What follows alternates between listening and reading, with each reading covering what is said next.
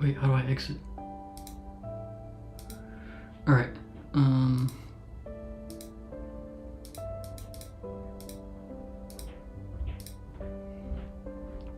So it says average time spent 3 hours. Average progress 96%. I don't I don't believe how that's possible. How is that possible to do all of this in 3 hours? I don't. We're gonna see how fast I can do it. But 3 hours is no way. That's crazy talk.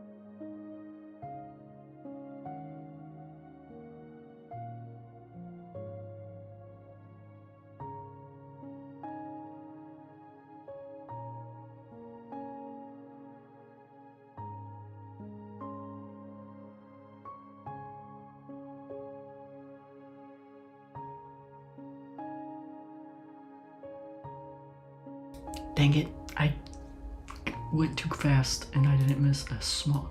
Why? How did I miss that? Allocated a small pool of public IP addresses.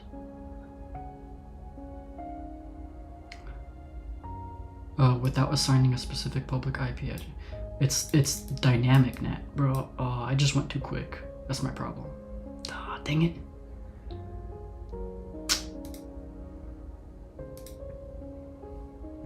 That one was easy too.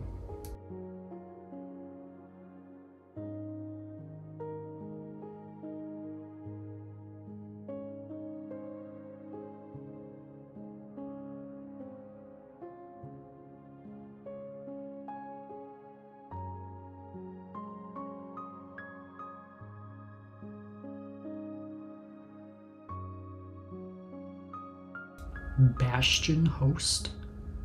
I don't know what that is. Bastion host reviews the request to verify the safety.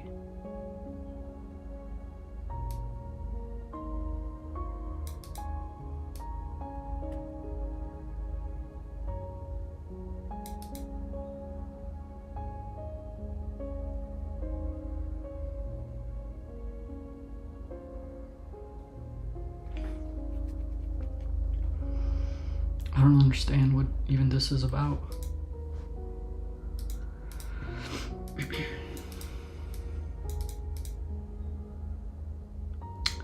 A Bastion host reviews the request to verify the safety of the request. That sounds like, if it's reviewing the request, it sounds like some sort of proxy server. But that's not none of the answers. To me, it sounds like something is reviewing requests before coming in. A user goes to this website where a Bastion host, I don't know what that means, Bastion, reviews the request to verify the safety of the request. That sounds like a proxy.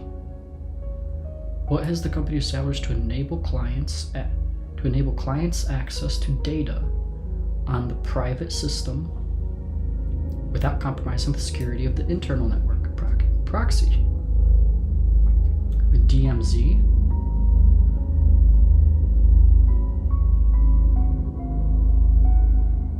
Could be it. Port forwarding. I don't see what that has to do with this.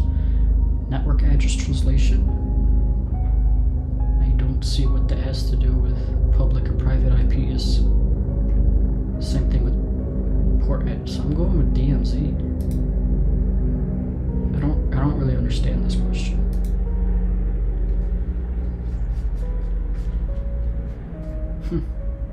Okay.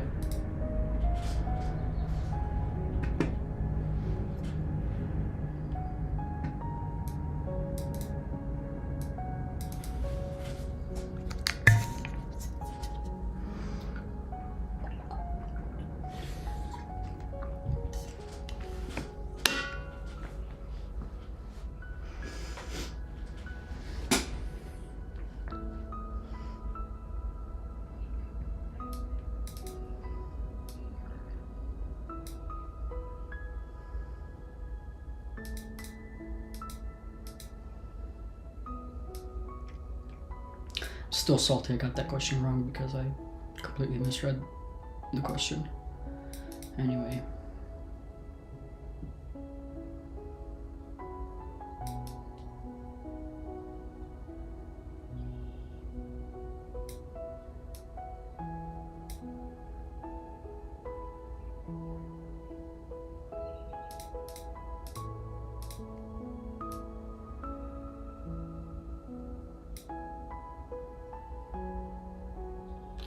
Elastic compute.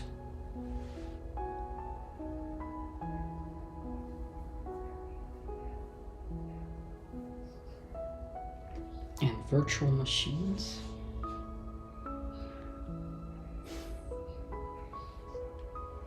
And it's not software or virtual. Elastic compute cloud. That's EC, EC2. ECC, EC2, okay. And virtual machines. Is that platform? Because if it was infrastructure, it would just be the hardware. But this is... Well, I don't know if this has anything on it. Compute. It's just compute resources, so maybe that's this.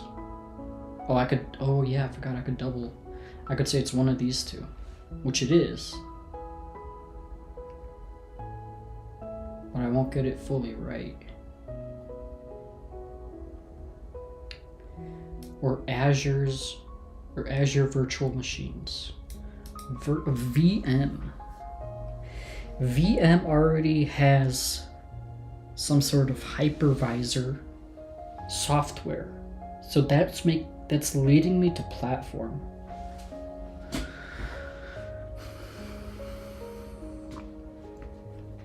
Should I go all in on platform?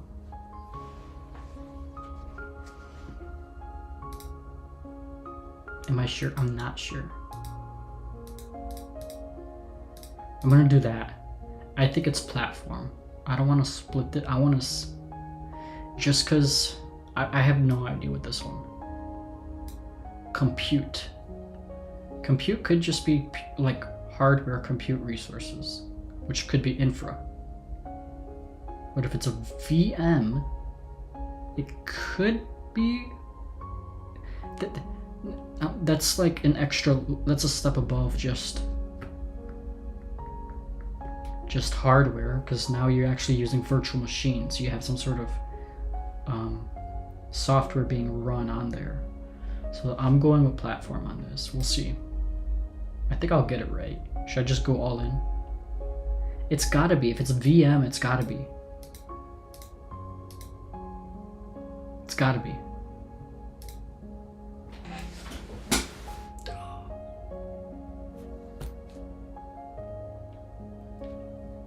Oh, dude. How do I... How much time do I have to spend reading about these things until I finally learn the difference, bro? Is VM... That's not hardware, bro.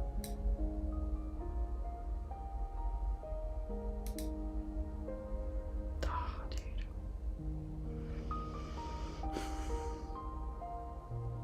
That's tough. That's tough.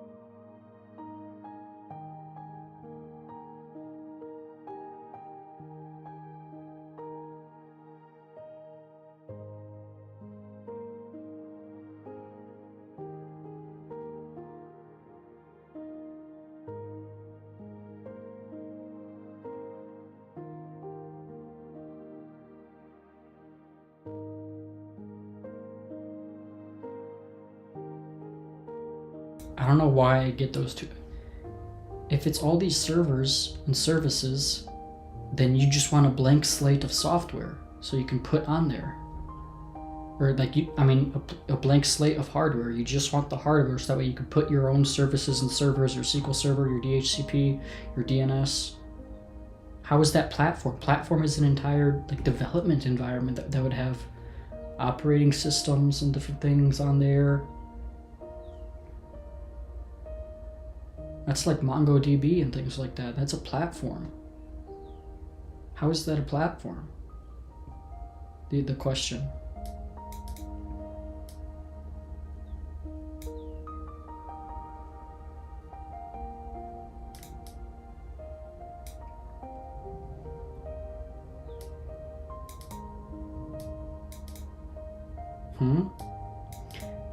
Looking to implement a solution where remote workers can access both cloud-based resources and on-premise data. Some users will use company-issued laptops, others will use personally owned desktop computers.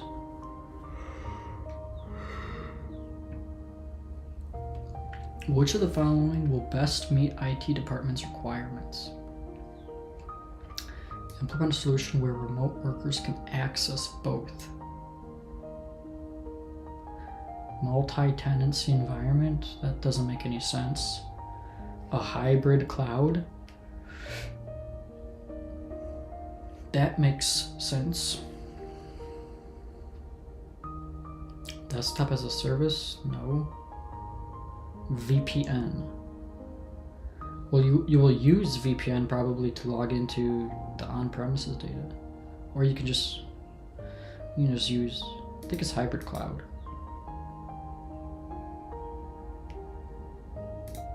Because cloud-based and on-premise is hybrid. I don't know what's going on. I have no idea why don't I understand any of these? Access both cloud-based resources and on-premise data. So you need to implement a hybrid cloud, which is on-premise and cloud.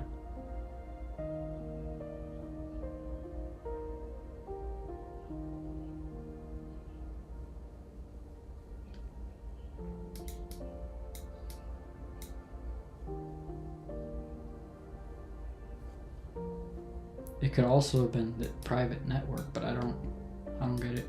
I gotta learn this because this is not making any sense to me. This one I knew. This one I didn't even read the question. I knew it was, dynamic NAT. Yep. This one,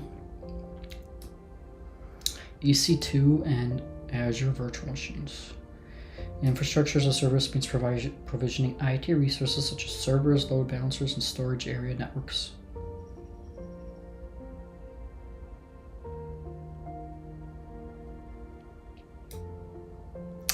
Provides resources between SaaS and IaaS. May include servers and storage area infrastructure, but with a multi-tier web app / database platform on top.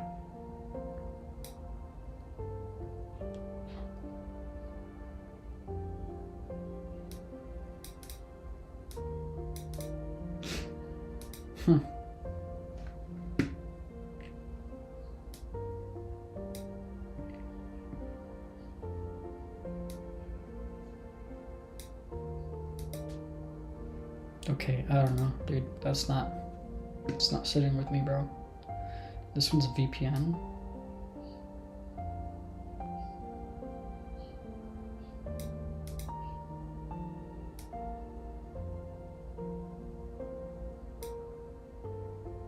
Yeah, I understand that. Isn't that exactly what they're trying to implement? Cloud and on-premise.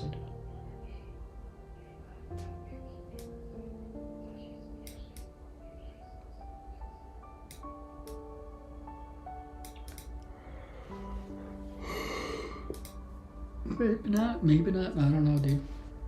That's tweaking me. What about this one? How are they going to explain this?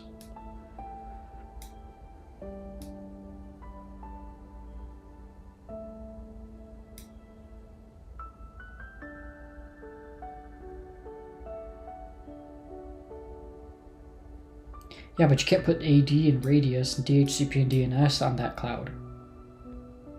Like, you're configuring your own SQL server, not using a SQL database already configured. Like I don't know, huh? Or a NoSQL like MongoDB. Like, you're not putting DHCP server on MongoDB. MongoDB is a platform. I think these are silly, bro. I don't know. I guess I'm just wrong on this.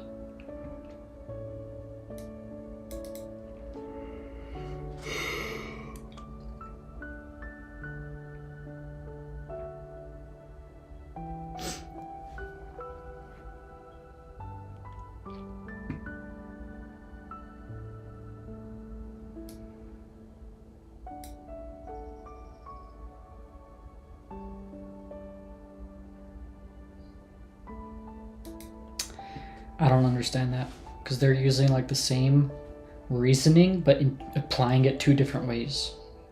Like in one way it's just provisioning servers is IaaS, and in this one they're saying they're provisioning multiple servers on the cloud, and now it's PaaS. It's inconsistent application of the logic there.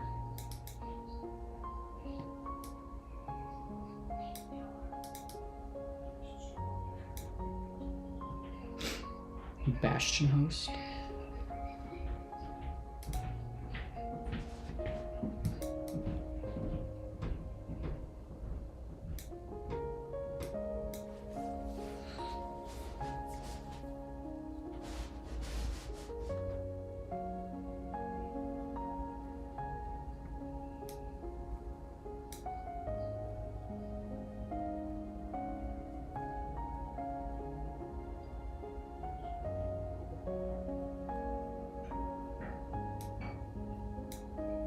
Oh, it's NFV, Network Functions Virtualization.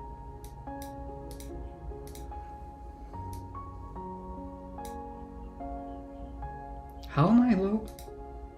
Yo, the battery thing on this thing I think is getting bad, because how is it? I didn't even use it. I legit didn't even use this thing since I last charged it, and how is it on 10%?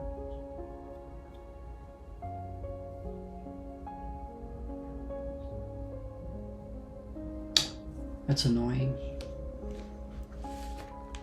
That's so annoying, bro.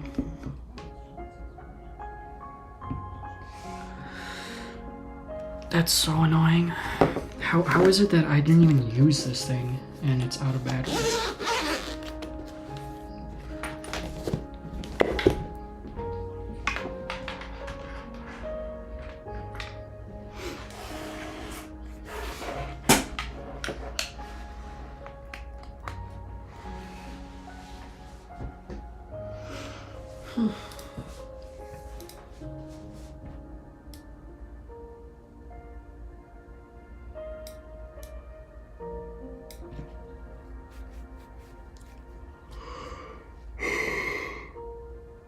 Small pool of IP addresses already that's either static or dynamic.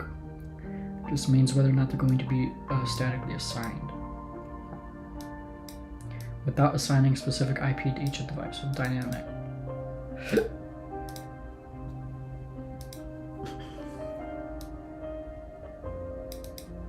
I already don't remember what this is supposed to be.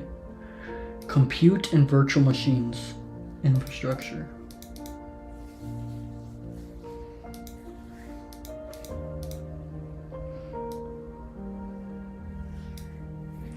Now they use Windows servers.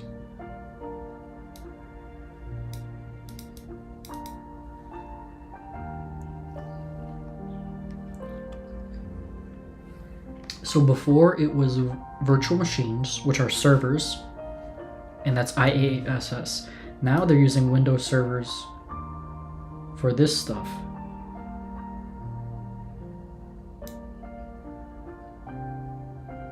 For some reason it's going to be platform. I don't understand why, when the same logic was just applied to get to IaaS. I hate that acronym, bro. I don't know how to say that. IaaS? You got SAS and PaaS and then IaaS. It's like, ew.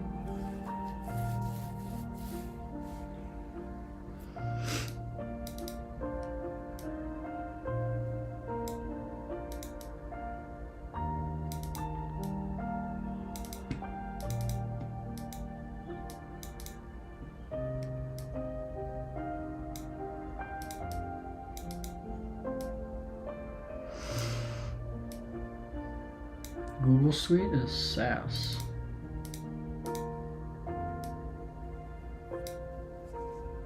Planning cloud infra. After considering available models, decide to migrate and use a community model. Which is found best is primary characteristic of a community model. Multi-tenant usage? Yes. Utilization benefits. Private link shared costs. Best is a primary characteristic of community model. Shared costs, yes. Multi-tenant use.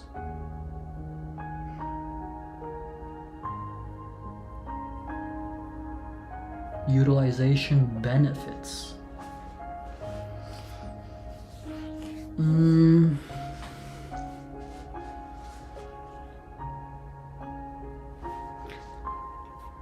gonna go with shared cost. Primary characteristic of community. I think the primary is shared costs. Although there's multi-tenancy, right? Bastion reviews the host. DMZ.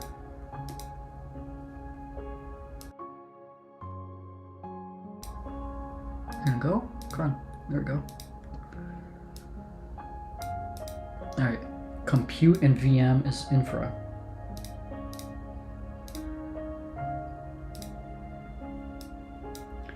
Which of the following best describes public cloud infra? Public. Shared costs? No.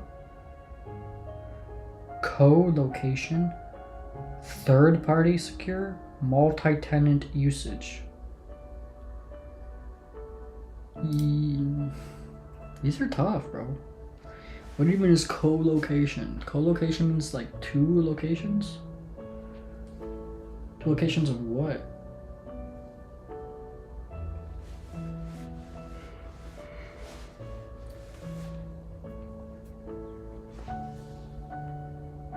I'm going with multi-tenancy. Public,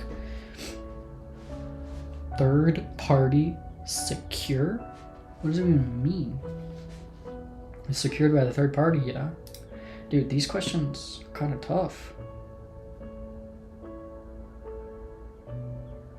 Going multi-tenancy. Multi-cloud means there's multiple people using it. It's public.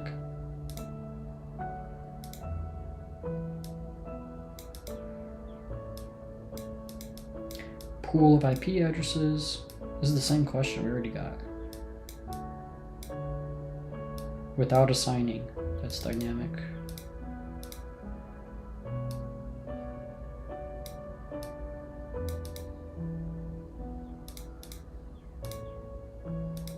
Okay.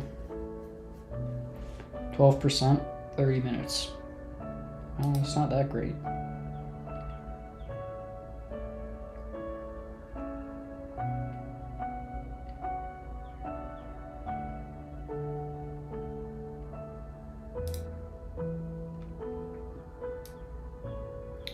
Router downloads config files over UDP port 69. The router does not have access to browse the directory or delete files.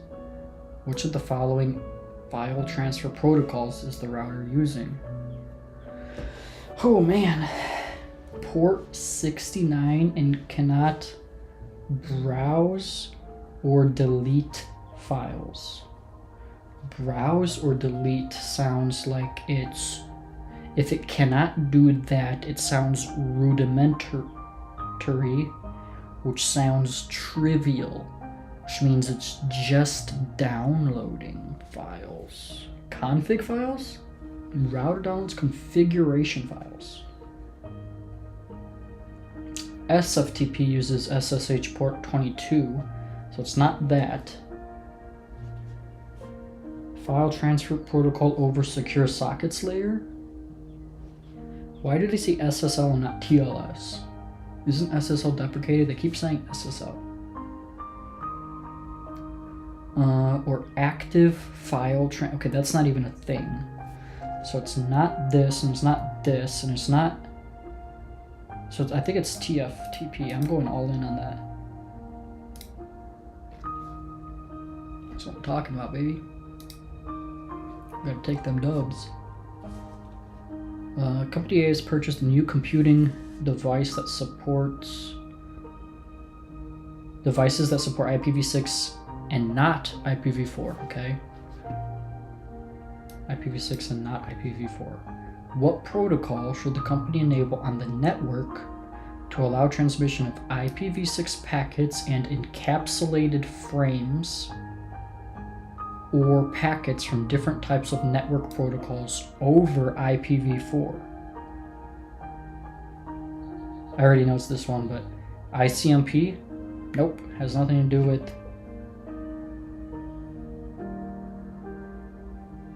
Why can't I remember what that stands for? ICMP.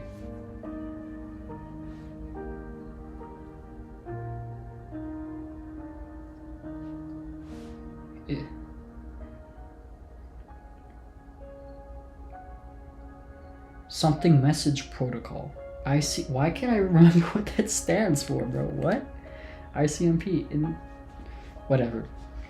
LDAP is lightweight directory access protocol, so it's not anything to do with that. So it's GRE, which is generic routing encapsulation. So I'm talking about. Wait, what section is this? Network ports, protocol services, and traffic types. Oh, this is the one I'm supposed to.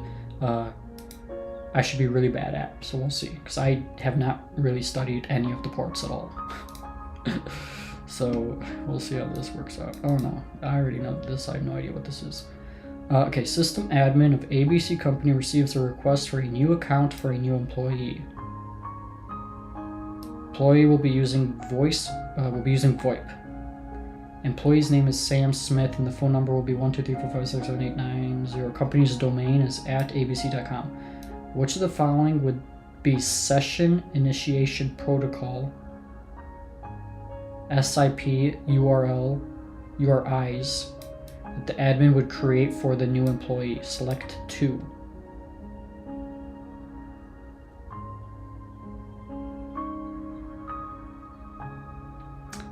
What is SIP, bro? I gotta study that.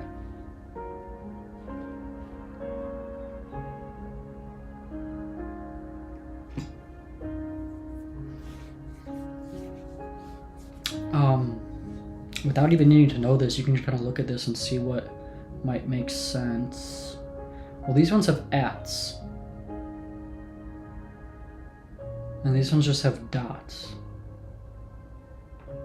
And I feel like it would be samsmith@abccompany.com.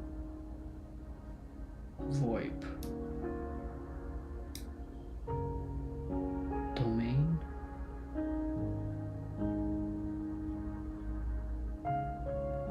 Is it this? SIP? I don't even know what session initiation protocol. SIP, bro, what even is that? I feel like do you use at or dot, bro? I've got no idea. That's what I can completely get this wrong. I don't know this one.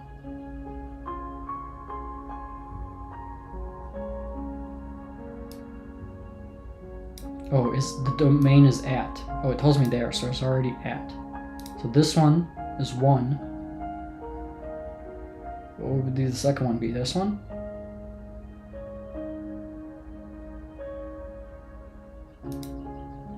I have no idea. I got it though. I'll take it. But don't know.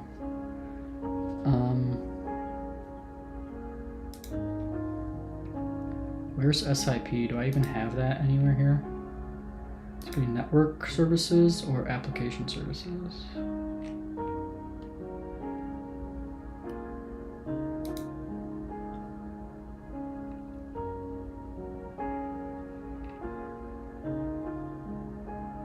Here.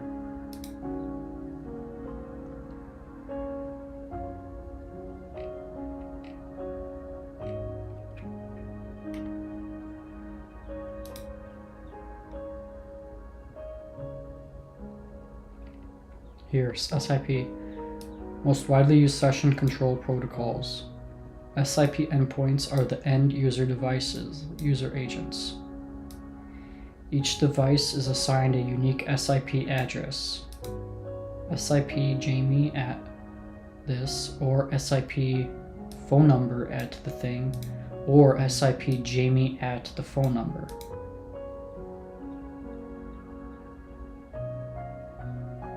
So it could have been this.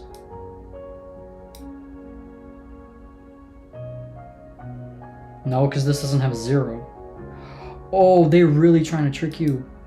Yo, I didn't even notice that. They completely missed out the 0, so this could have been correct. Wait. No, it wouldn't have been because there's no at. So it could be at the company or at a number. Or the number at the company. Interesting.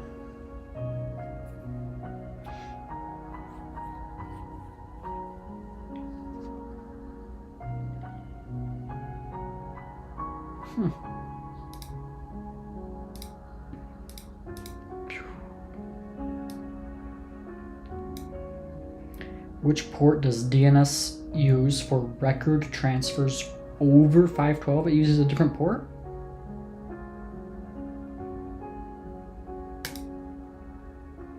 Pretty sure DNS uses 53, or is that DHCP? It's one of those two. I don't remember. And what does it mean by over? Is it uses a different port? 69, no. 23? There's two of them there. I'm pretty sure it's 53. But is it UDP or TCP? Over 512? DNS uses UDP? I don't know, dude. Tough. Network admin is creating a plan for connecting multiple branch locations to the main database located in the headquarters.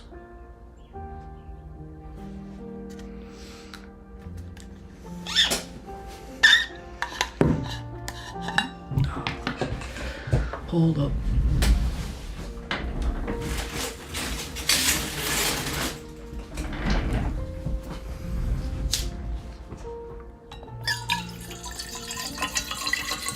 Alright. Network admin is creating a plan. Never mind. Hold on, let me just do this. I was gonna read and pour, but it's not working out.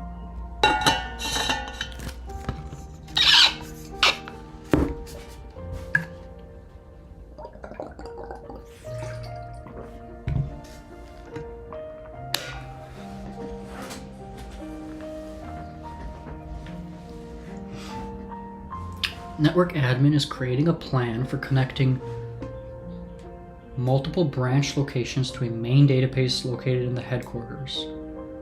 Which protocols can the administrator use to create this link? Connect multiple branch locations to the main database. I've got no idea what these are. I've never even seen those. I've seen this. I don't know what that has anything to do with it. Generic routing encapsulation? MGRE? What is MGRE?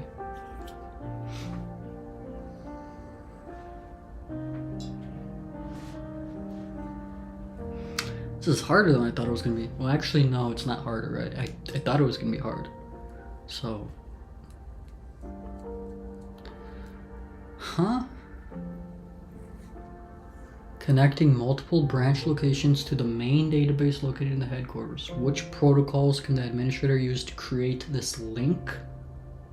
I have no idea what vNIC is. I've never even, I don't think I've seen that. Or at least I don't remember that at all. MGRE? I saw GRE.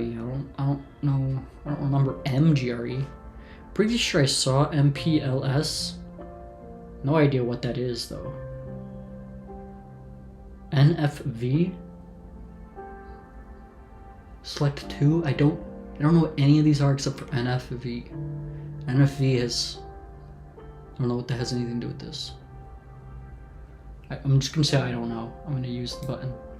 I have no idea.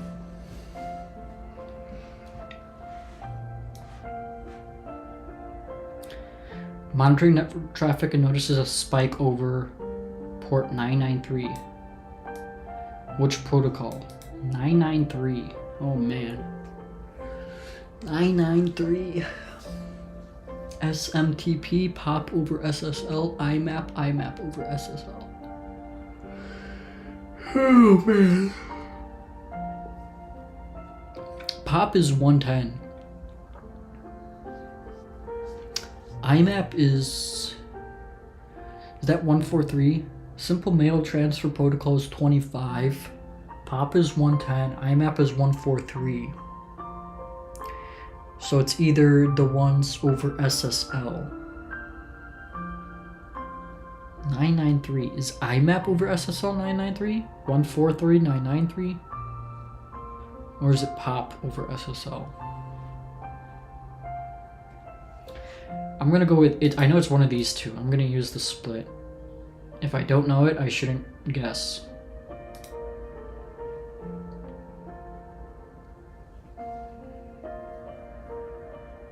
Well, I knew it was one of those. I guess that didn't help me at all.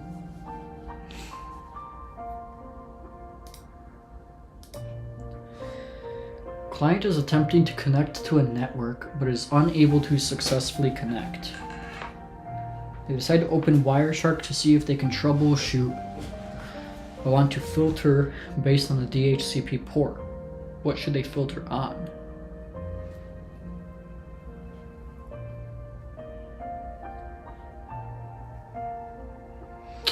DHCP port.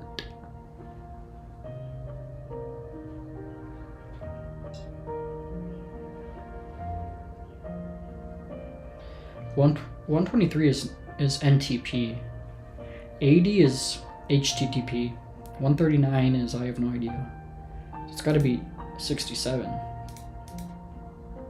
67 and 68 are the client and server.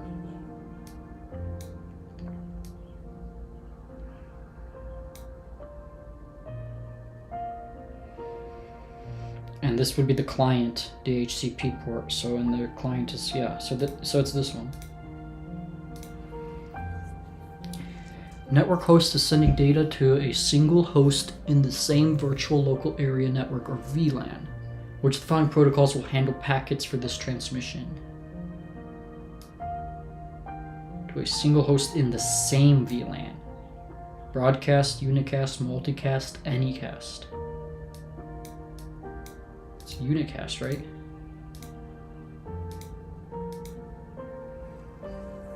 Alright, let's see. What is this?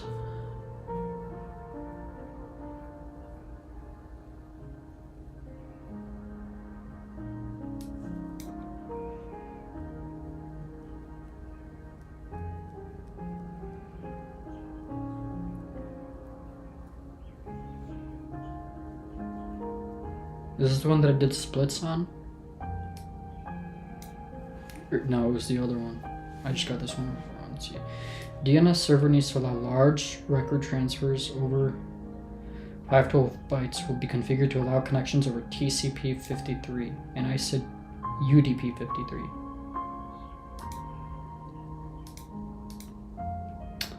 Where's DNS?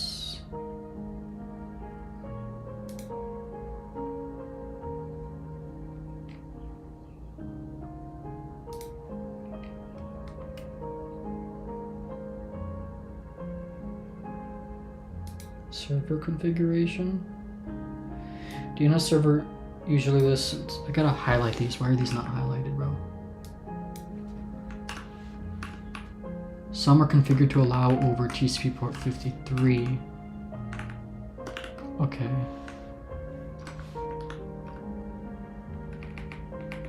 I'm gonna highlight that just because there was a question.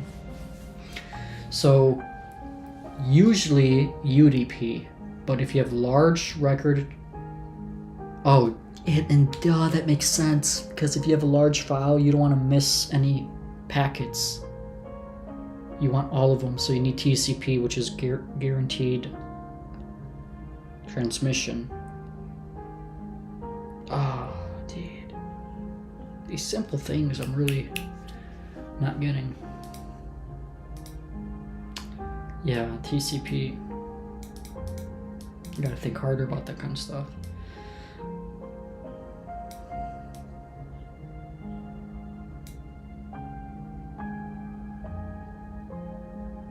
Telnet uses 23.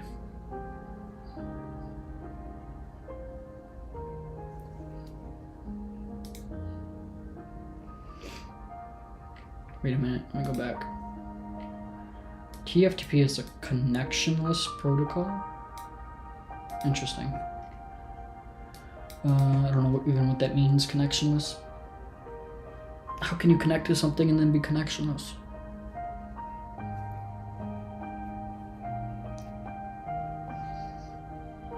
Okay, this one I did. Okay, so this one was one of these two, which I knew. It just was IMAP. I was kind of leaning towards POP. So, let's see. Regular IMAP is 143.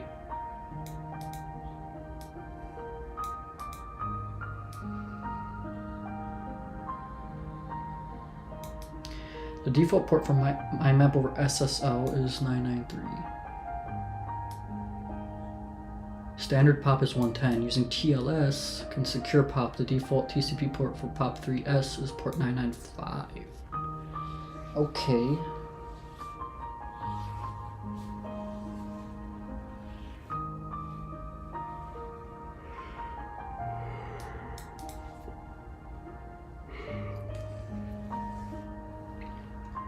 So let me look at that. It's going to be in the application services, email, IMAP. 443 or 993.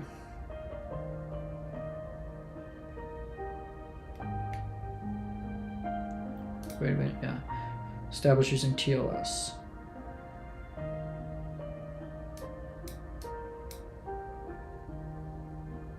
Yeah, they're just using SSL and TLS interchangeably, basically, it seems like.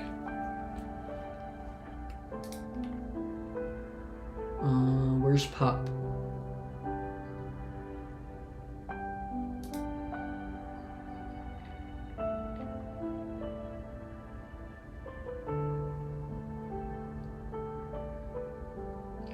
Ooh, I gotta remember this stuff. Dang. SMTP uses 25. Start submission with implicit TLSs uses 465. With explicit is 587. I'm not gonna remember these, bro. No way.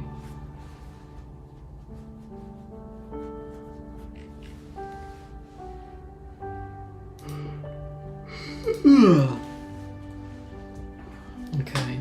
993 is IMAP, 995 is POP.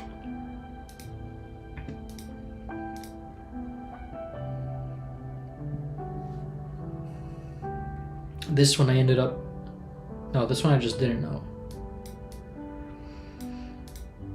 MPLS and MGRE. I kind of was going to guess those two.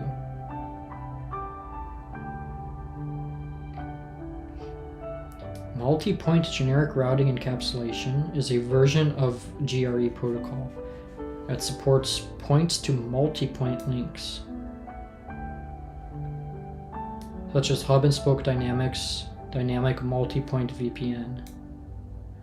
Multi-protocol label switching can operate at an overlay network to configure point-to-point or point-to-point links between nodes regardless of underlying physical and data link topologies. Is this on the thing? MPLS. Okay, it's not on here. What about MGRE? Is also not on here.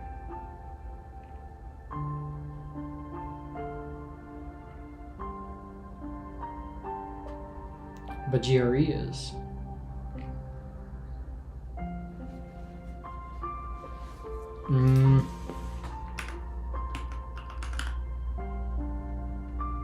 It's not in here at all.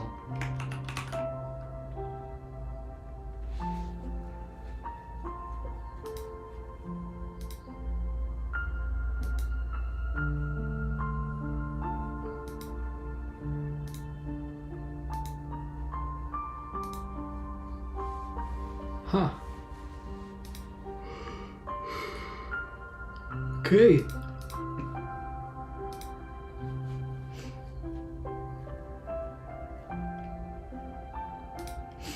I have no idea what section that's even in.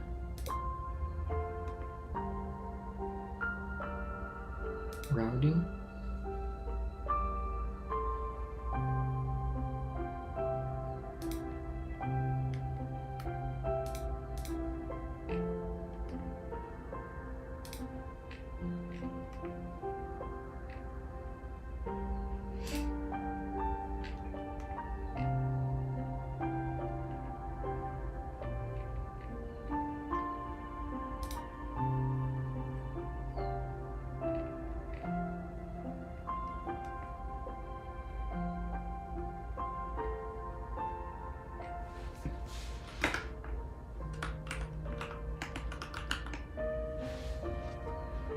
Oh, it's an SD-WAN?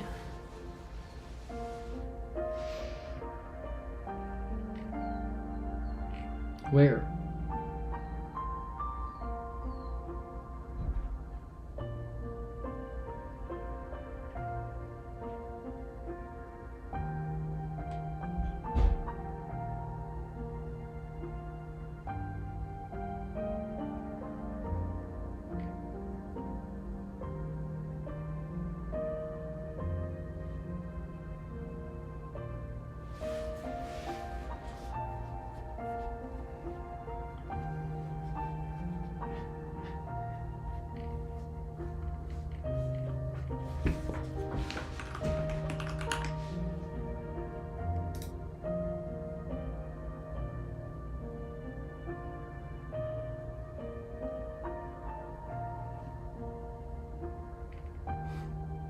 Is that even something I'm gonna have to know?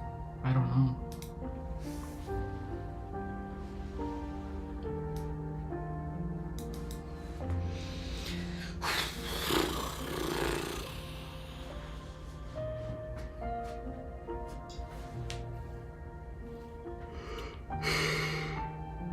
Oh man.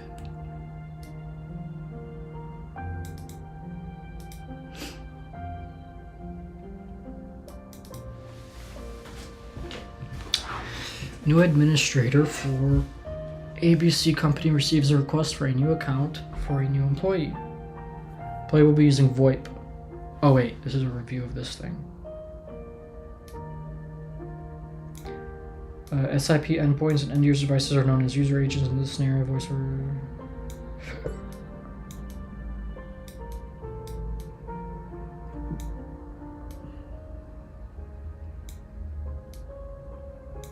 Okay, so I gotta remember it's gotta have an @ Hopefully that'll help me out. What port does DNS use? For record transfers over 512. Well, DNS uses 53. And if it's a large file, then you probably want guaranteed transmission. Is that what's called? Guaranteed, yeah, guaranteed transmission. So TCP. Which protocol uses network level authentication, which requires the client to authenticate before a full remote session occurs or starts? RDP, baby. Let's go. An international organization is rolling out an essential online platform that necessitates uninterrupted access and reduced delay times for a whole worldwide audience. An essential online platform, uninterrupted access, reduced delay times, okay? Organization aims to distribute the platform across various servers situated in distinct international locations to make certain that users are automatically connected to the nearest server to minimize latency.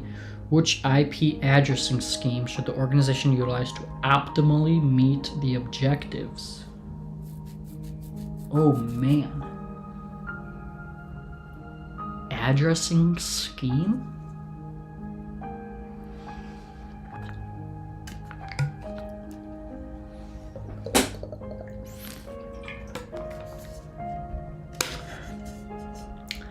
Well, it's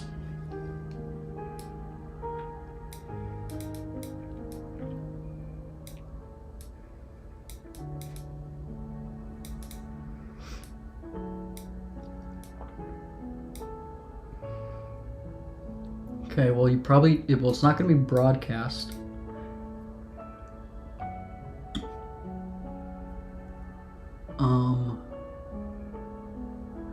Broadcast is one to all. Unicast is one to one.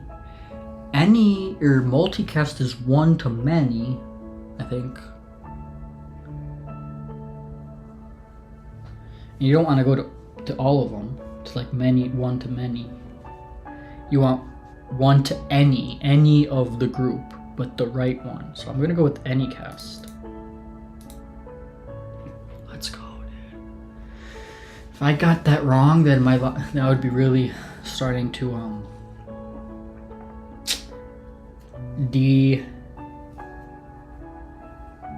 what is that? Why can't I think of the word? Demoralize my logicking in this, because it means that I am nowhere working this out right. Network administrator sets up a policy that secures the authentication mechanism that a host must be able to match at least one matching security method for a connection to be established. What is this called? Policy secures auth mechanism needs a host to be able to match at least one matching security method for a connection to be established. What is this called?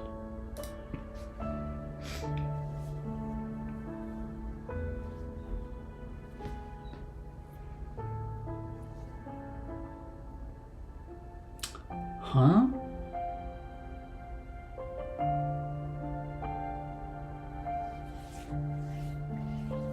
Sets up a policy that secures the authentication mechanism that a host must be able to match at least one matching security method for a connection to be established. Well, TLS uses certificates. Does that match any sort of auth? Authentication is certificate authentication. That's one, I suppose, right? What's wrong with that logic? IP protocol security? Well, the auth implementation of IPsec is IKE, right?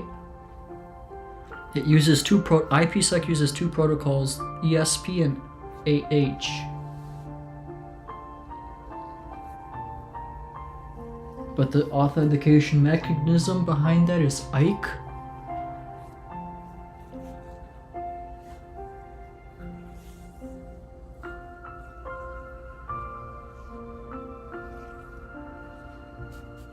If I took the exam, I would have failed that for sure, bro.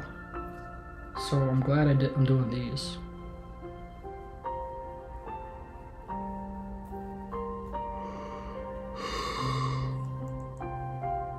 Yo, quit yawning.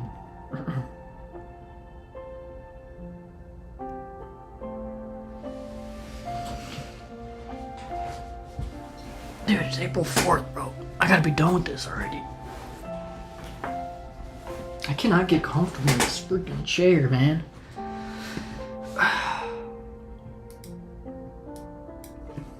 Constantly moving. Bro, I don't know what...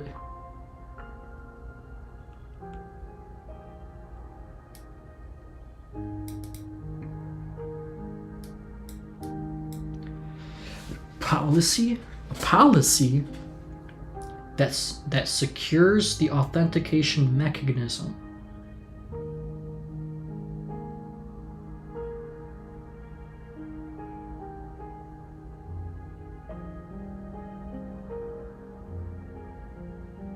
It's IP secure. I have no idea. All of these authentication header.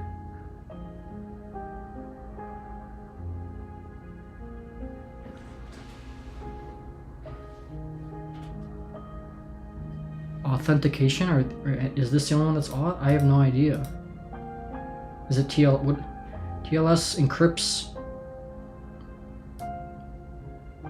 authentication. Well, authentication header, authentication. That's literally the logic I'm gonna use, and I know it's wrong because it's probably IPsec. I have no idea. I just don't know the answer. I'm just gonna.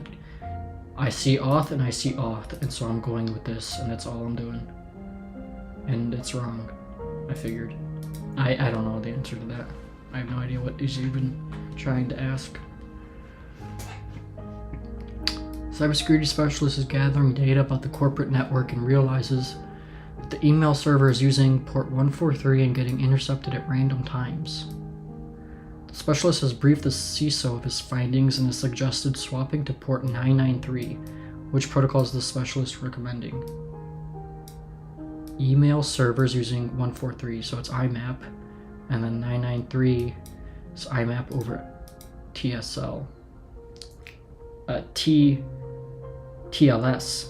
I saw the SSL and TSL. TLS. Quit saying SSL, bro. That's not a. Is that even a thing, bro? Let me see.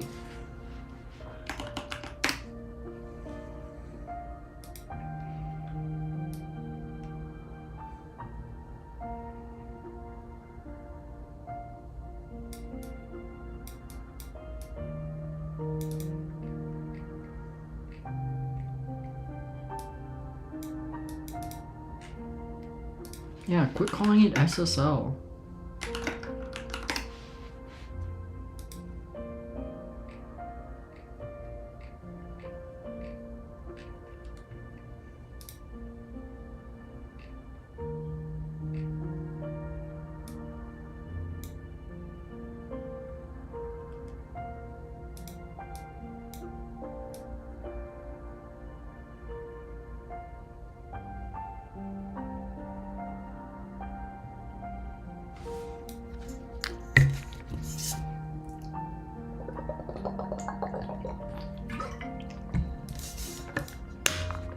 Anyway. Jeez, these things are taking forever. Already 20 minutes left. Which of the following ports would the technician need to open on a firewall to allow SSH on the default port? SSH. 22, let's go. I figured this section I would do the worst in anyway, so let's see. Main office is planning for, actually not the worst, but do bad in. Planning for more jobs to become remote in nature. The network team is briefing CISO on the use of VPN software and the protocols used for point-to-multi-point connections. Bro, they barely talked about that in my notes section. I don't remember that at all.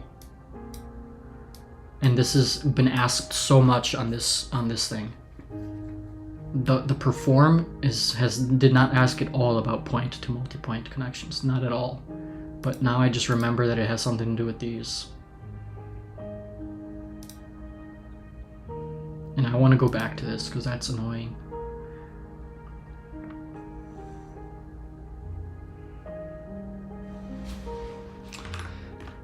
Multi-point.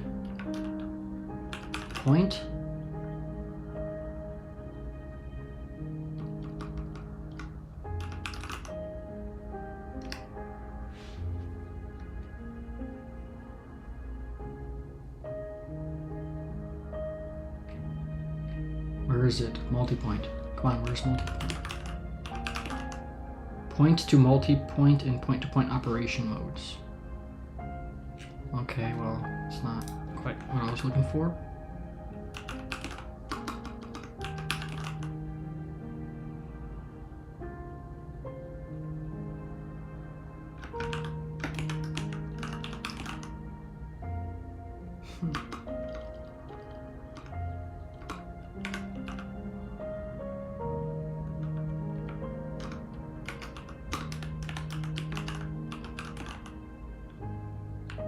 It's only in here. What is that even have to what?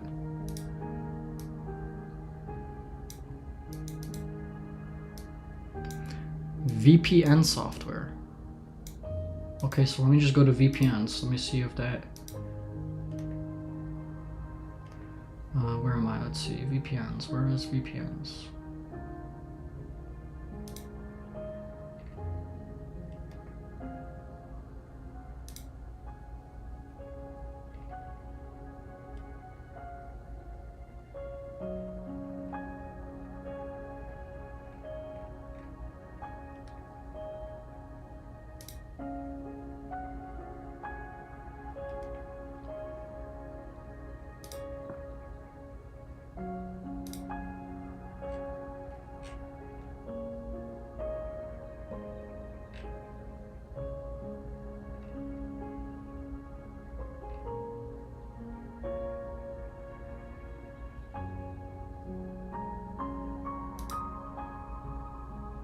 Point-to-point protocol is an encapsulation protocol, works with data link layer.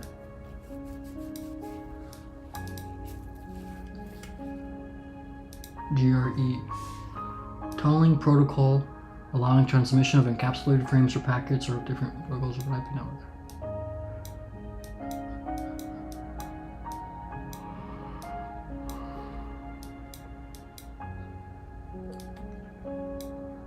Often used with VPNs.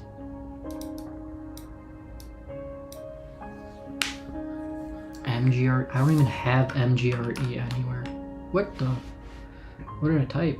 What did I click? Yeah, I have that nowhere in my notes.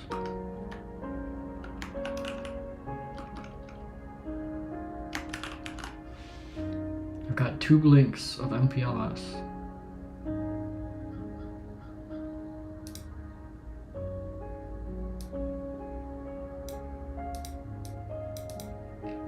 So it doesn't even talk about this.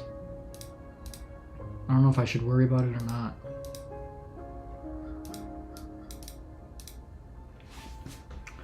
What protocol attaches 3 fields to the packet, which includes a header, a trailer, and an integrity check value?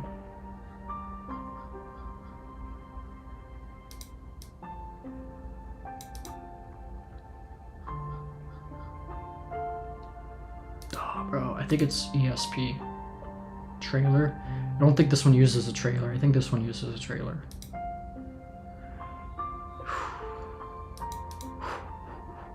Buddy.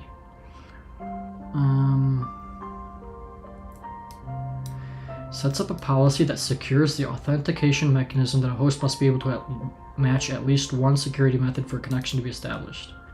IPsec can be used to secure communications on local networks as a remote access protocol.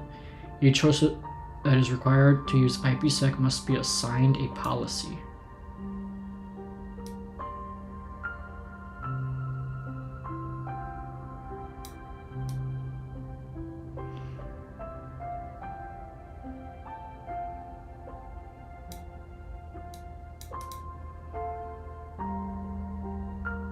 What is this?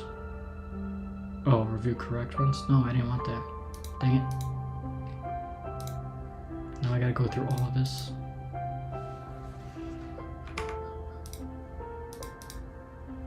Dang it. Come on. Oh. Okay. Hold on. Before I even read that. Dang it, what was that even about? Oh yeah, IPsec.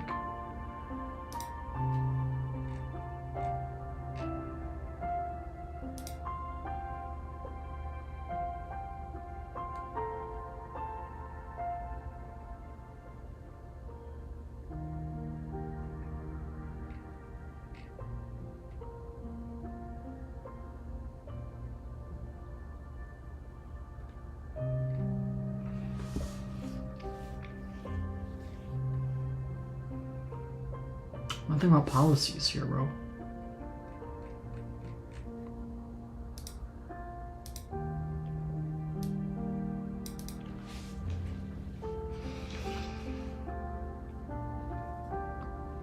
Oh, this is the same thing, okay. Sam Smith, domain at ABC. So sam.smith at ABC, that's gonna be at the number. Which delivery method and protocol may send data out of order and over different paths? Oh, select 2. Connection oriented? Probably connectionless. Which protocol allows for a protected dialogue between client and server by assigning the web server a digital certificate issued by a CA? Which protocol allows for protected dialogue? NTP, HTTP, HTTPS, TLS. I mean, HTTPS uses TLS, but it's TLS, right?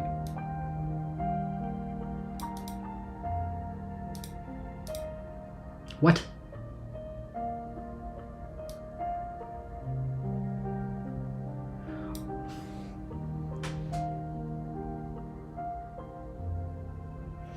Dude, I'm tweaking here, bro. The web server, a digital certificate, it's HTTPS. I'm like not, am I not paying attention? What is going on with me? Network administrator sets up a policy that secures the authentication mechanism, and a host must be able to match at least one matching security method. Oh, this is the same thing as this. IPsec, okay.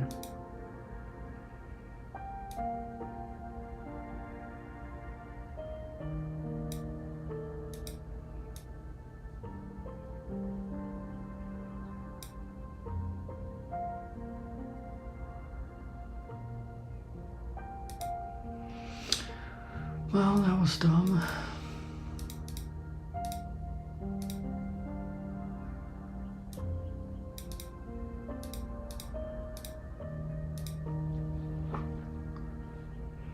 One hour, 15%, nice.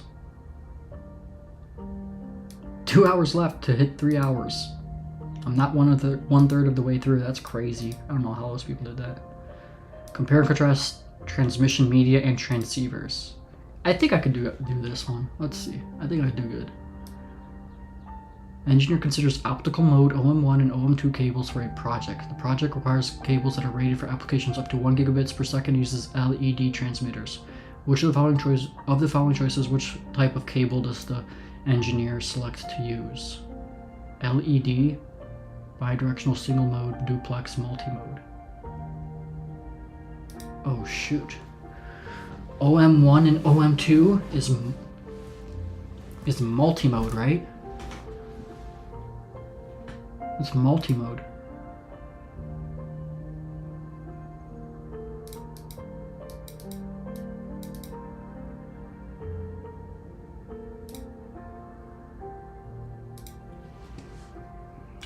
Which following 802.11 standards will provide the fastest wireless network throughput and work in the 5 GHz band only? A, C, B, N, G.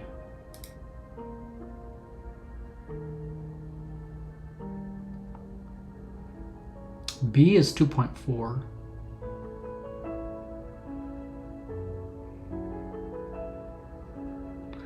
N works on both. G? What is G?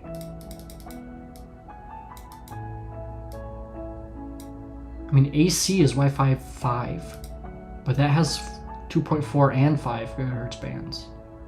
But that's the fastest 5 gigahertz. What is G? What's G?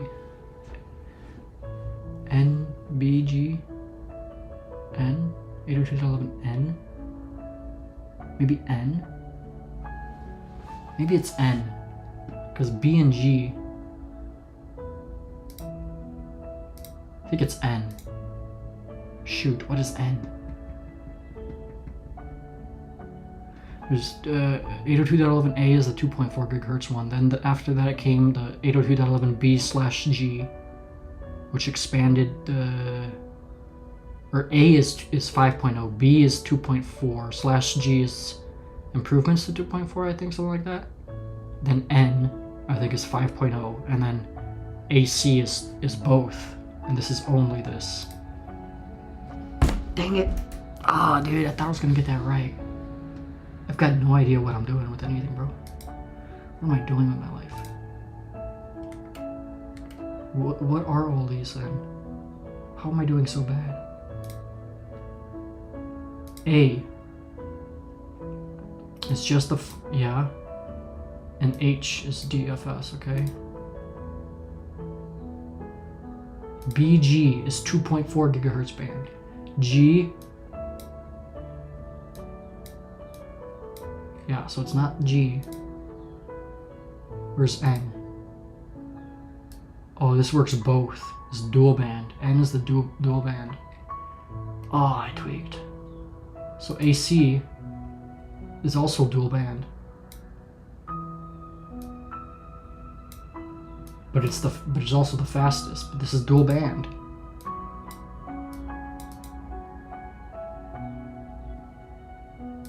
I don't know what, like the question, like work in the 5 gigahertz band only?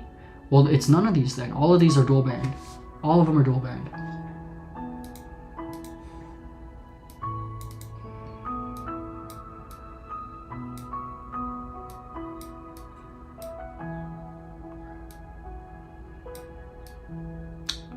Ethernet ports to fiber ports.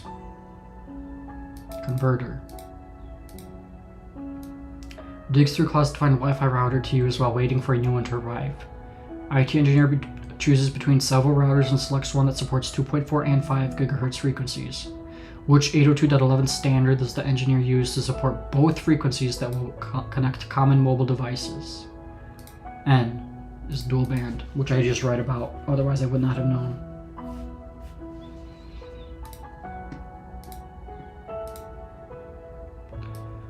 Organization's data center has raised a floor that allows all cables from the servers to run under the floor to the switches. What kind of cabling is the data set most likely using?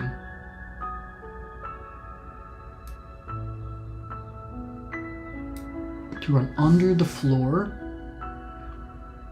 Is that risers? Risers? Yeah, riser rated cable. Dude. Oh, dude, that.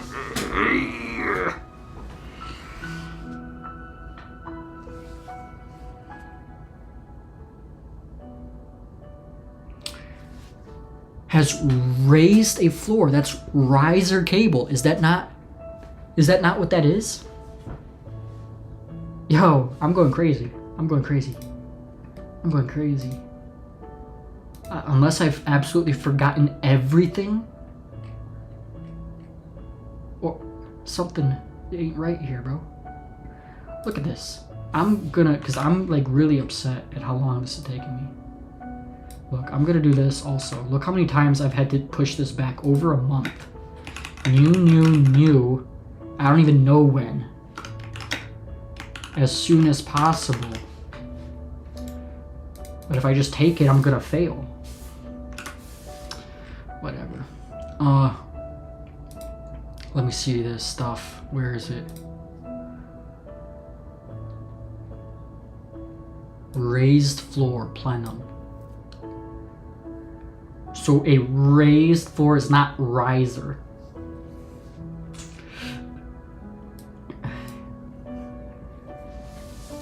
The namings for this stuff is really driving me crazy. Really driving me crazy, baby. It's driving me crazy.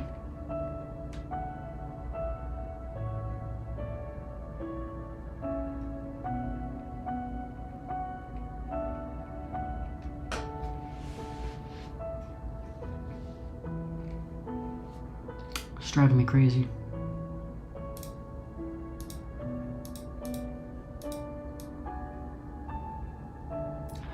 Network installers building a long-distance link. The nodes are approximately 5 kilometers apart. What type of fiber link should the installer build for this link? 5 kilometers? Long distance? You want a single mode, but that's not even... They want something like this, which I have no idea what these are. 100 base SX, 1000 base LX, 10G base SR,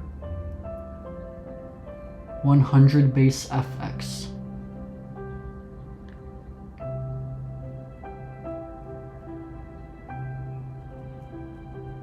I don't know what any of these are.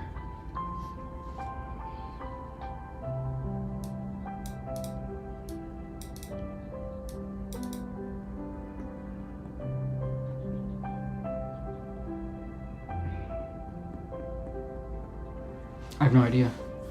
Long distance link. If it's long distance, you need a big boy like a 10G. Nope. Of course not. I'm doing terrible. Technician finishes running fiber optic cable across a large building to expand the internal network. Fiber connects to equipment in a rack with extremely limited space for a connector. Huh? Wait, I just read and I'm not even listening. I'm like completely distracted. Finished running fiber optic cable, okay, across a large building. Fiber connector connects to an equipment rack with limited space for a connector. Considering the situation and the types of available fiber connectors, which of the following will accomplish connectivity? Limited space is Lucent, LC. Local connector is a small one.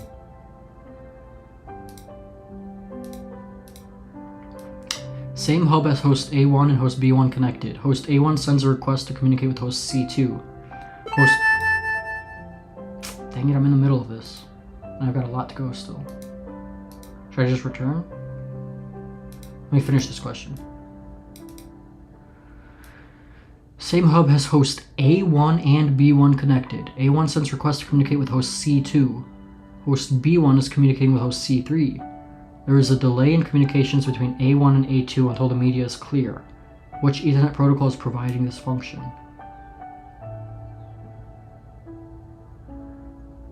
Oh shoot. Oh, I didn't even notice there was a difference between these two. Collision avoidance, collision detection. Is this just a made up one? I think it's this one, CSMACD, I'm pretty sure. It's the collision detection.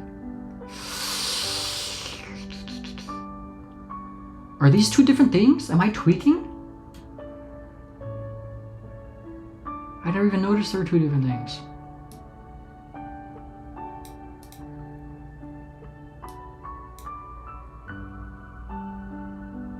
Collision avoidance sounds like it makes sense, but I know that this is a real thing, and I don't even remember. I had no idea there's two different kinds. It's one of those two. I'm doing that thing because I know it's one of those two. Obviously, I know it's one of those two. I guess let me do the learn thing. 1 of 4, which is the fastest throughput in 5 GHz only.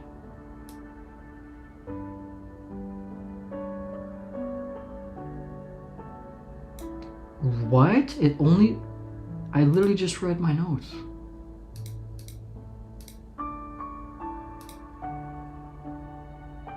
AC.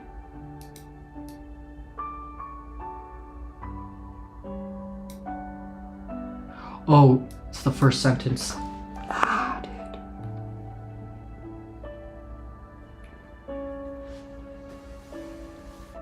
I had no idea. I thought it was dual band because it worked on both. I mean, it is dual band and it does work on both, but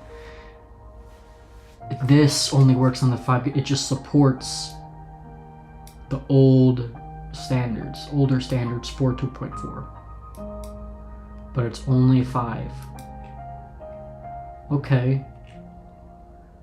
What about 6?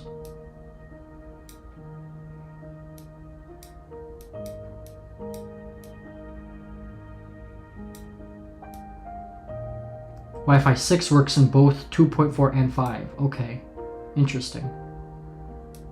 While 6E adds a 6 GHz frequency band. Interesting. Okay, this stuff is like rudimentary things I should know, just like this, off like the back of my hand, and I don't. That's the problem. Okay.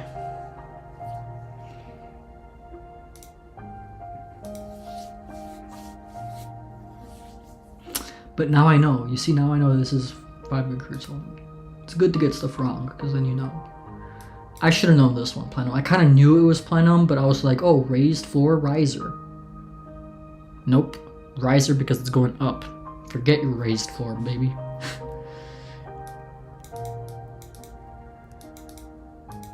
That one I kind of knew, bro. I kind of knew that one. This one I have no idea.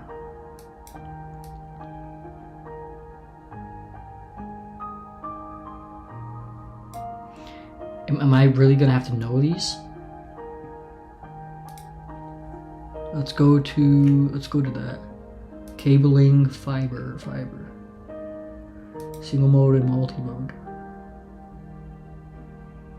OS1, yeah, for single mode, OS. And then multi-mode is OM. There's nothing, I don't see anything about the versions. Maybe here? Ethernet standards? These things? Oh, I gotta remember this. Fiber Ethernet standards. Dang, this whole page I gotta know. That's crazy. Okay. I gotta memorize this chart, bro. I'd rather just get the question wrong than do this. You kidding me? How am I gonna... Let's see here. 1000 base SX. I was gonna say S, maybe single mode, but nope, it's multi-mode. FX, SX, SX is all multi-mode. LX, multi-mode or single mode. 10G base SR. Okay, 10G base SR is short, but high throughput.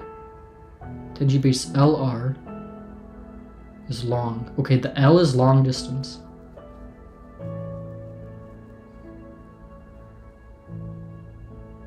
Okay, so L long, S short. Basically. FX is kind of long though.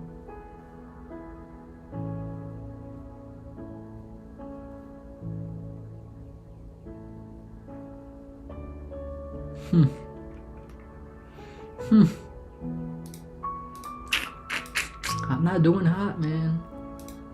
Not doing hot. Oh, and this one. So there is two different things. It made sense, the avoidance thing, to avoid uses schemes such as request to send to gain access to the media. Nodes to listen to the media before transmitting and transmit where the media is clear. A node waiting to transmit but detect activity must wait and try later.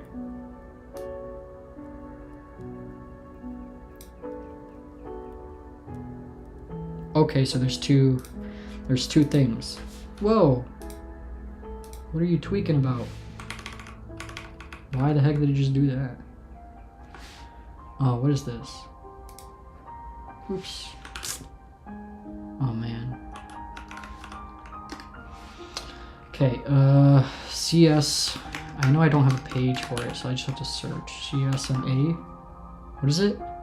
CSMA, yeah. So here I've got wireless standards. CSMA-CA. Collision avoidance.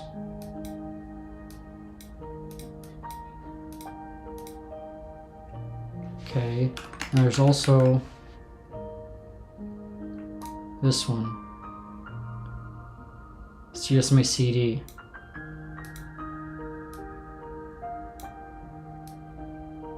So collision detection.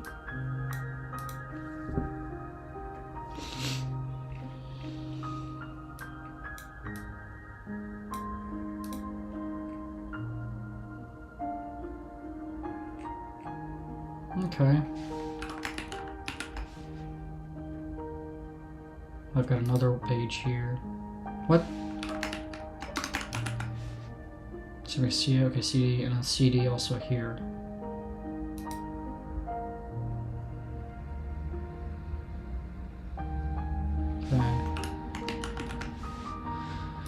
Okay.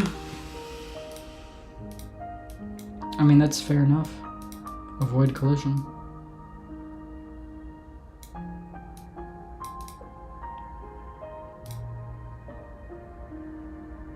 Okay, return. I'm gonna stop there. 120. Not doing hot.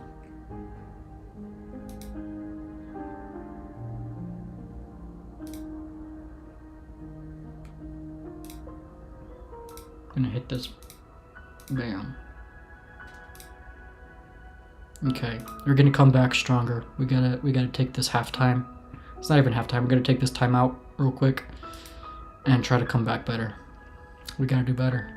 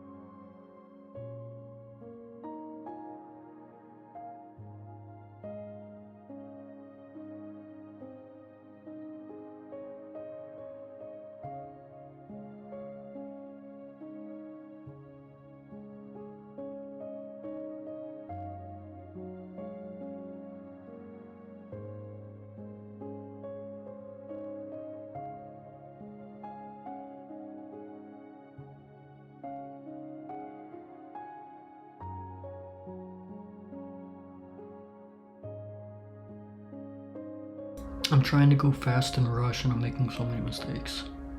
Unreal.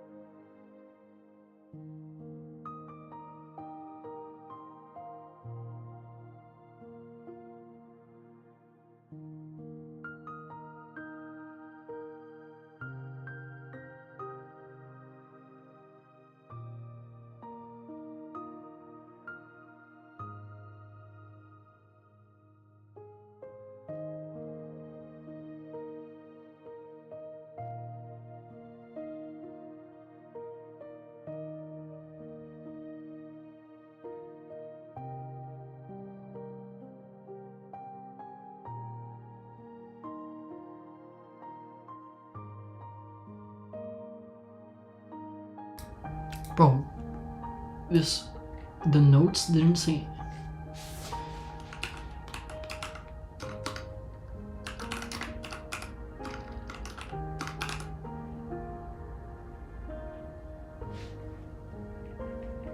Components 1, 2. The way they. Okay, I need to completely rename how this is working. Okay.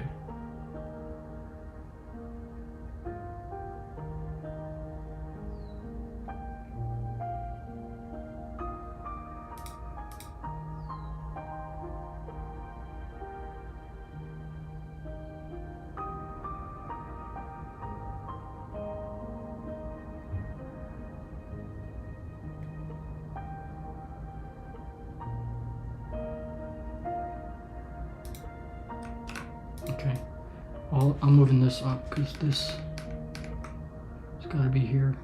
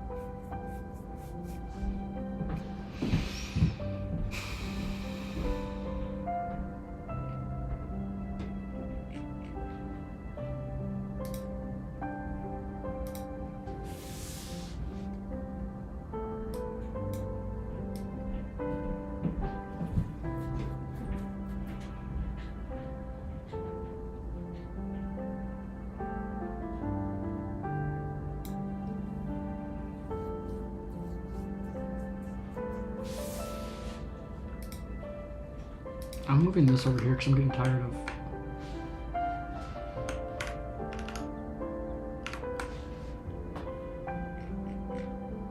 Tired of constantly minimizing and unminimizing. Wait, but I don't want it open. I guess it's fine.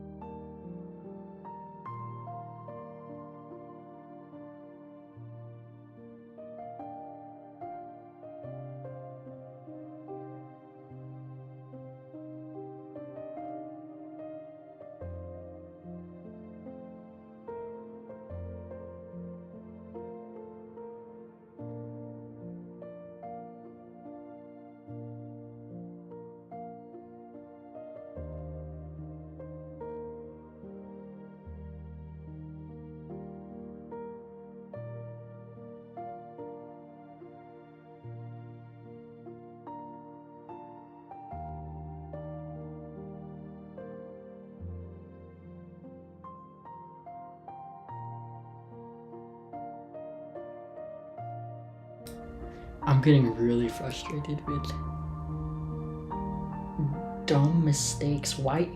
It's north-south.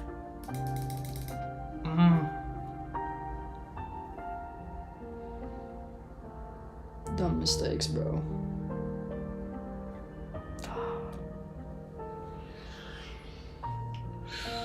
Why east-west is inside? Dude, I'm going too quick. I'm going too quick, man. It's so... it's this one. I don't know. Why did I... Just too quick. Just too quick.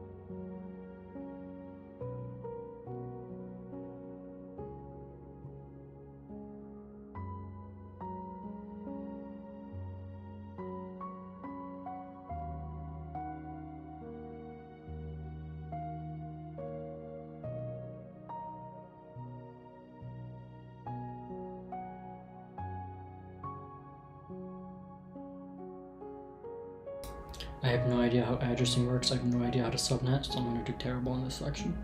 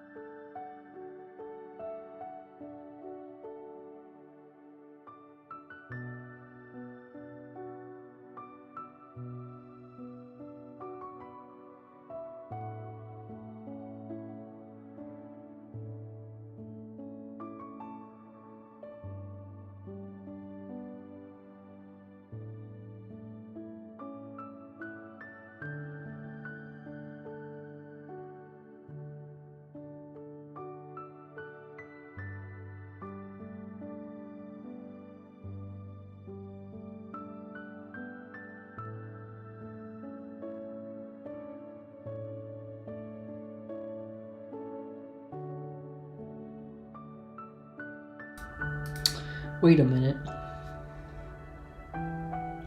Two systems receive split communications from ARP queries.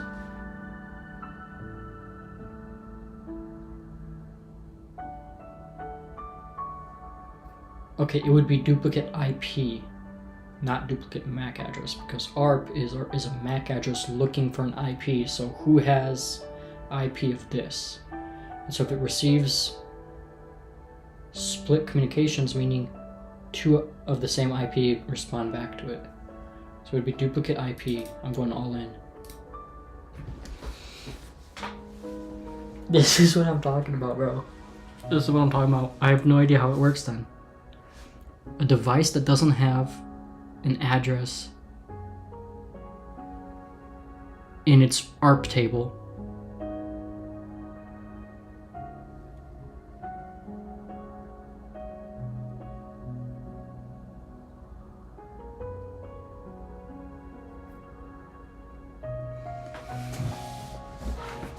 I thought for sure it was duplicate IP. It was either duplicate IP or duplicate MAC address, but two systems receive split communications from ARP queries. So who has IP X? Who X tell Y?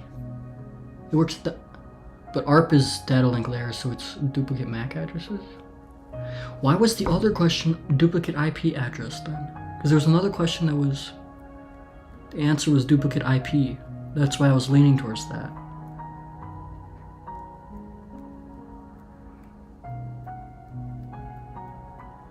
I mean, it's a data link layer thing, but the ARP table is MAC to IP.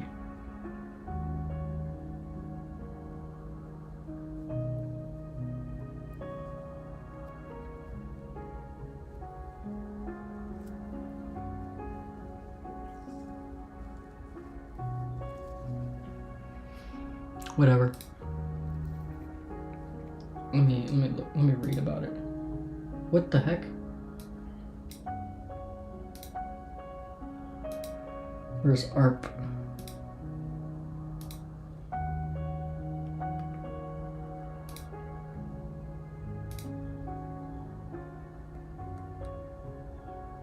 No, it's using IP.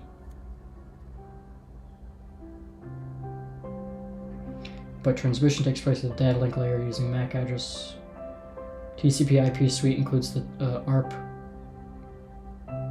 protocol to resolve IPv4 to hardware.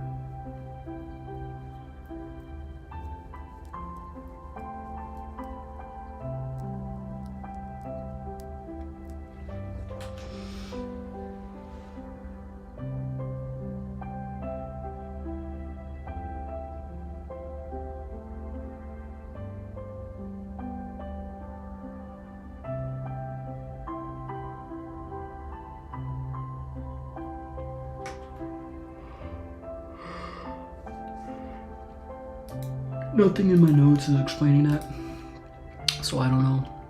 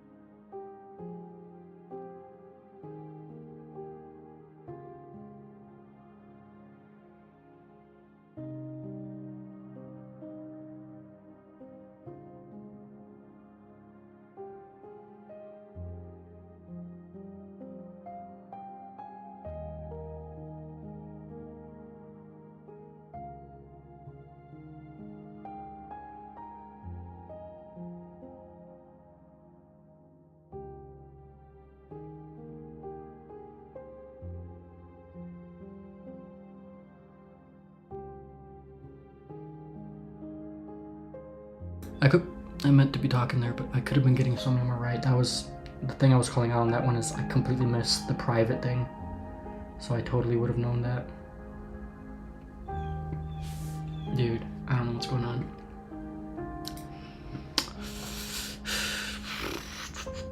Terrible.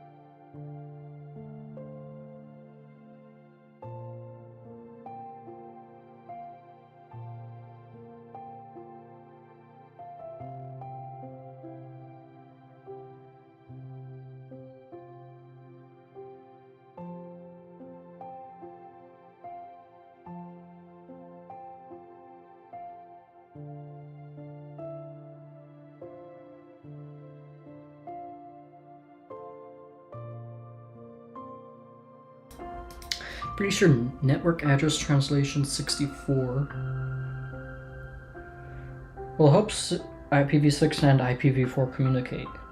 But in which way? I think it's 64624. So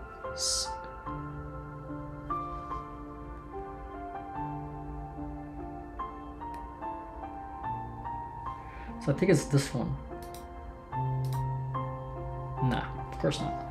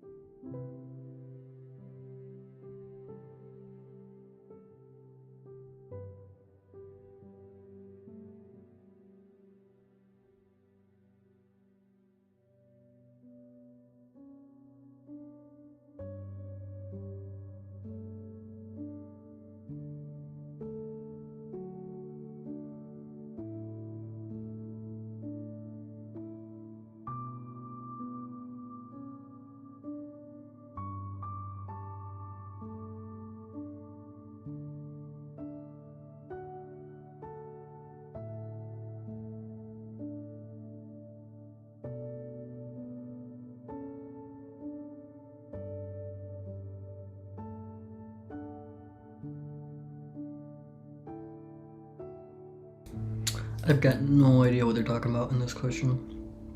A host with a MAC address uses global scope addressing scheme. One identifier is this. With the IPv6 addressing scheme in mind, which following does the identifier represent? This thing? I have no idea. It's just a bunch of numbers and letters to me. Network ID subnet. I think it's one of these two things. Uses a global scope. So it's global. No, it would be 001 is global scope. So I think it's just EI, whatever this thing is. Okay, I mean, I don't know what that is, but.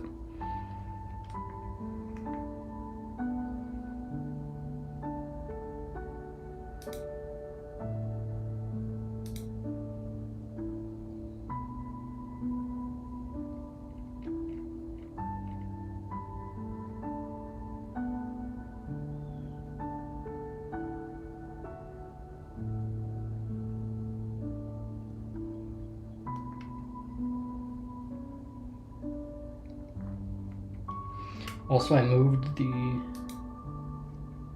Oops.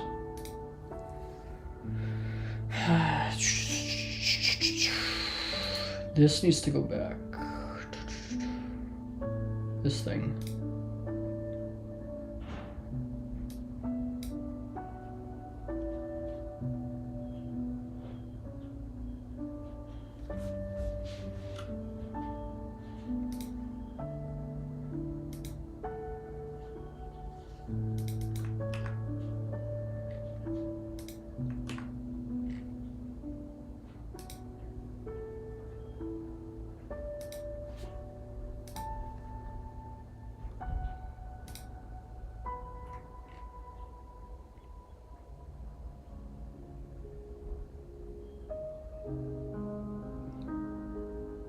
Actually, I don't remember.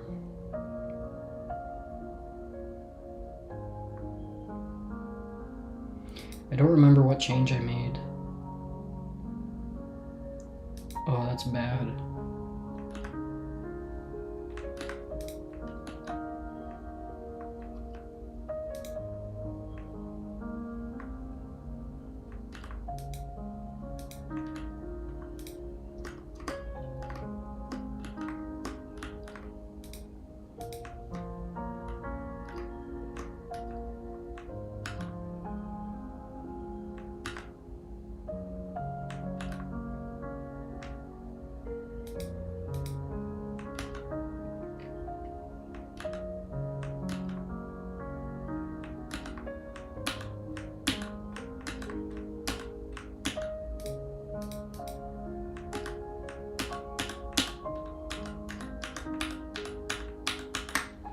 Oh, I know what I can do.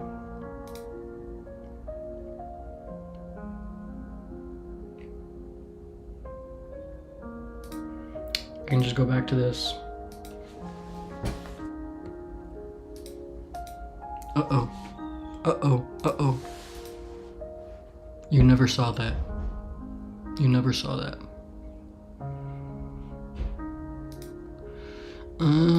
Let's see.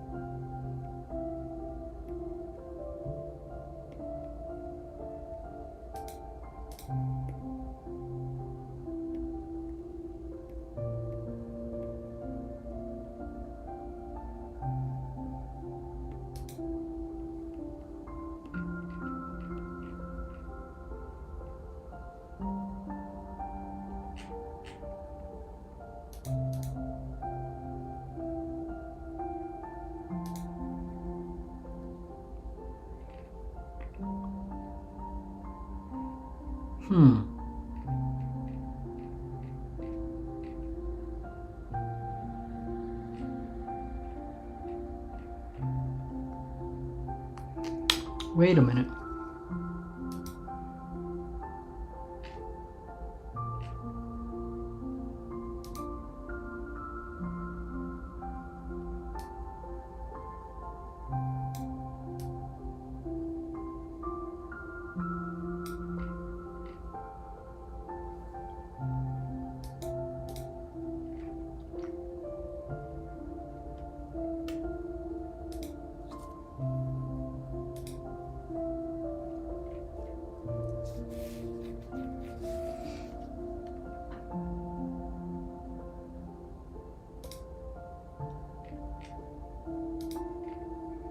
So it is here somewhere.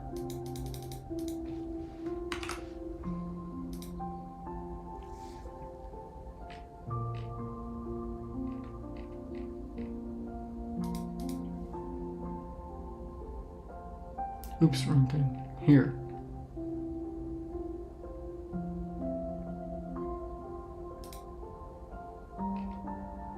It's under unicast.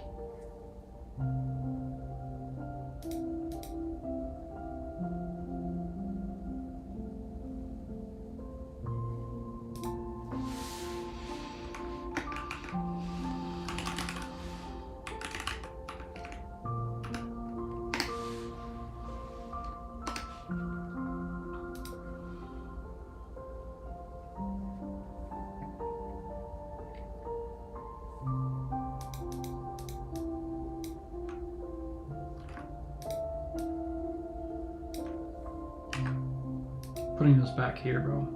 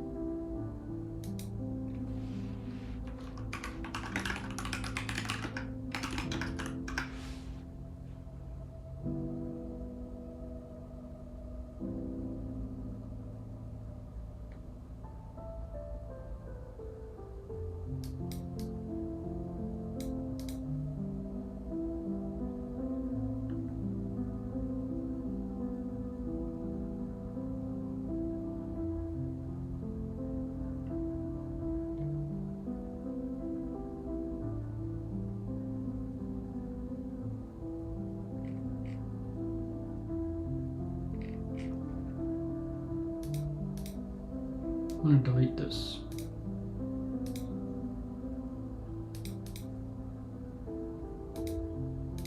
Okay, I don't really have any idea what that is.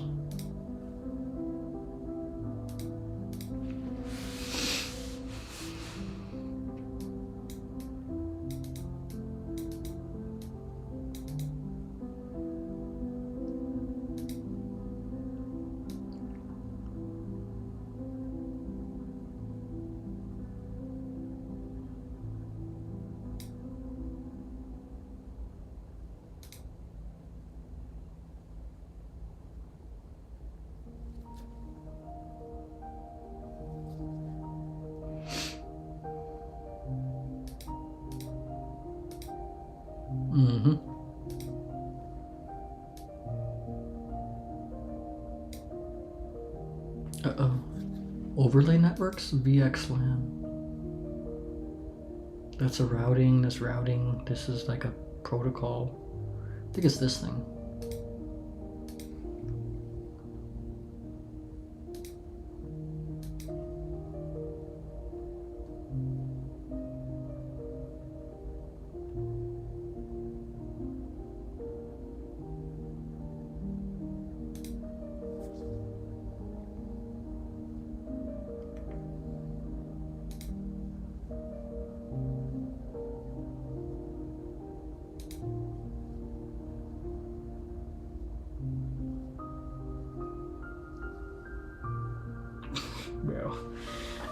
Dude, there's way too much. I feel like I read through this thing 100 times and each time I open up a page, it's like I'm seeing it for the first time. I completely don't remember this stuff.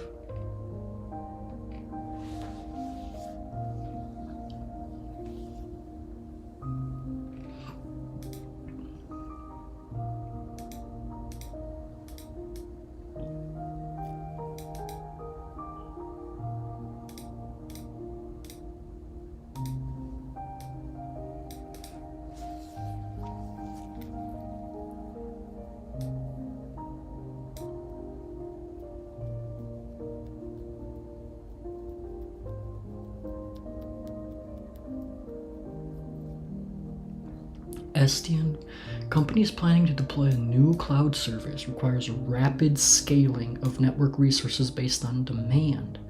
Which software-defined networking feature would be most beneficial for this scenario?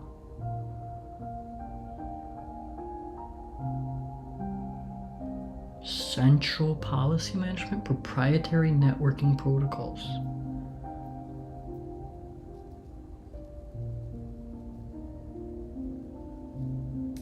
Central policy management.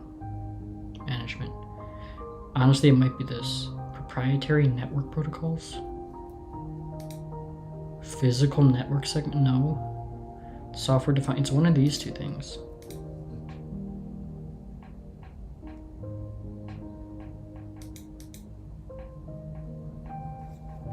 Oh, I knew it was one of those two. How does NAT64 facilitate the transition from IPv4 to IPv6? I thought it was IPv6 to IPv4. Translates IPv6 addresses into IPv4 addresses using a fixed prefix, allowing IPv6 hosts to communicate directly with IPv4. I'm pretty sure that's it. That's exactly what I just read. So requires dual stack configuration on devices to enable. No. Use a specific. Oh wait. This is saying similar thing. Use a specific prefix to translate IPv4 addresses into IPv6 addresses, enabling IPv6 hosts to address IPv4 hosts. Wait, that's it. What is this one saying? Translates IPv6 addresses into IPv4 addresses? No, it's not this. It's not that. It's this one. NAT64 encapsulates IPv6 packets within IPv4 packets, relying on tunneling mechanisms for communicating between IPv6 to IPv4. I think it's this one. They use a specific prefix.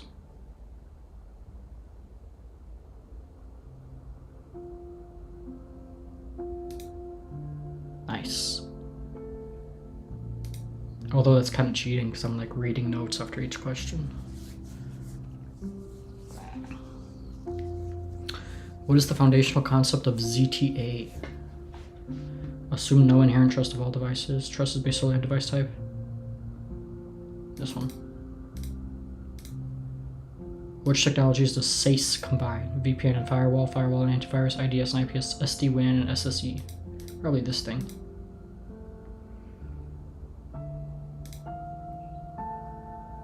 What is this? Oh, okay. Central policy management. Okay, so I was on the right track.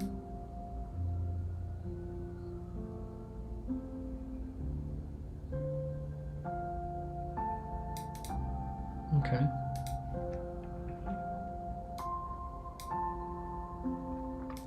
The identifier is the extended unique identifier 64. This is a MAC derived address that converts a 40-bit MAC address to a 64-bit interface ID. Another method of developing the interface ID is to use privacy extensions. Not understanding what the point of this thing is, though.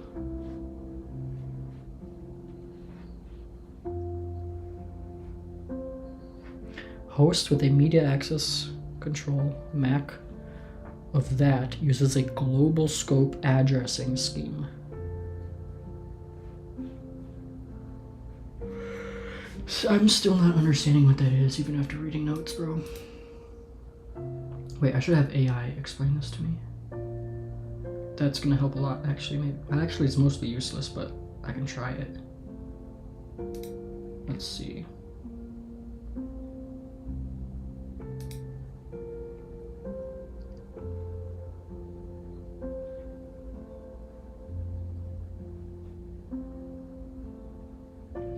IPv6 unicast identifies a single network interface. Addressing is scoped, or a region of the network. Global scopes provide equivalent of public addressing schemes in IPv4. Link local schemes provide private addressing. Global addressing, globally scoped unique addresses are routable over the internet, equivalent to IPv4 public addresses. Parts of a global address, the first 3 bits, indicate the addresses within global scope. The next 45 bits are allocated in a hierarchical manner to regional registries. The next 16 bits identify site-specific subnet addresses. And the final 64 bits are the interface ID. A 64-bit interface ID is determined by 2. Oh, okay, I see. I see.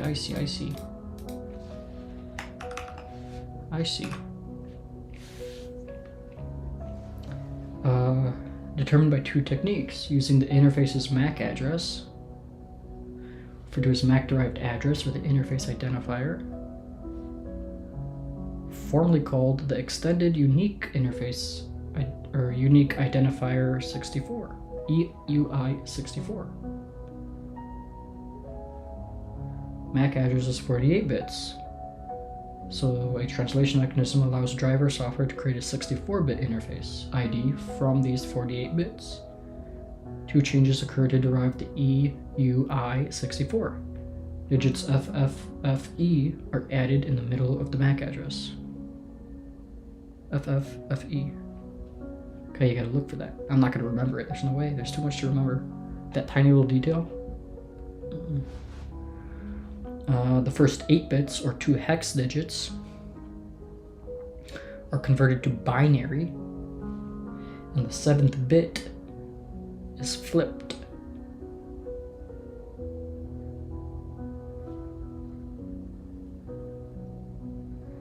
The first 8 bits are 2 hex digits. Okay, the first 2, 0, 0.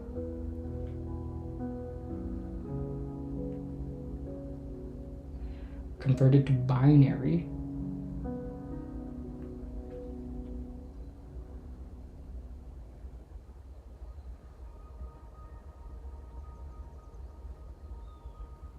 And flipped.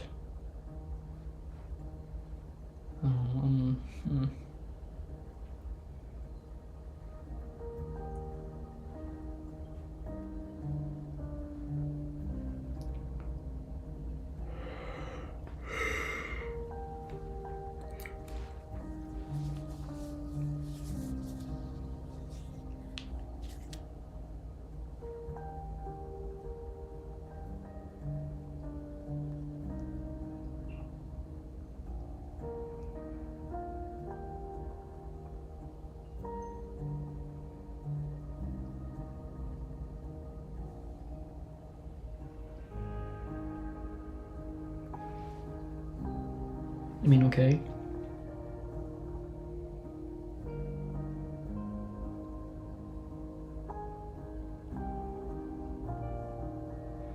A host with the MAC address of that uses a global scope addressing scheme.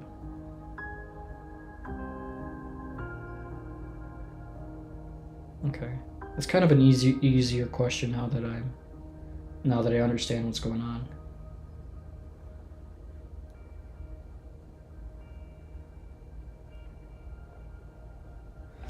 Should I move this back over here? And let me open up some AI.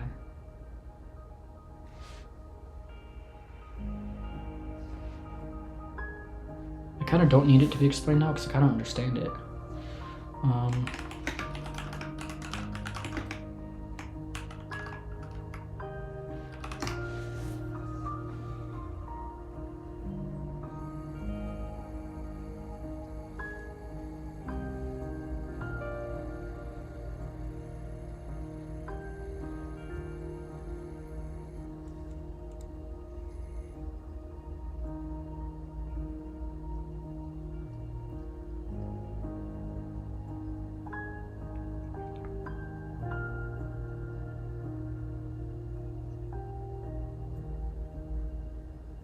What? It's not 128 bits long, it's literally 64 bits long.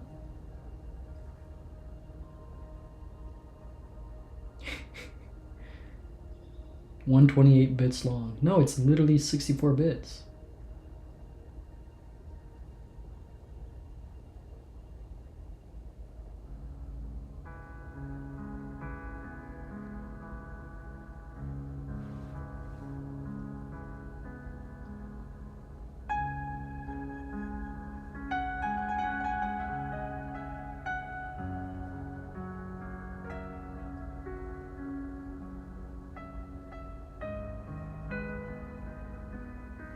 What is this?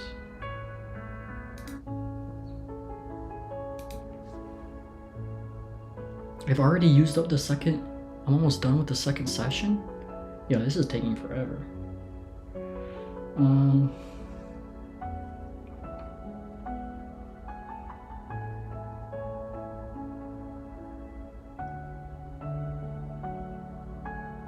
This is making this worse. It's literally telling me it's 128 bits, and it's not. Because my notes are saying it's 64-bit interface ID. EUI 64, so literally 64 bits.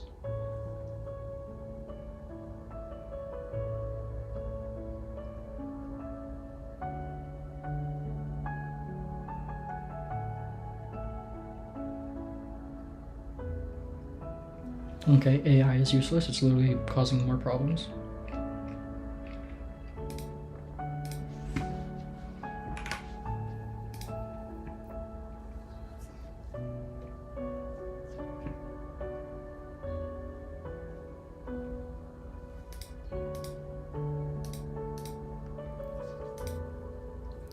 Nat 64.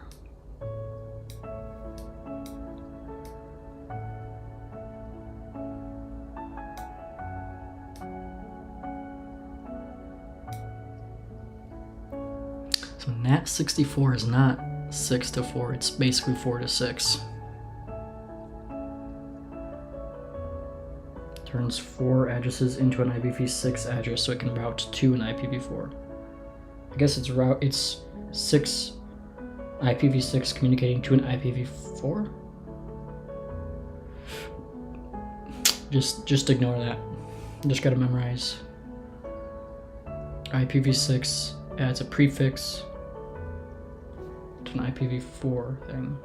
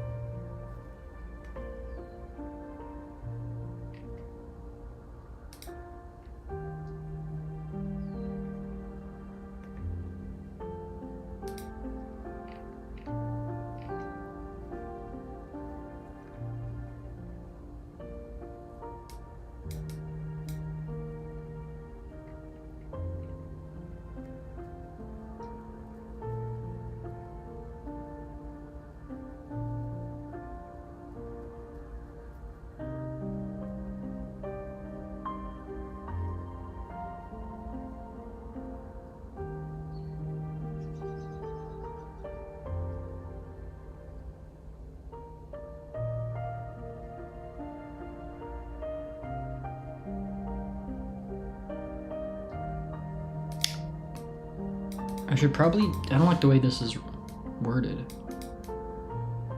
Encapsulates kinda is confusing.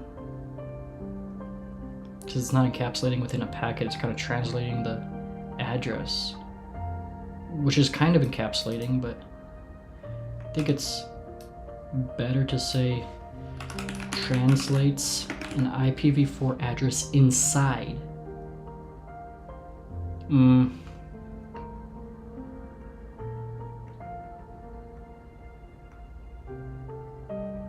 Well, it does add the IPv4 address inside of, so it's like encapsulated. So I guess that's true. So maybe I'll keep, maybe I'll keep that.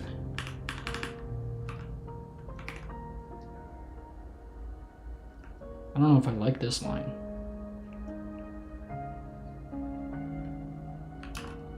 I think I want to add like a thing like this.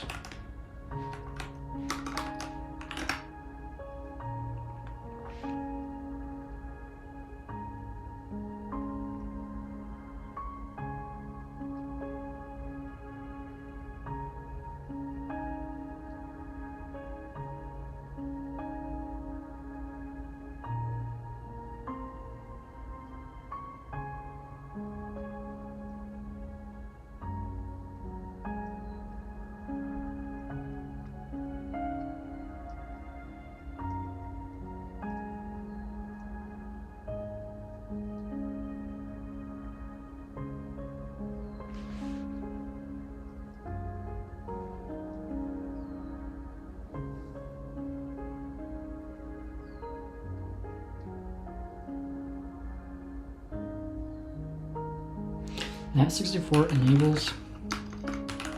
I'm just gonna like kind of. What if I ask AI? Let's just see what it says.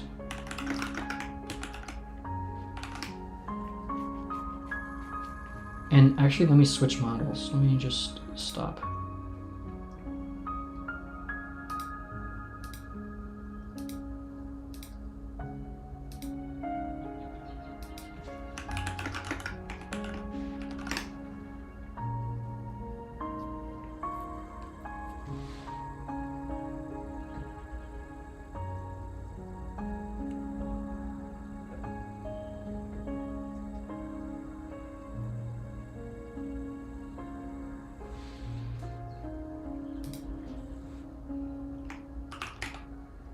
Let me just.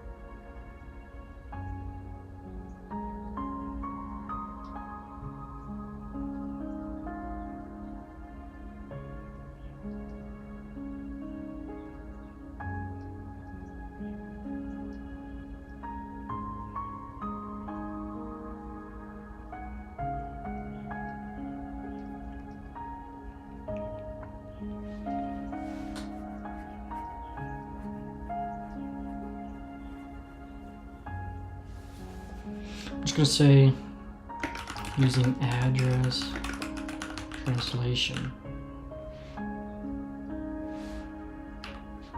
right? And then do encapsulates IPv4 address.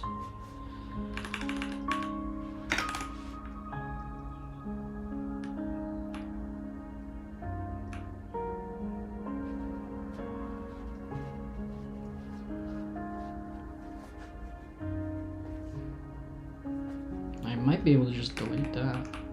IPv6 host addresses and IPv4 host by using the prefix plus a 32-bit IPv4 destination address.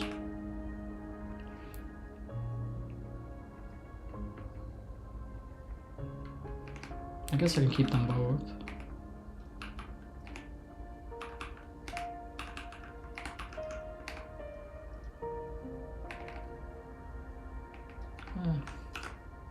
It's not that different, but that works.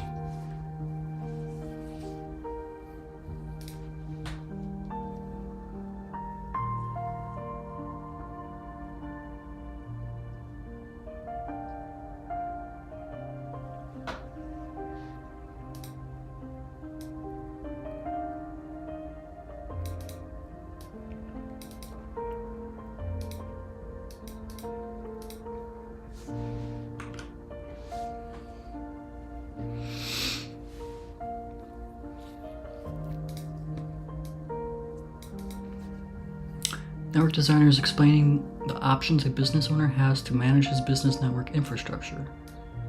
One option the business owner can choose will allow devices to provision and decommission quickly and to configure devices via code and scripts.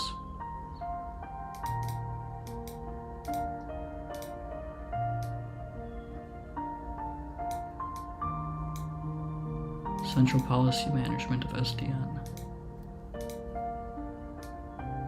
What's the primary purpose of NAT64 in the context of IPv4 and IPv6 transition? Transfer IPv4 traffic over an IPv6 network? Yes. To replace the 2002/16 prefix? Nice. No. Encapsulate IPv6 packets within IPv4 packets? No. To run both IPv4 and IPv6 simultaneously on... No, that's dual stack.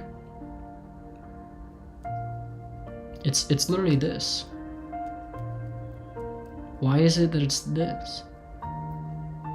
Encapsulate IPv6 packets within IPv4? No, it's this one. It has to be this. If this is wrong, I don't know what to do. I don't know. NAT64 takes an IPv6 address, or if it wants to communicate to IPv4 over an IPv6 network.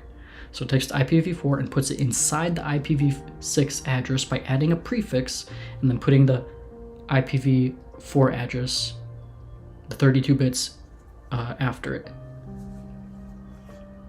And then it routes to the IPv4 network, which then the gateway will receive it and strip that and send it to IPv4 host address. So it has to be this. It cannot be otherwise. Let's look very carefully at this. Transfer IPv4 traffic over an IPv6 network.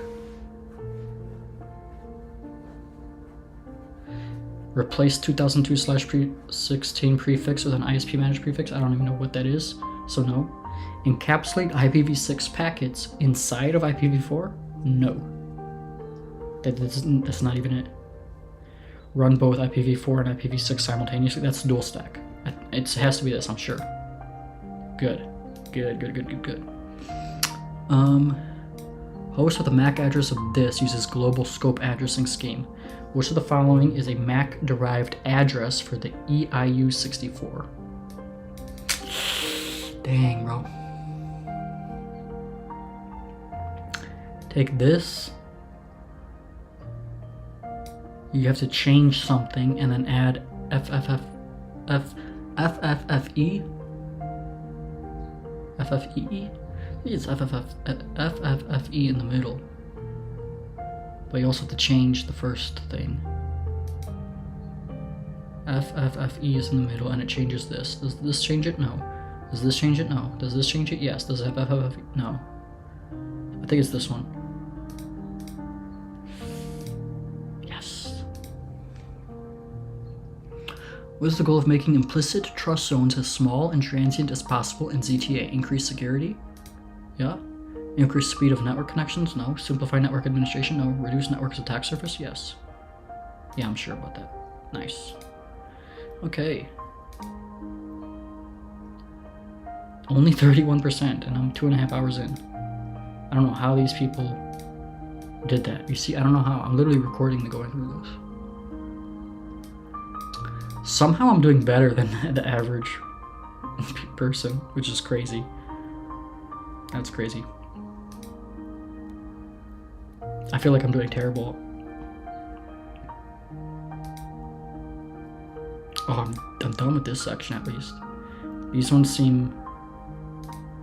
Well, there's less sub-modules, but they seem maybe longer.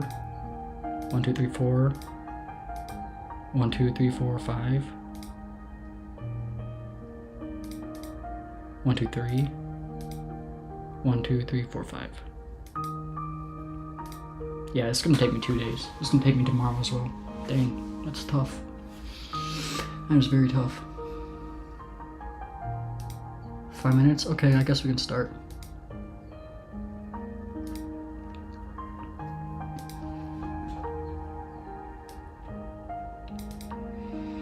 Company's network monitoring software alerts to issues where packets are circulating between two routers before they get discarded. How would a network administrator confirm this routing issue on the network? Check the routing table for next hop. Check ISP to ISP route. Check to see if the ETL goes to 0. Check the link state of the routers. Monitoring software alerts to issues where packets are circulating between two routers before they get discarded. Check to see if time to live goes to 0. Maybe? Yes. Check the ISP to ISP route. I don't know what that would do with anything. Check the link state of the routers. No. Check the routing table for the next hop.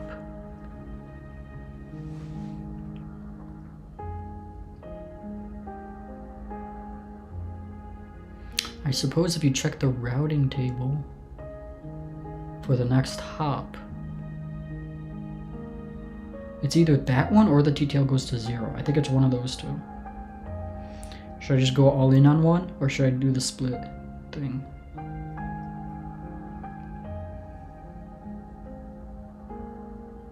It's one of the two. If I do a split, it's just gonna be automatically wrong, or at least not correct.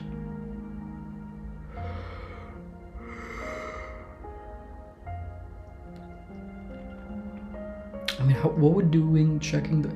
If you see the TTL goes to 0, then you know that the packet expired and it's kind of in a loop, circulating before it gets discarded. Checking the routing table for the next hop will tell you where it's trying to go. So if it's going between two routers, you're just confirming that they're going between each thing. So that can help confirm. And I think they both can. Yeah, I don't know. I'm doing the split because I'm not sure. Okay. Why is convergence important in dynamic routing environment? It allows routers to adapt to network changes such as failures or additions. It decreases the overall security? No. It prevents the manual configuration of network devices. It ensures the routing tables are manually updated in a timely manner. I think it's this one. I'm going all in on this. Nice. High risk, high reward, baby. What is the primary difference between sub interface and a switched virtual interface? Oh man, these guys are ruthless. These questions are ruthless, man. Sub interface requires a physical interface while an SVI does not. Well, that is correct. I'm just gonna click that right now. An SVI can only be used on routers, while sub interfaces are for switches. I don't know. SVRs are used for encrypting VLAN traffic, while sub interfaces are not. No.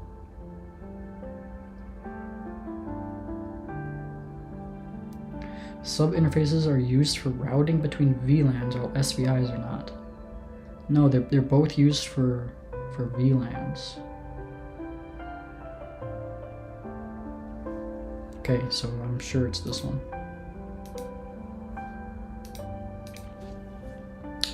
Network administrator in the lab is not going to get a server from one subnet to talk to another is not able to get a server from one subnet to talk to another server in a different subnet. Unsure about the multiple routes configured on the layer 3 switches, the administrator decides to do rapid troubleshooting to at least get the two servers communicating with each other. What should the network administrator configure to fix the network issues? Configure a default route, configure a static route, configure interior gateway protocol, configure exterior gateway protocol. So the two things are not able to, two servers are not able to communicate from one subnet to another, to each other. Unsure about the multiple routes configured on the layer 3 switches, the administrator decides to do a rapid troubleshooting to at least get the two servers communicating with each other. What should the network administrator configure to fix the network issues?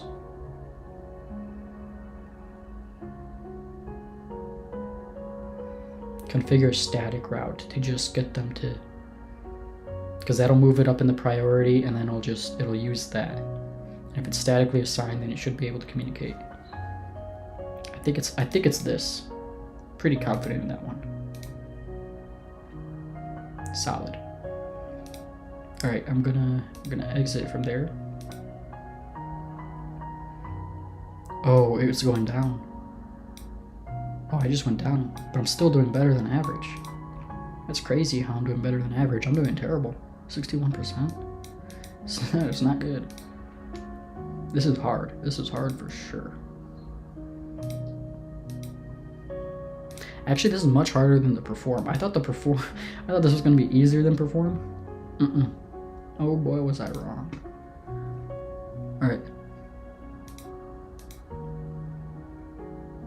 Okay, we'll do that.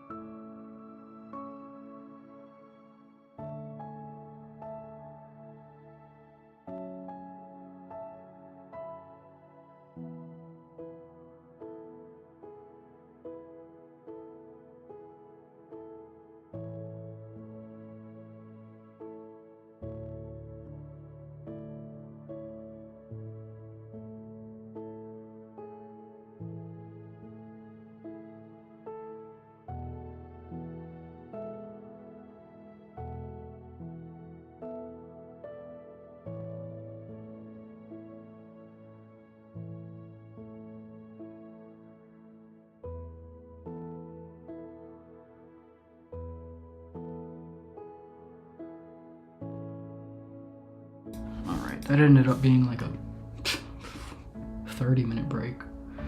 Oh well. Let's keep going. This is taking forever. Network implementations continue.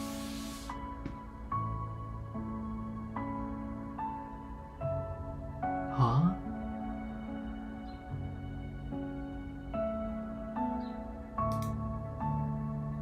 What on earth is... Wait, hold on 1 second. Huh?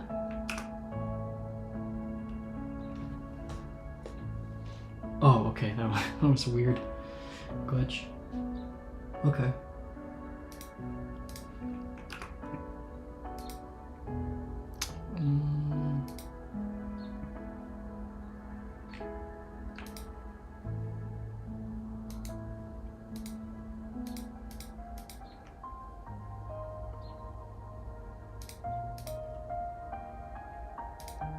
Network implementation.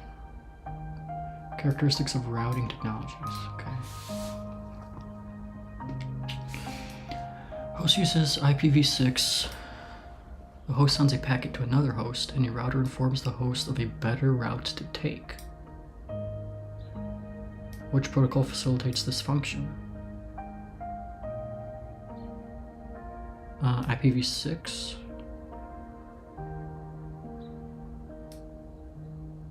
Host sends a packet to another host. It's not DHCP, not dual stack. It's one of these two. Router advertisement? That advertises that the router is there.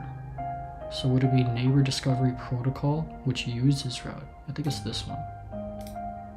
Locking in. I'm going all in on this one. Let's go. I've been doing so bad that each correct one is a big dub for me, baby. Which routing protocol uses destination address 0000? Static QoS default. Easy. Network administrators maintaining a lab network, including several routers using open shortest path first. The administrator adds a specific route to a new router. Which default value would this new route be assigned for the administrative distance? Adds a specific route.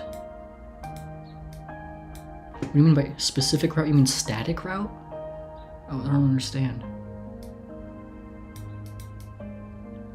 Including several routers using OSPF, adds a specific route to a new router. OSPF is 110. I don't know what do they mean by specific route? I know the AD of a static route would be like, I think it's like 1. It's the lowest one. This is EIGRP. This is OSPF. This is something to do with, one of these is static routes. I think static route should just be 1, but it's not saying static route, it says specific route. Is that just another way of saying static route? I think it is, but this is, the way it's worded is weird. I'm just gonna, it's either, okay, so it's one of these two. Either this specific route is a type of OSPF route, which means it would get an AD of 110. But OSPF uses learned routes. So if it's a, I think it's 1. I think it's 1. Nope. Dang it. Bro, what could it possibly be? I'm over this, bro. Oh, it's tough. Okay, next. Following method allows you to connect a private network to the internet without obtaining registered addresses for every host. Network address translation. That was easy. All right, what was this? OSPF has a default AD value of 110. So okay, but I don't know what even does that mean? A static route has the default AD. That's what I thought that was. That's why I said 1. And I gave the reasoning, if it was a type of OSPF route, then it would be 110. So technically I had this, I had the right idea of what was going on. I just have no idea what the heck adds a specific route to a new route. I just have no idea what that means. If you're adding a route to a router, that's a static route. How on earth?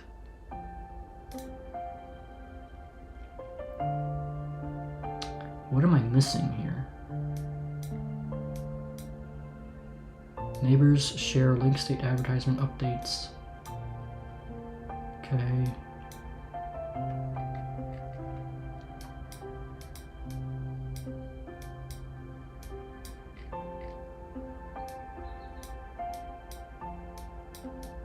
Yeah, it doesn't say anything about this, about being able to add a route.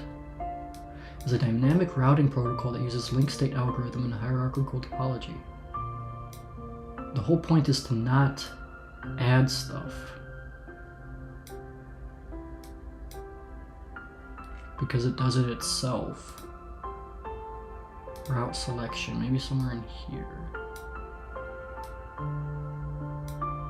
Each routing protocol supported by the router can add a single route for any given destination prefix to the routing table. Yeah, so static route is 1, that's what I figured. EIGRP is 90, OSPF is 110, yeah, so I knew I got that right.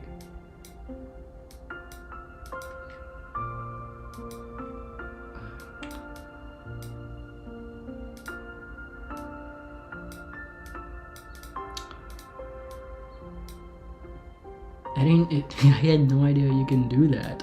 That's what tripped me up, bro. That is... It's basically bogus, is what I'm coming to.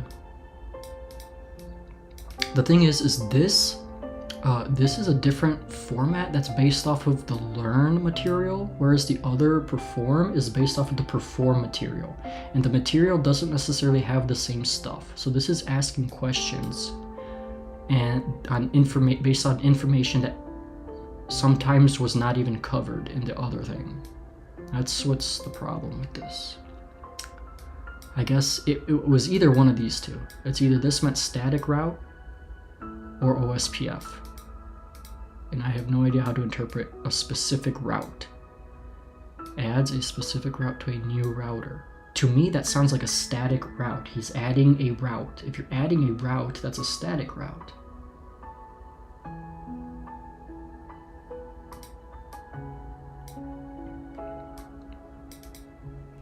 Okay, I'm not gonna worry too much about that.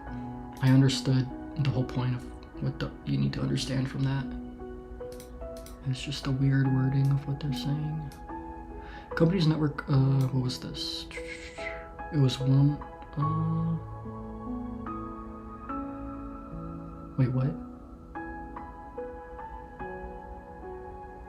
Oh, I chose 2. Okay, I said it was one of these 2. Yeah, I didn't know which one.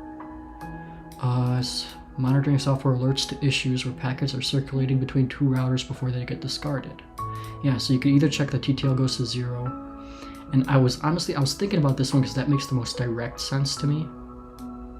If it's going to 0, you know you have a loop and it's ultimately going to 0.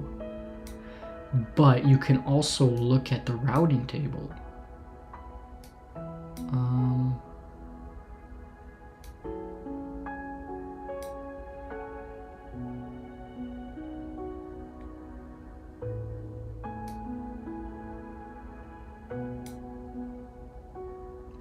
The routing table can show the next hop values that determine priority. Yeah.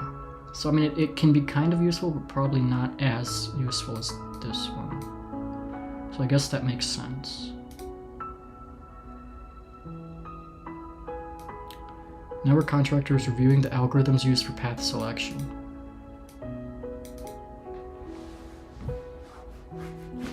Algorithms categorize according to the topology and metrics used to build and update a routing information base. Okay, reviewing algorithms for path selecting.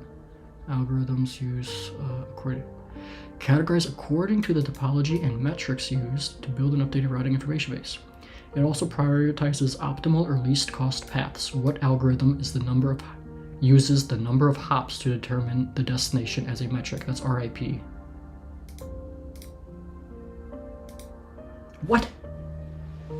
Routing information? Oh. God, dude, I've made so many dumb mistakes. It's distance vector. It's distance vector. Oh, I'm retarded. Oh, dude. I mean, technically it's, I mean, I went too fast on that. I didn't read all the options.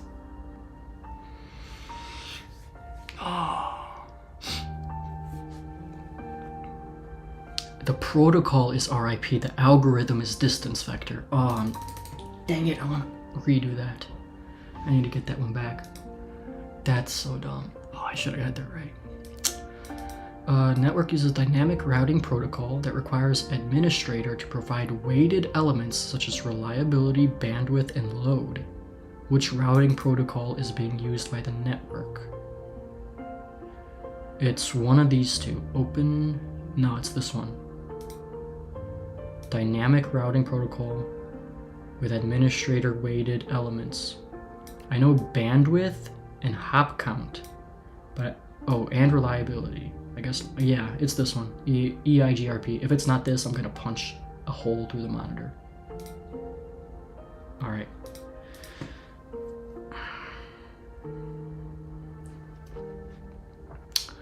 Lab network has different routers to mimic a wide area production network. The lab network is segmented into sections such as development, staging, and pre-production. By default, if the router specifies a static route, then the route gets which administrative distance value. Oh, this is the one I was interested in last time. Bam. Easy. Network manager configures a dynamic routing protocol in the company network. Protocol considers only one route to a given destination network. Considers only one route, okay. To prevent looping, the protocol limits the number of hops to 15. Oh, that's RIP. Which of the following protocols is the manager implementing? Dynamic. I think because E only considers one route and has a limit to 15 hops. That's RIP. EIGRP supports more than 15. Nice. Which statement is true regarding the configuration of routers in an FHRP setup? First hop redundancy protocol. Okay, that's what that is. Okay, first hop redundancy protocol. That is used for. It's used for router redundancies. The first hop, the first router redundancy. So redundant routers. Okay, fault tolerant. What is it called? Fault tolerance? Yeah, fault tolerance. Okay. Which statement is true? Each router must have a unique IP, and they do not need to share any common addresses? No, I think they use the same one. Each router must have the same MAC and IP addresses? Each router must have a different MAC address, but can share a common IP address. Each router must have a unique MAC and IP address, but they share a common virtual IP address. Okay, they do share a common virtual IP address. I know that one for sure. I did not know about this IP address. I thought they could only have one IP address. How can they have an IP address, a unique one, but also have a virtual IP address shared? I think it's this one. Otherwise, it's one of these two.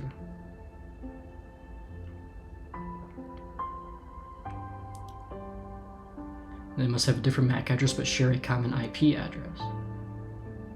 I'm gonna go with this one. All or nothing right here. Let's go. What is a virtual IP in the context of high availability clusters? A unique IP address assigned to each node in the cluster.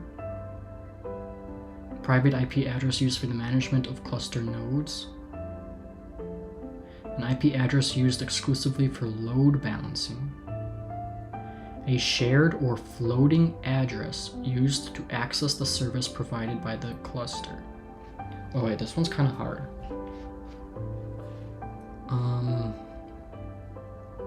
It's not this first one. It's not a unique IP address to each node. Virtual IP is because they're sharing the IP because it can high availability cluster enables failover. private IP address used for the management of cluster nodes? I don't think no, it's not that. IP address used exclusively for load balancing. Well, the wording of this is what's tweaking me. It's used for load balancing. That's what a high availability cluster is. Well, not necessarily, actually. Okay, so this is actually probably wrong. Because it's not exclusively load balancing. It could be non-load balancing. It could be active-passive mode, meaning it's not load balancing. It's just in failover mode or redundancy mode. High availability. Yeah, it's not necessarily load balancing. So that leaves me to this, a shared or floating address. I don't know what that means. Used to access the service provided by the cluster. I think it's this, but the wording is weird to me. To access the service provided by the cluster. It's just to access the... Yeah, okay, I suppose. I think it's that. I'm gonna go unsure. Nice. Nice, big brain. Technician is reviewing the routing gateway protocols for the organization under the autonomous system control as a single owner. In reviewing the available protocols, which one identifies routes within an autonomous system? Routes within an autonomous system. That's an interior gateway protocol. IGP. Bam, easy. Network technician is looking at various administrative distances to see which route would take the longest. Which of the following would have the highest administrative distance? RIP, unknown, static, OSPF. Oh shoot.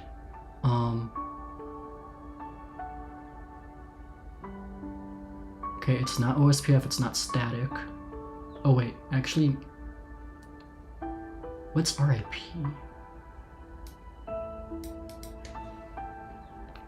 What's the 80 of RIP? It's BGP is 20, okay. So it's either, what's unknown? Unknown is I think it's RIP. I think it's that. I'm not 100% sure, but I'm pretty sure. It's not OSPF, that's not the high. Well, it could be the highest. It depends. There's something higher than OSPF. OSPF is 110. Is RIP above or below that? I think it's less. Is it? It's BGP,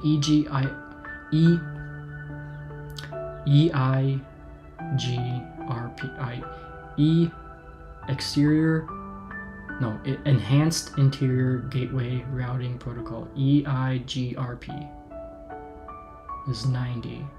110 is OSPF, then something after that. Yeah, I think it's RIP. Dang it. Then it's unknown. It's probably unknown. Unknown is gonna be the lowest. Yeah, of course unknown is the lowest. Wait, am I retarded?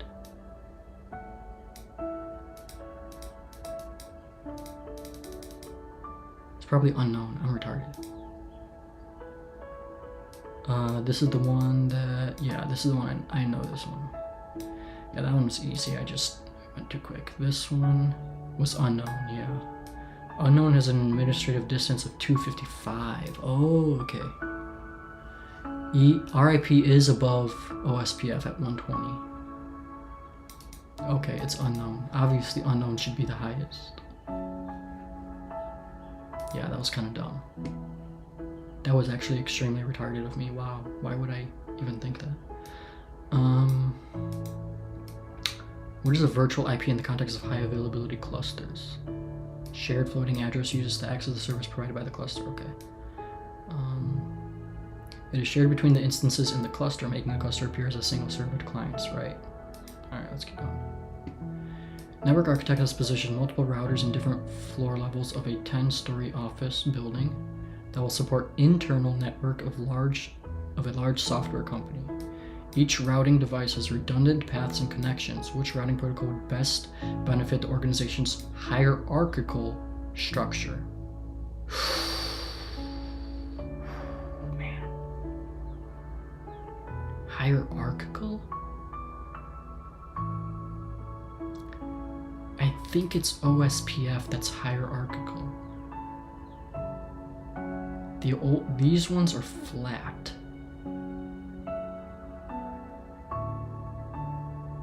I'm going all in on this.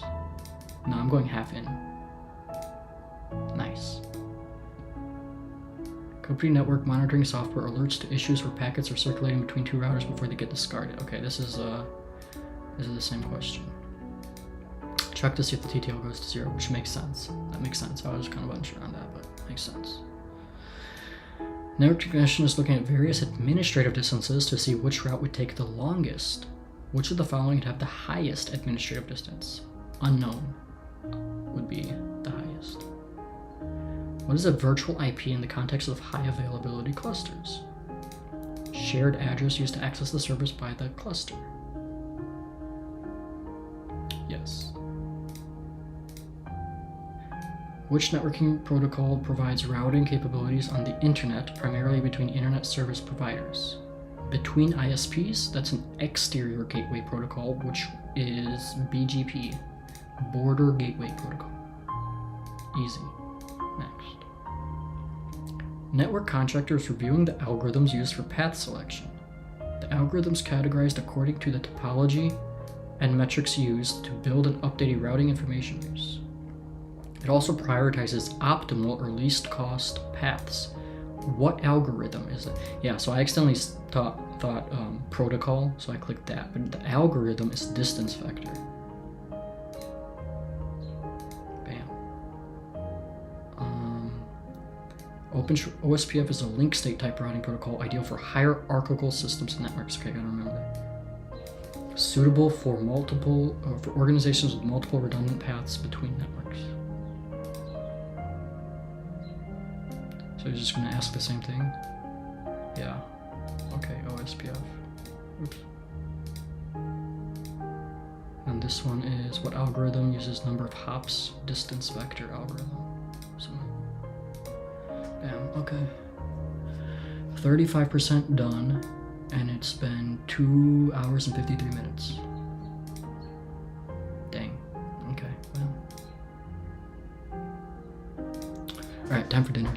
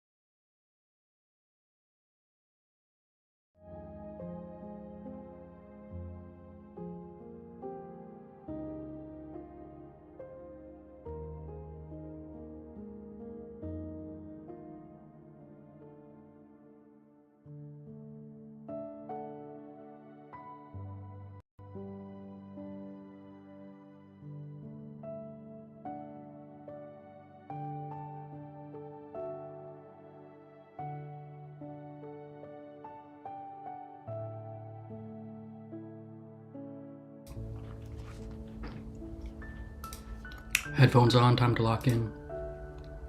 The only answer, literally the only answer, is to work so hard and for so long that you will see results.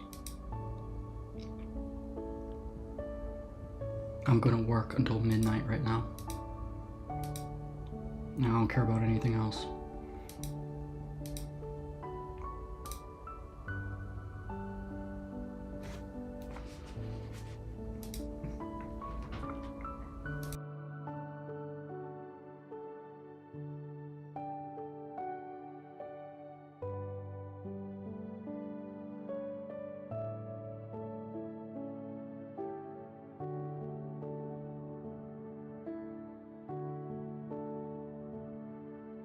Are you kidding me? I had this thing plugged in for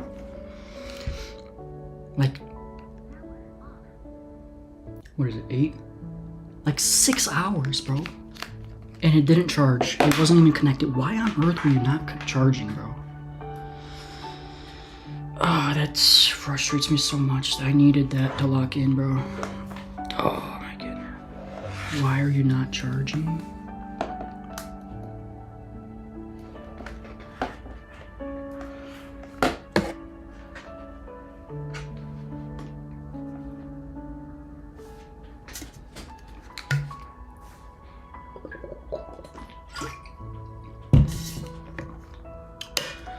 Okay, looks like I'm not using that then.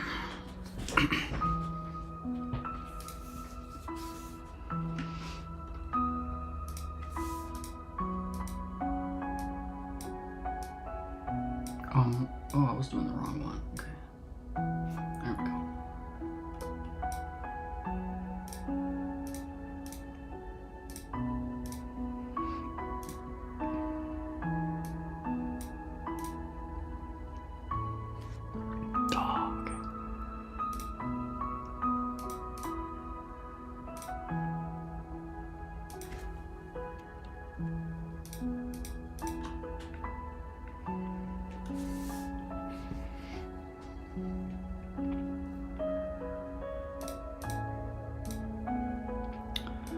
Configure switching technology and features. Alright, bet.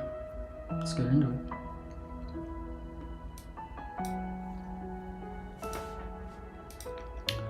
Network technician needs to set up the ability to auto-negotiate a bonded link between the switch ports and the end system. Which of the following should they set up? Port mirroring, MDIX, spanning tree, LA, link aggregation control protocol. Right here, baby. Network manager is designing a network for a new company. The company will have over 300 hosts and interconnect multiple switches to build the network fabric. What will the network manager use to connect the switches? VLAN tag, trunks, access port, tagged port. We'll have over 300 hosts and interconnect multiple switches. Tagged port, access port. I think it's trunks. Trunks are the links between switches.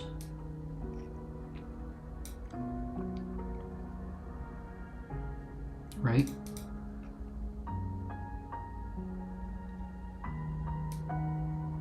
Used to connect switches trunks. Okay. I was about to say. What happens when 802.1q tagged frame is received on an untagged port? The frame is dropped, the tag is stripped, and the frame is forwarded to the host? No. The port is automatically converted to a tag port? No. The frame is forwarded with the tag impact. Probably dropped. Probably, really probably dropped. What? That's crazy. Hold on. Are you kidding me? A tagged frame received on an untagged port.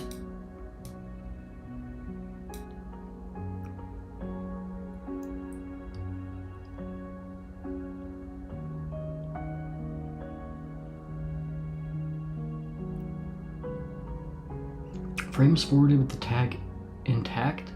Port is automatically converted to a tagged port. What? How is it not this one?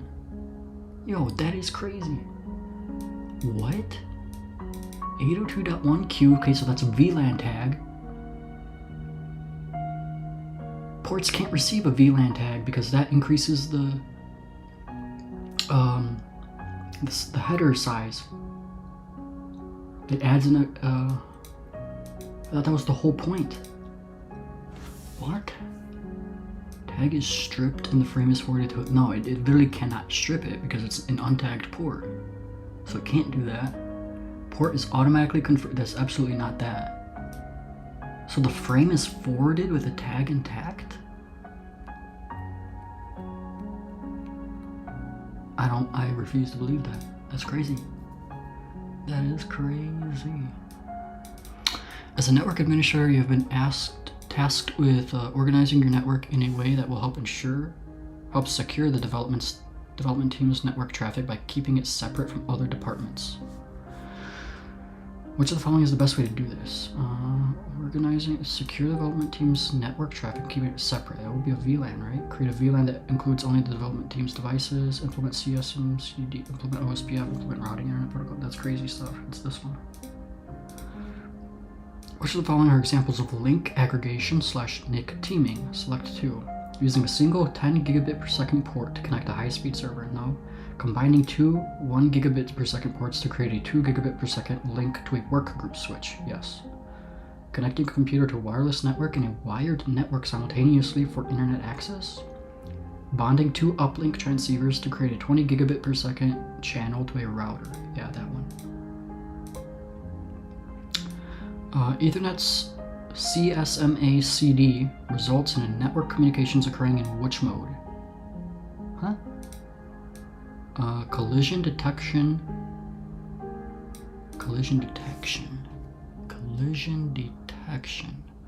results in network communications occur. This is not even on the exam, bro. They told me this is not on the exam. Why is this a question?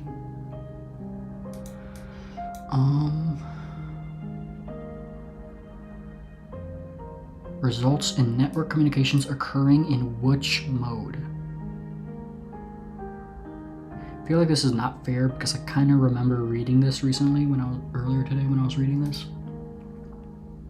Or maybe that's how it's supposed to, that's the whole point, is to remember. So I think it's half duplex.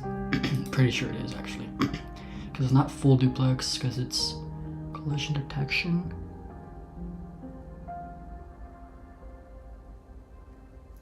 Collision free, non-shared. It's half duplex. Why do most switches now support the concept of voice or auxiliary VLAN? Wait, what? What is a voice VLAN?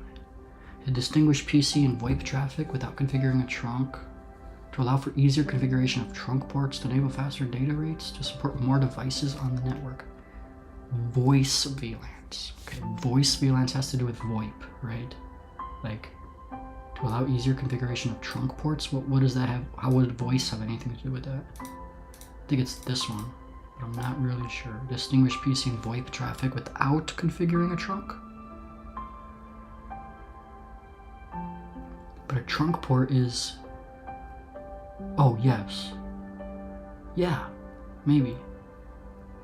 Wait, you configure a trunk to connect switches.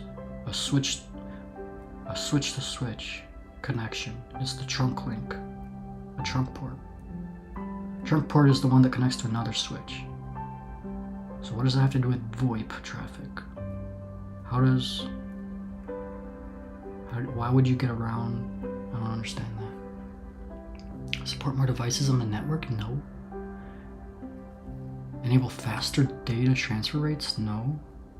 Maybe? Voice? No. Allow for easier configuration of trunk ports. Is it easier configuration? It's probably between these two. Yeah, one of them is correct. I don't know which one it is. Easier configuring they're literally two opposites. Easier configuration of trunk ports or completely not needing to configure a trunk port? I don't know. I have no idea. Engineer configures a VoIP implementation on an existing data network. What approach does the engineer use while avoiding the use of trunk ports? Avoiding the use of trunk ports. Oh, does this literally answer the question I just had? This is literally an answer to the question I just did. That's hilarious. Engineer configures a VoIP implementation on an existing data network. What approach does the engineer use while avoiding the use of trunk ports? Select 2. I suppose it's going to be the auxiliary VLAN. And multiple broadcast domains, circuit-based transmission. I have no idea. Untagged frames? I don't even know what this, a voice VLAN? I don't know, auxiliary VLAN? I have no idea what that is.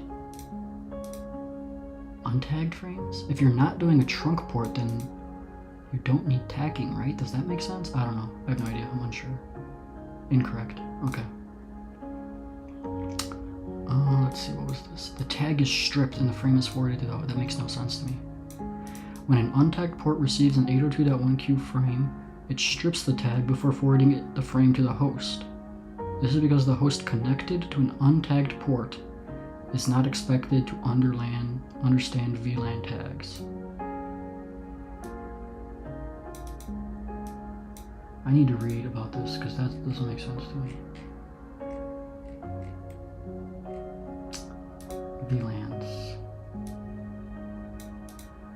Every port in the same local segment is a broadcast domain by default.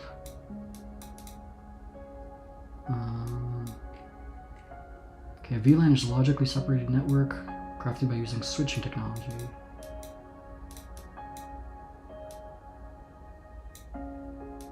Interface. Each interface on a managed switch can be assigned a VLAN ID. Using VLANs, different groups of computers on the same cabling and attached to the same switch can appear in a separate LAN segments. Each VLAN is a separate broadcast domain. Where's the VLAN tags? Come on.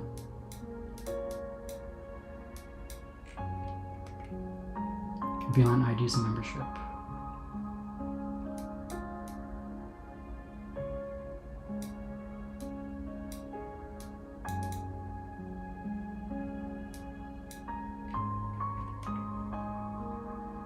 Trunking and 802.1q.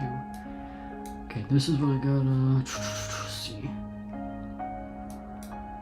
A single switch will not provide enough ports for all the hosts that need to be connected to the network. This means that multiple switches must be interconnected to build network fabric. Multiple switches may need to be deployed to provide redundant links. Interconnections between switches are referred to as trunks. Okay, so I got that right. One port on each switch would be configured as a trunk port. Right.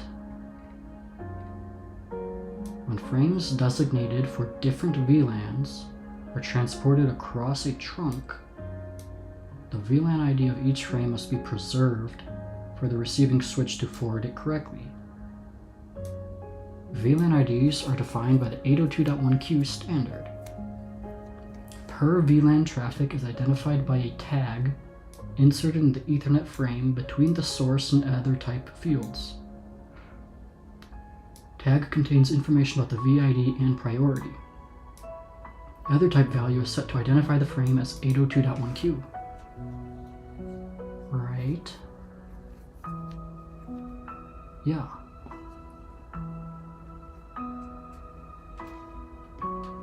Yep, all that makes sense. Tagged and untagged ports. I should probably do this. Here, let me make this easier.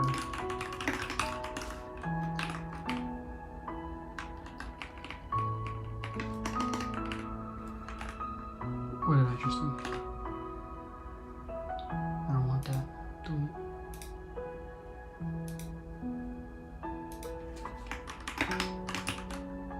Oh wait, no, this is tagged.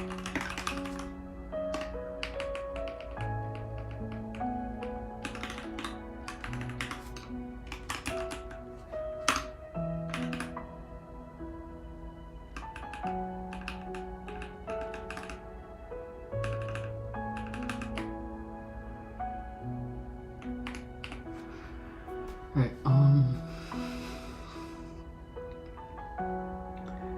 a switch port will only ever participate in a single VLAN.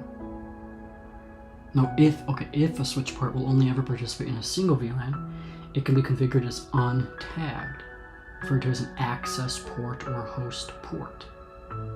It uses the following port tagging logic. If a frame is addressed to a port in the same VLAN on the same switch, no tag needs to be added to the frame. Let me, let's see, let me break this apart.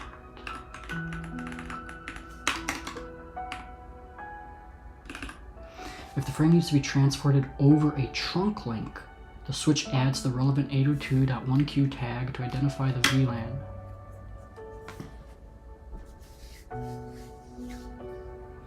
Then forwards the frame over the trunk port.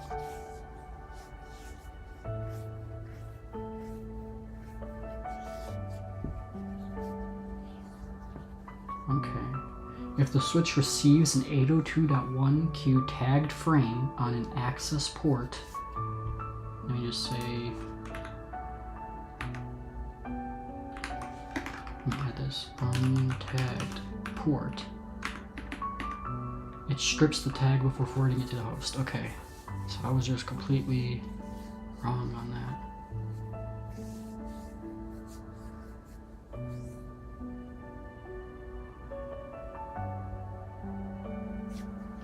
Completely wrong, okay.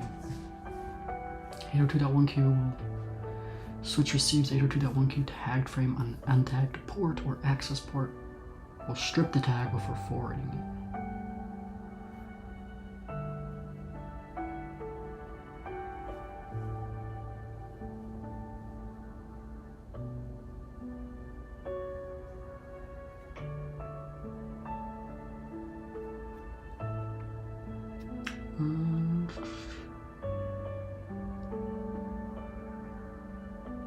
A tagged port will normally be the one that is operating as a trunk.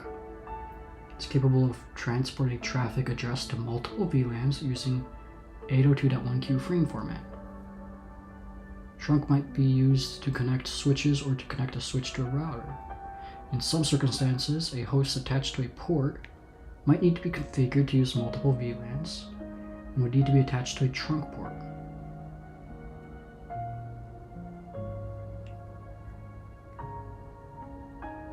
For example, virtualization hosts with multiple guest operating systems or virtual servers might need to be configured to use different VLANs. Okay, so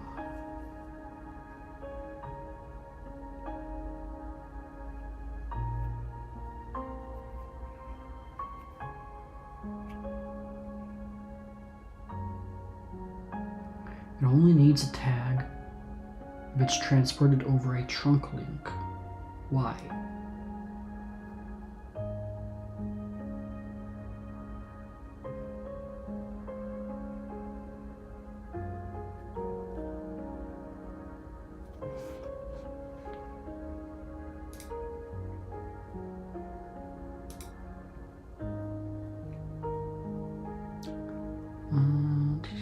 When a frame designated for different VLANs are transported across a trunk,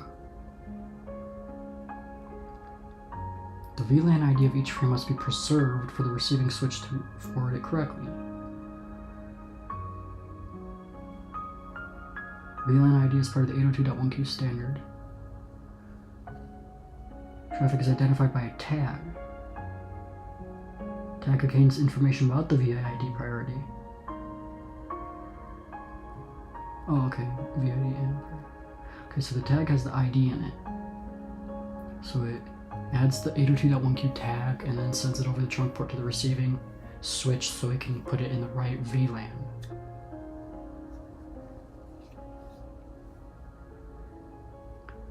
So if something receives a VLAN ID on the wrong on an access port, it'll just get rid of it and then continue to forwarding. Okay, that makes sense. Makes sense. I can dig it. That makes sense.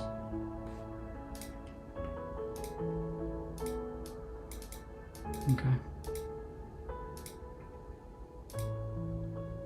What about this one? I did not know about this one.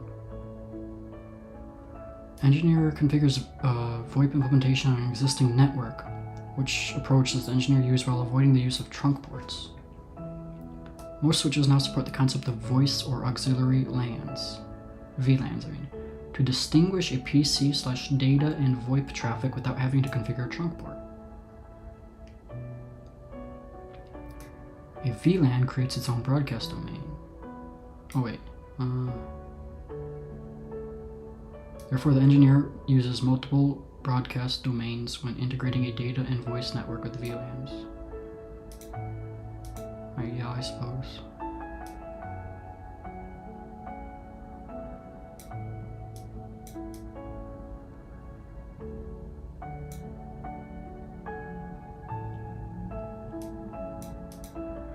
I don't really know what that is. Let's see, voice VLANs here.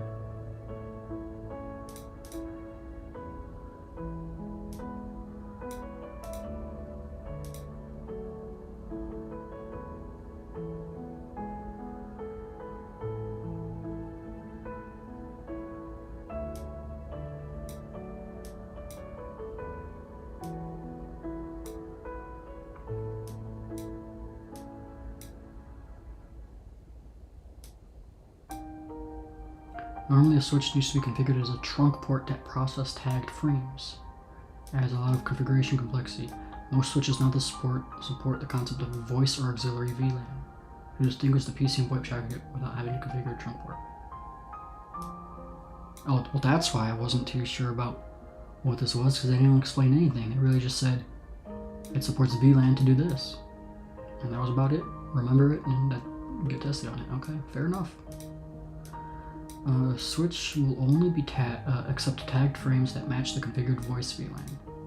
To avoid manual configuration, the voice VLAN ID and other configuration parameters can be communicated to the handset using a protocol like CVP. Okay. So basically, they're over the same link, but there's a separate voice VLAN.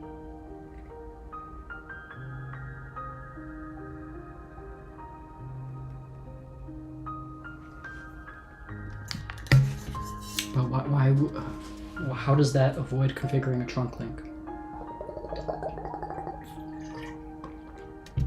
I don't understand. A trunk is just between switches, so what does that have to do with the VLAN?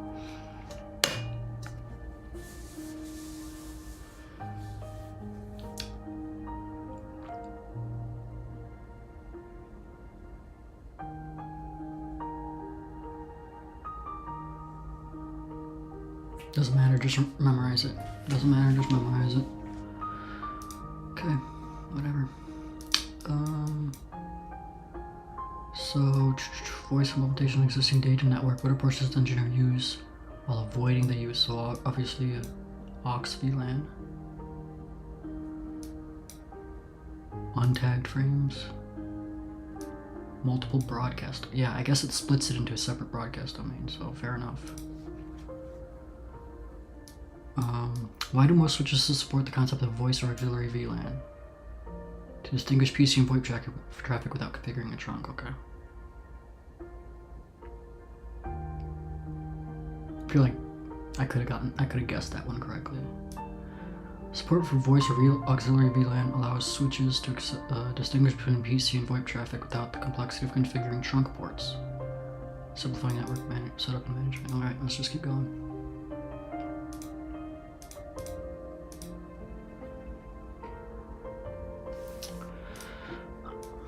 Which of the following is a model typically used in spine and leaf topologies to connect distribution switches to server nodes and provide higher bandwidth than the typical workgroup switch? Is the model typically used in spine and leaf topologies to connect distribution switches to server nodes? Top of rack switching, core, fiber channel, SDNs. Connecting switches to server nodes to provide higher bandwidth. That sounds like fiber channel. You just did this top of rack switching? Server nodes to maybe this? Bro, what? I don't know. Let's see, core doesn't make sense, SDN doesn't. It's one of these two. Connect distribution switches to server nodes.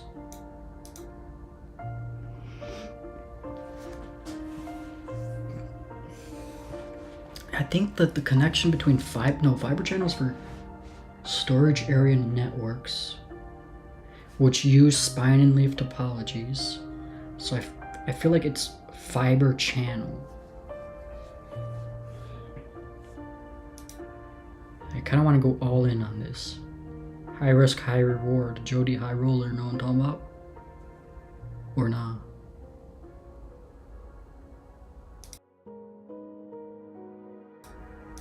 I'm going all in. Dang it. Ah, that's tough. That's tough. I went all in. And I struck out. Oh, really? Spine and leaf, you know, as storage area networks, fiber channel. I guess not. I guess it's top of rack switching. Network engineer configures network connectivity. Okay. Yeah, he does. I know he does. Identify how switches will work if the engineer configures the spanning tree protocol. Alright, so STP. Hosts can configure IPv6 addresses automatically. That's got nothing to do with it. Switches are organized into a hierarchy. Yes. Hosts are allowed to discover other nodes. Each switch determines the shortest path to the route. Yep. Oh, I'm sure about that. Let's go. Alright, let's try to recover those 2 losses. Sysadmin has set a network switch to auto-negotiate. What does the setting impact? Mirroring, aggregation, connectivity, speed. It's speed and duplex. Aggregation, mirroring. What does connectivity mean? Does that mean like half It does set the speed and also the duplex mode. Those are like the 2 things I remember from it. From auto negotiation. I don't know, connectivity? No. Aggregation? No, that's that's LACP. And port mirroring? No. I'm going, yeah, it's gotta be speed. Let's go. Engineer notices a large number of frames traversing a network. While frames are not getting dropped, the traffic from the frames is taxing switches in a network closet. What will the engineer most likely implement to resolve the issue? Okay, so there's a large number of frames traversing the network. They're not getting dropped, but it's taxing the switches. What will he do to resolve this?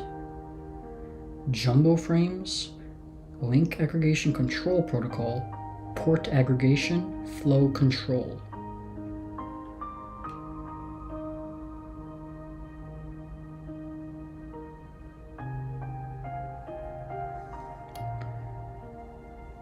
Reduce the number of frames by using jumbo frames, larger size frames.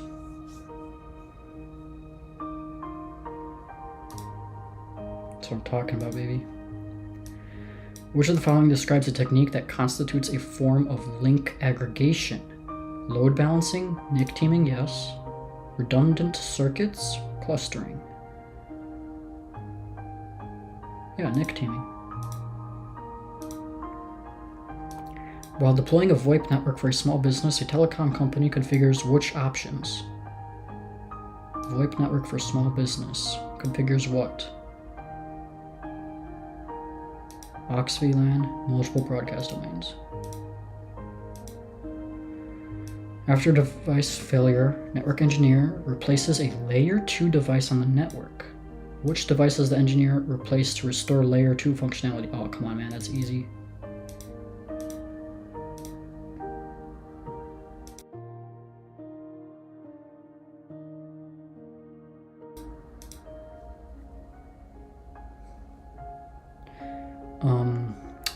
So when implementing jumbo frames, what is crucial to ensure among all hosts and appliances along the communications path? Jumbo frames. They support a standard Ethernet frame size. They support a fixed error checking field size. They all support the same MTU, maximum transmission unit. Right? I think that's what that stands for. Alright, let's figure out these things here. Top of rack switching. I went all in. It was thinking between those two, and I went all in on this. I was like, it's gotta be. Top of rack switching refers to the practice of using switches specifically made to provide high bandwidth links between distribution switches and server nodes. Fiber channel connects storage area networks via fiber technology, not server nodes and distribution networks.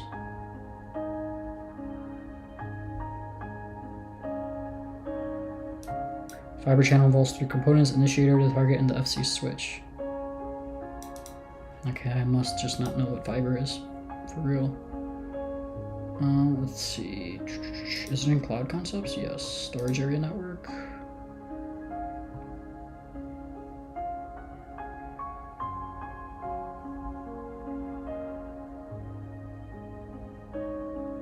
Uses connectivity technologies such as fiber channel and internet SCSI. Ethernet, server, fiber channel through the SAN. What? Oh, but in here, it doesn't use fiber channels, just this.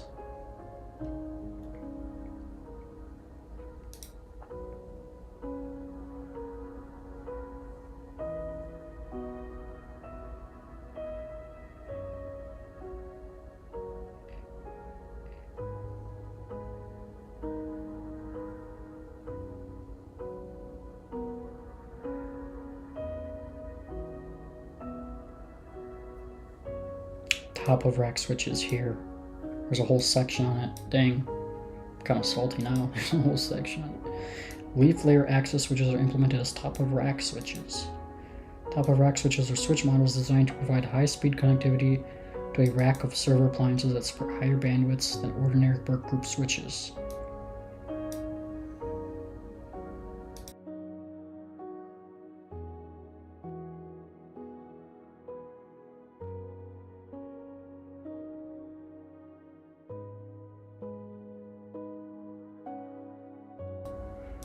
Okay, I just have to memorize that.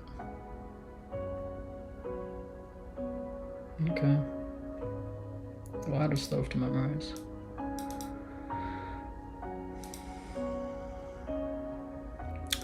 Why do switches now support the concept of voice or auxiliary VLAN? Distinguish PC and voice traffic without configuring a trunk port.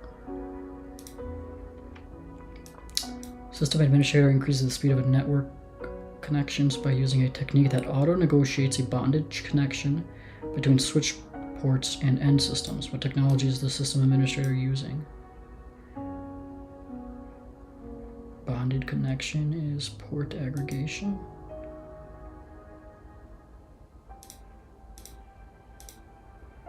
Which of the following is the model typically used in spine and leaf topologies to connect distribution switches to server nodes and provide higher bandwidth? Oh, okay. Now I know. Top of rack switching. What happens when an 802.1q tag frame is received on an untagged port? It's stripped and forwarded to the host. What is the primary difference between a sub-interface and a switched virtual interface? Sub-interface requires a physical interface, while SVI does not. Yes. SVI can be used in routers. Well, I think it's this one.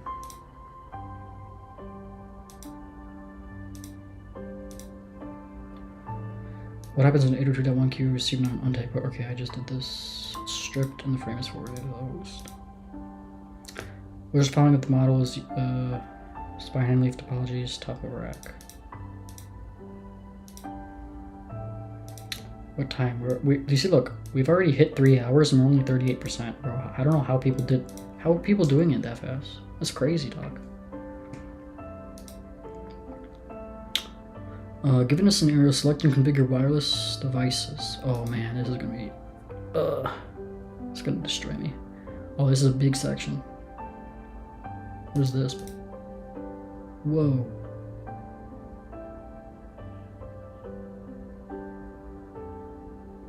Okay. In terms of radio wave signals, which term describes the impact of thick walls and ceilings?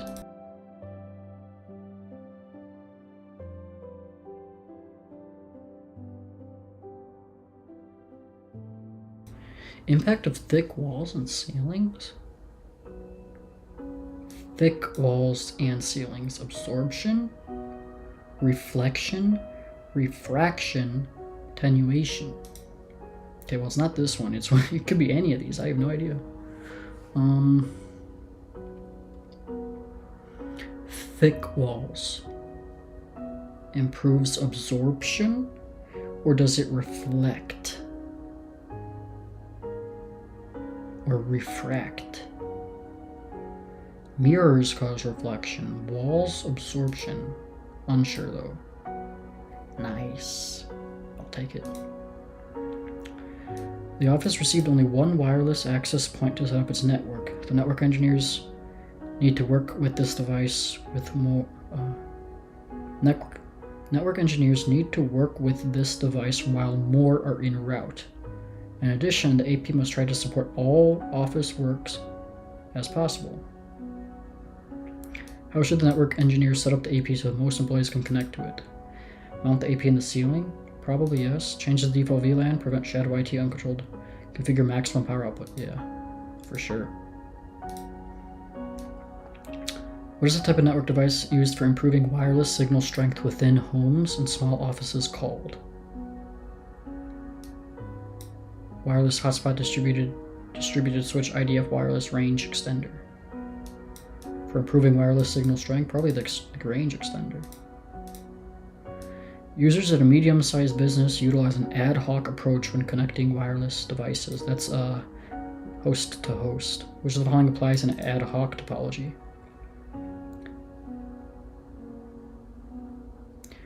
Wait, what the heck? Oh shoot, okay. Let me lock in on this one. Let's lock in on this. Able to roam in an extended service area? That doesn't make sense because there's no hotspots to roam in. Uses an independent basic service set.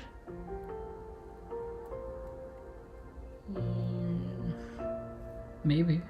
It is grouped into an extended service set? No, I don't think so. It uses a basic service set. Basics, I think because ad hoc is a little different, it's gonna use that independent thing, so it's a little bit different. I don't know. It's either BSS or IBSS.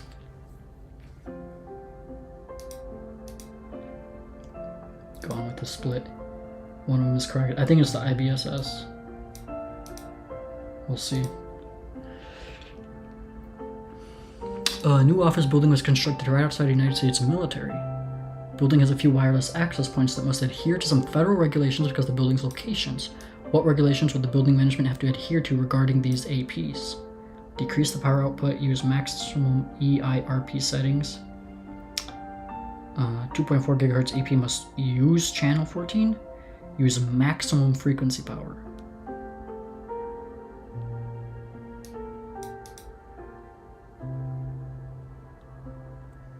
You probably don't want maximum power and maximum. Must use channel 14? I don't know. Maybe decrease the power output? I'm unsure though. Nice. Okay. Which of the following terms relates to the bending of radio waves? Reflection, refraction, absorption, attenuation. Bending? Reflection, probably.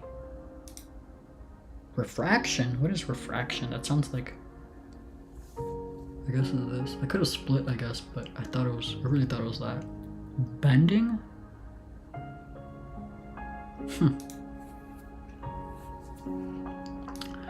While investigating an issue tied to authentication Redirects. The network consultant discovers the client is being redirected to an HTTP rather than HTTPS site. Which of the following terms best describes the issue?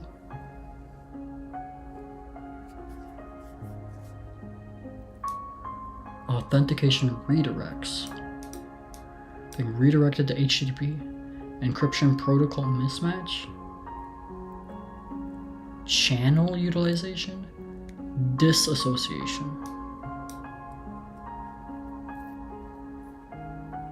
What do you mean by authentication redirects? I don't really know. Being redirected from one site to another has nothing to do with channel utilization. The captive portal? I don't think it has anything to do with the captive portal. And disassociation is... Well, disassociation is a de-authentication attack. So if there's an issue with authentication redirects, is it because it's being disassociated and then connecting to something else? And then the encryption protocol mismatch. I don't even know what that means, encryption protocol mismatch.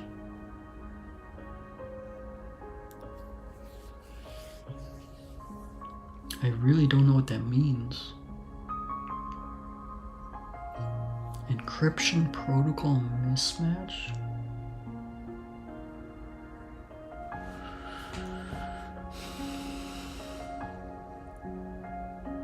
It's a redirect. So it's not disassociating. But he's saying it's tied to authentication redirects. Encryption. I either want to split with this, but I mean, this has some, I don't know. Yeah, I mean, I don't even know what that is.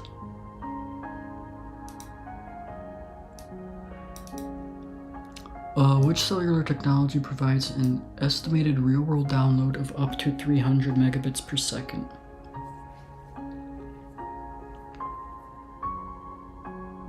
$300? Bro, we going 5G with that one. Real world download? Oh, that's 5G for sure.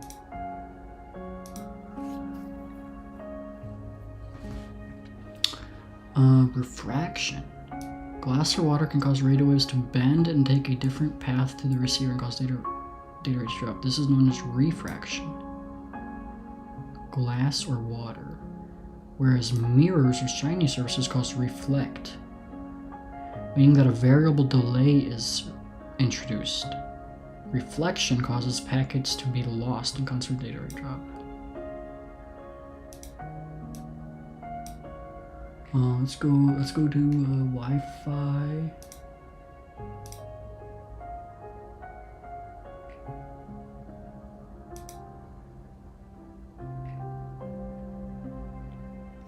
Where's reflection, baby?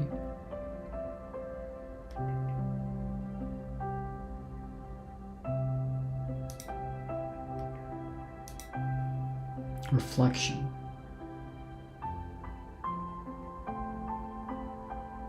Refraction. Bend. Refract, bend. Reflect, bounce. To reflect. Reflection versus refraction. Okay. Okay.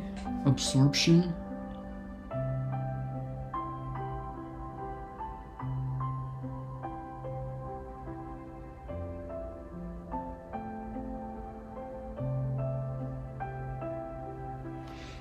Okay.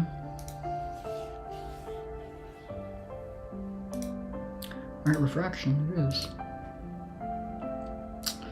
Captive portal. Most captive portal issues arise because the redirect does not work. Captive portal should use HTTPS.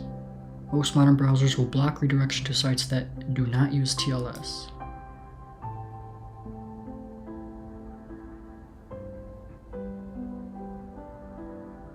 Oh, Okay, I had no idea what they were talking about when it talked about authentication redirects. I was like, what does that mean? But that's captive portal. So when you're trying to authenticate, it will redirect you first to authenticate. Okay. Dude, that's crazy. That's silly. I should have had that, bro. Come on, man. Let's see.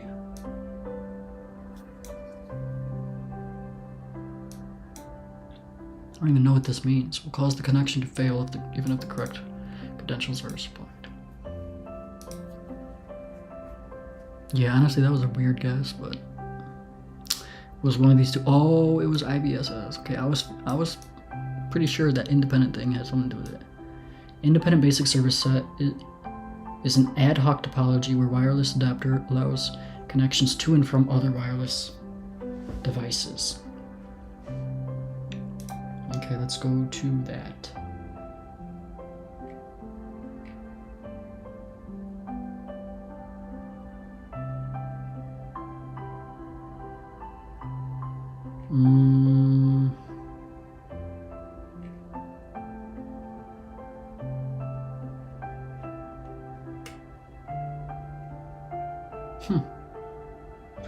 Where is this? Infrastructure mode, probably?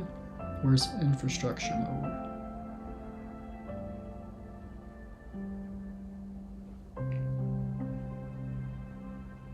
Where's infrastructure mode? Oh, here.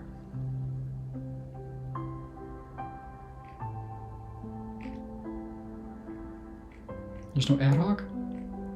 Ad hoc is in the next one. No.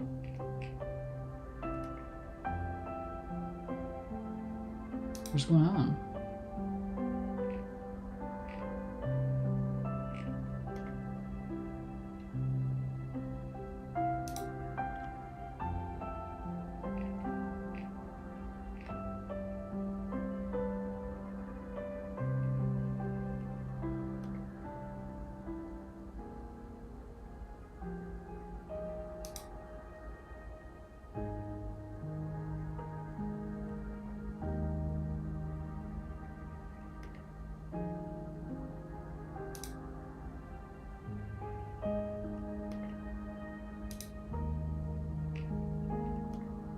Where is this?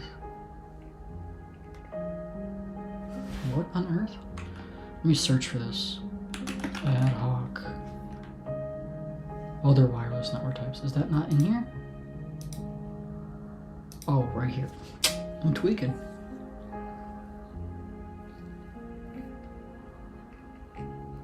Ad hoc, aka independent basic service. Okay.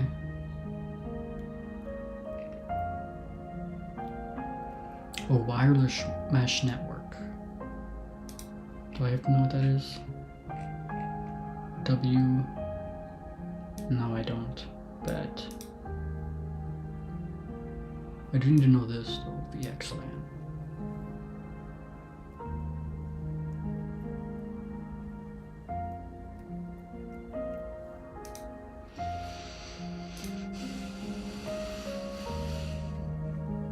Do I even need to know IBSS?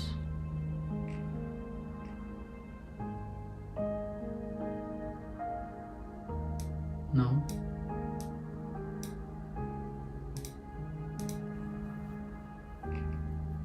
Point to point, okay.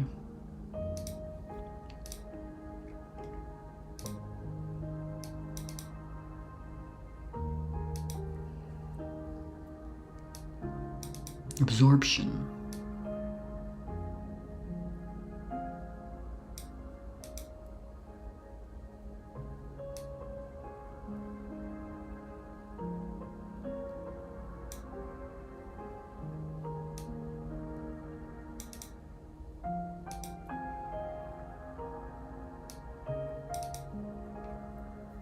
Bending, refraction. Wireless access points on a large building floor have different names depending on the room. Employees and customers are confused and constantly calling IT support to get the best wireless signal to work with, as they constantly must change the AP connection. How can a network administrator improve wireless signal across the entire floor and provide a simple way to use the wireless network? Use Wi-Fi 6 AP, set up an extended service set, create ad hoc connections, limit the power, create an extended service set. Network engineering is investigating an issue in which redirects are not working when attempting to authenticate. Further exploration of that was the redirect was transferring to an HTTP link and not an HTTPS link, which the following best describes the issue with captive portal. I mean, that's not the issue, it's the issue with captive, I guess, I don't know, same thing. Tomato. Manager would like to set up a temporary wireless network to connect a computer through the corporate office's network to show presentation slide and video only accessible from the internal SharePoint. Temporary wireless network to connect a computer to the office network, that's a VPN. Device will only support a pre-shared key authentication process. Which wireless network feature will provide the latest security and will not require integrating services with a local AD? WPA2 personal, WPA2 enterprise, WPA2 personnel, WPA enterprise. Huh?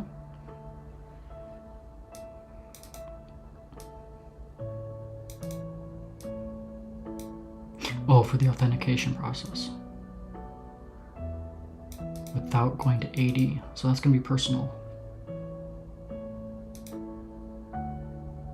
Has to be this one.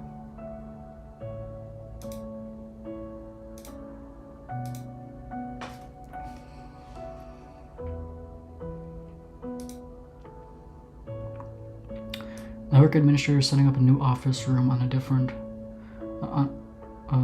floor of the building to support video conferencing sessions. Video systems will be utilizing a wireless network.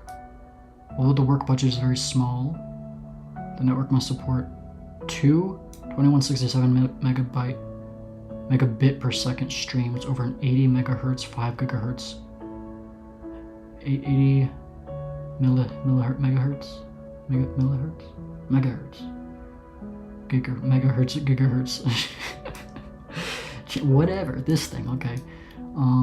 What is the minimum wireless 802.11 standard access point a network administrator can purchase to stay close to budget while meeting the network requirements?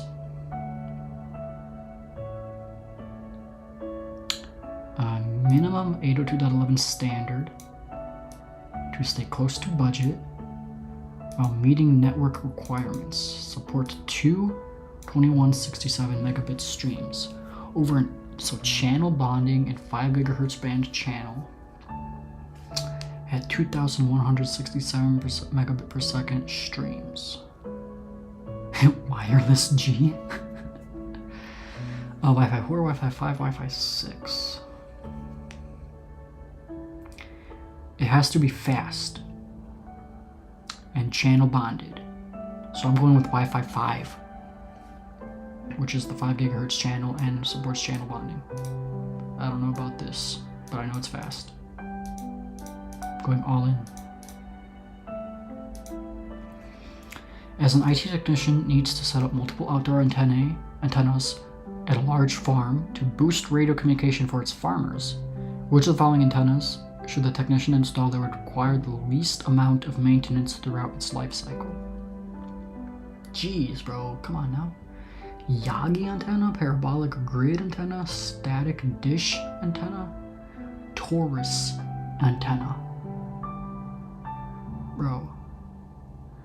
I need to set up multiple outdoor antennas at a large farm to boost radio communication for its farmers.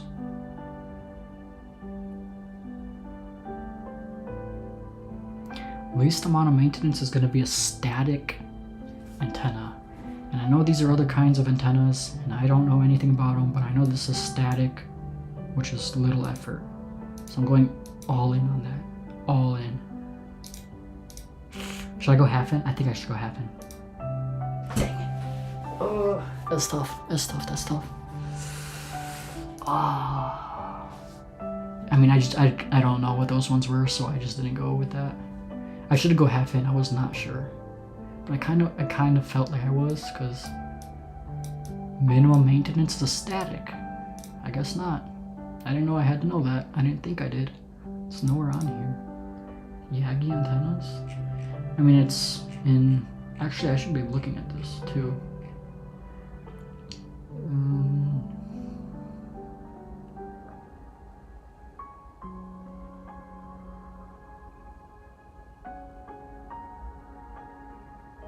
I gotta know native VLAN and voice VLAN.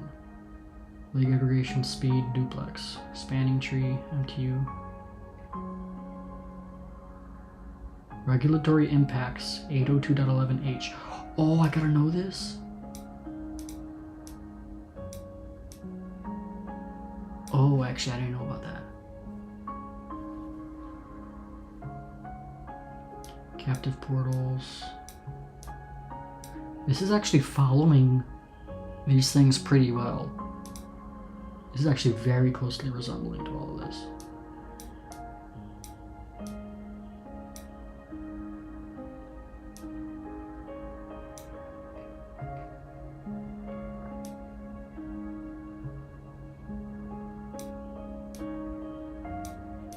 Nothing about antennas. That's bogus. 2.3 right here. Wireless devices. Nothing about antenna. I do gotta know point-to-point infrastructure, ad hoc, and mesh. 802.11h. What is that again? Well, I'm not gonna do that yet until... I'm not gonna cheat. Network engineers determining where an antenna should be installed on the business's property. What is the engineer considering when they refer to the orientation of the wave propagating from the antenna? Polarization, channel overlap, received signal strength indicator, effective isotropic radiated power. Orientation of the wave?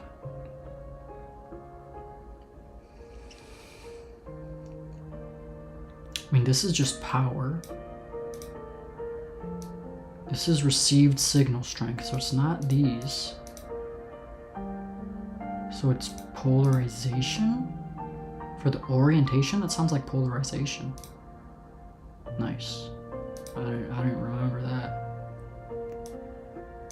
User at a medium-sized business utilizes an ad hoc approach when connecting wireless devices. Which of the following applies to an ad hoc topology?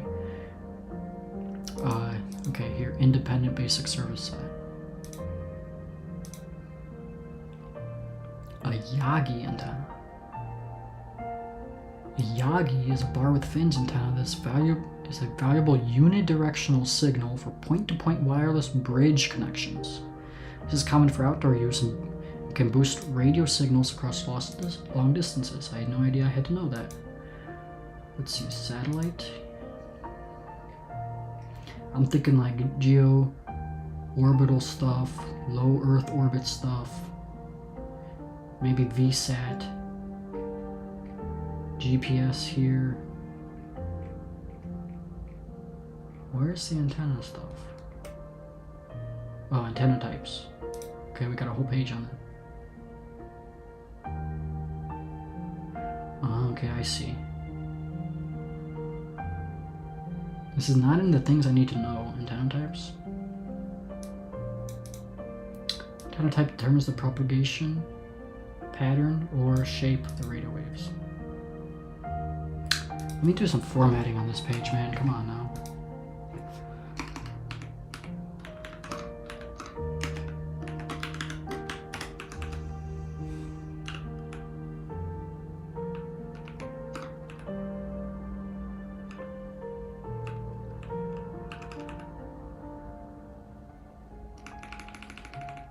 Let's do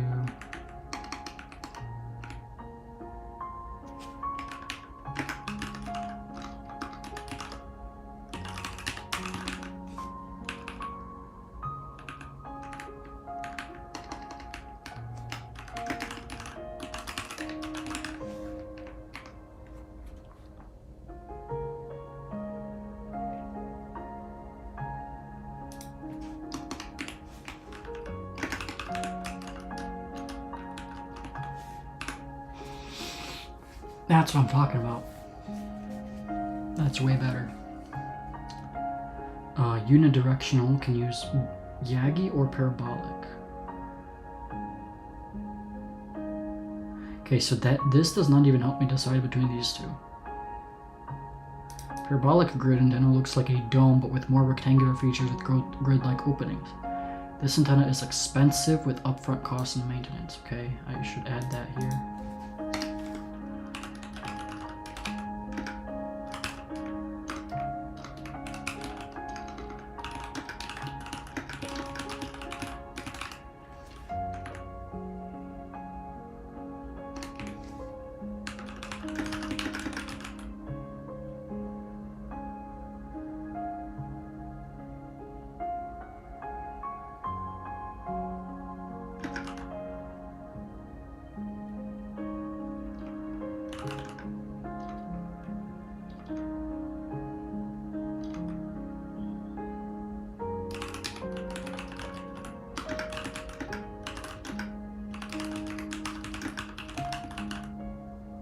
Curious what that actually looks like.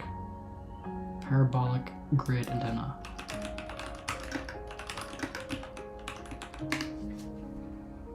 Oh, this thing.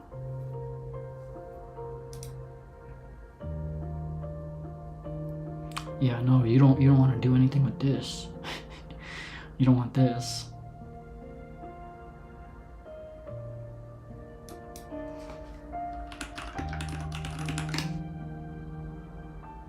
Yagi antenna, old school.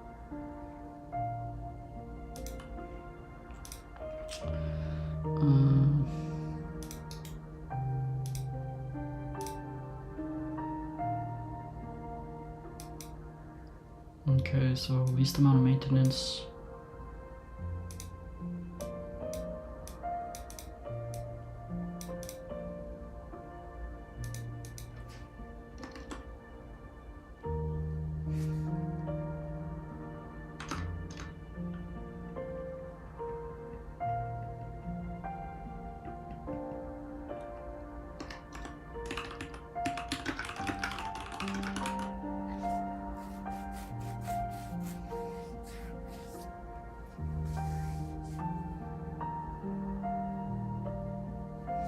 Okay. Added some notes there. Formatting. Oops. Polarization, orientation of the wave propagating from an antenna.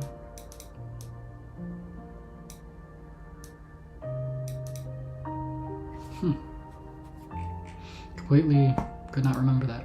Anyway.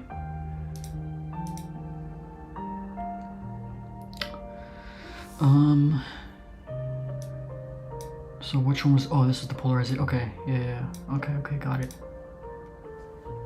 Engineer configures a wireless distribution system in bridged mode. As a result, which of the statements is true regarding the access point functionality? Oh, access point in bridge mode? Wait a minute. I don't know. Access point functionality only assigns distribution systems to a single access point. Access point functionality works in repeater mode only. In a bridged mode, access point functionality does not centralize wireless management. In bridged mode, access point functionality does not support wireless clients. I don't know what a bridge mode is for wireless. I know bridge mode for like a Soho router means it works as an access point. But I don't know what WDS bridge mode is.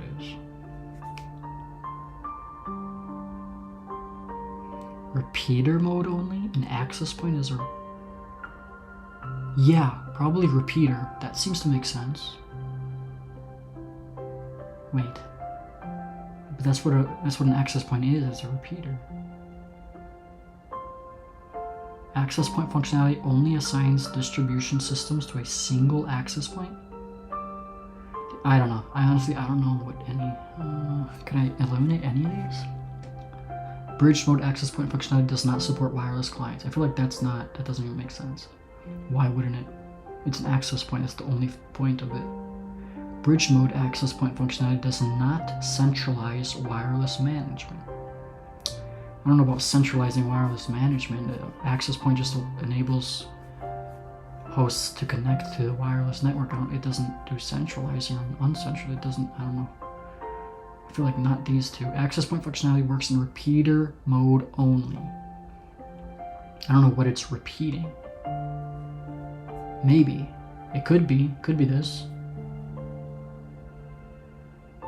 Access point functionality only assigns distribution systems to a single access point.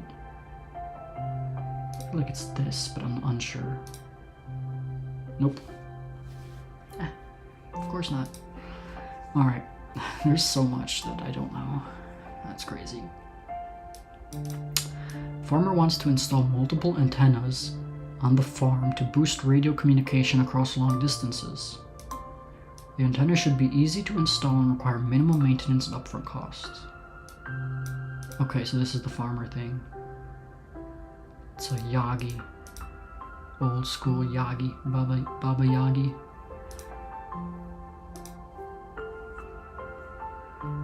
An officer floor is requesting a new wireless network. Users are requesting faster data rates. Or an office floor? Probably office floor is what they meant. Faster data rates. Network admins want to use wireless technology with the most individual channels to choose from, and to worry less about wireless interference from other wireless technologies. Which of the following technologies would most likely use?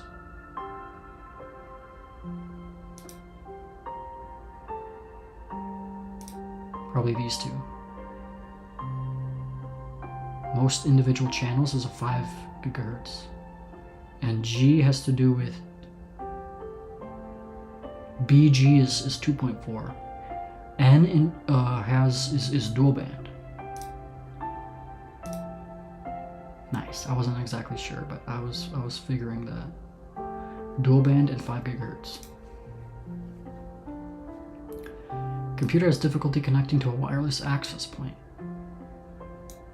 What common wireless properties does a user need knowledge of to properly access Wi-Fi network?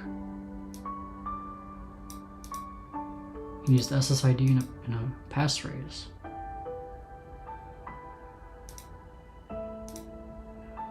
New office building.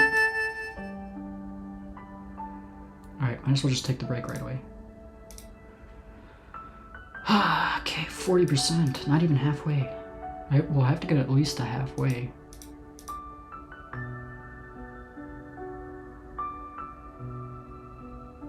Oh, I'm still on this.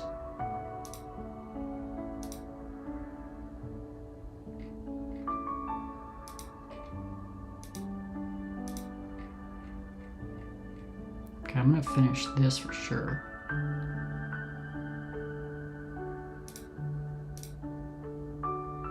Nine. Let's see, I can do 2 hours. I can do another session. So that'll get me this one. I'll finish this one, I'll do this one. Hopefully I can get a few of these knocked out.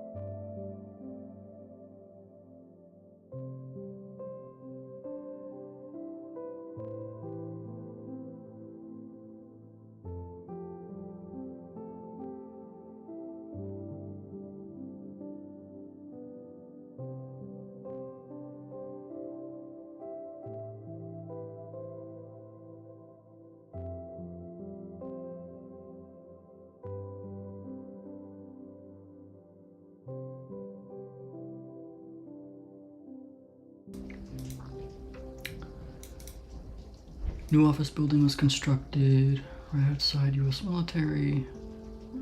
Has a few wireless APs. Oh, okay, I already did this one. Oops.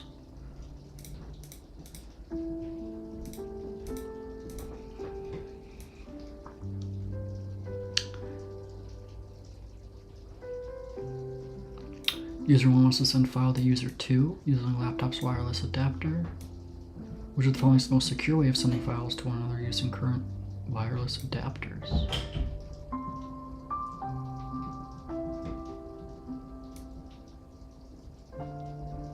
Wireless access point is available on the floor for wireless users in the area.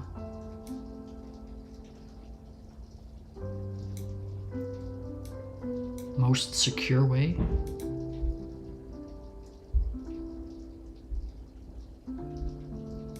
Infrastructure. Huh? Ad hoc? Ad hoc is more secure. How? But that doesn't use a wireless access point. Or are they just throwing that in there to confuse me? I thought that was the point of what they're...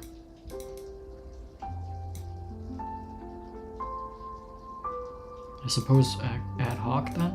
It's more secure because it's just direct. Yeah, I suppose. And why is it... Okay. Network engineers determining where an antenna should be installed on the business's property. Engineers consider... What is the engineer considering when they refer to the orientation of the wave polarization?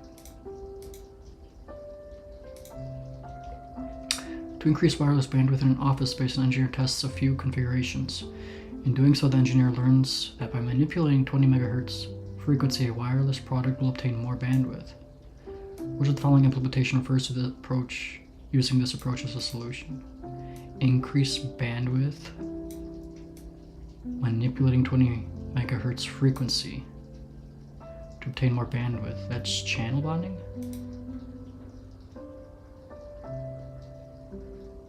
Multi-user, Mumino, what is, multiple input, multiple output. That's not manipulating a 20 MHz frequency, so it's channel bonding. What is this? Using ad hoc connection. The wireless adapter allows connections to and from the other devices. Makes it possible for two laptops to connect directly with each other wirelessly. This is also referred to as an independent basic service set.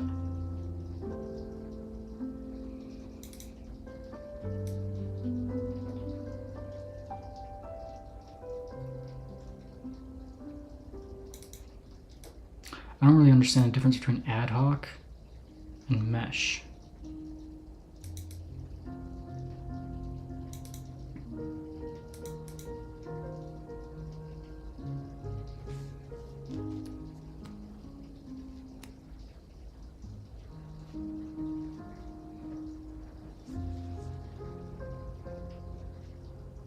It's just peer-to-peer.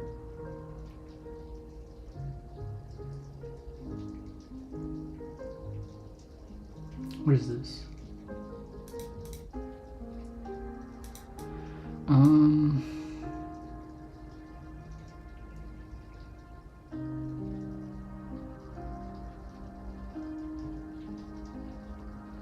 These go between each other, whereas this kind of can use other nodes to forward. Okay, that makes sense.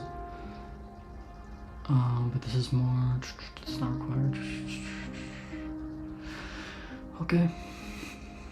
Okay. How do you configure an ad hoc?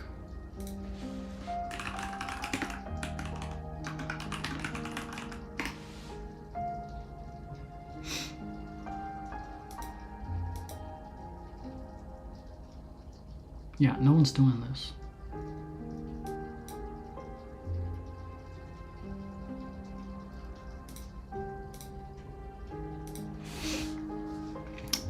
Engineer configures a wireless distribution system in bridged mode. Oh yeah, I didn't know this one, okay. Does not support wireless clients. Wireless distribution system can bridge two separate cabled segments.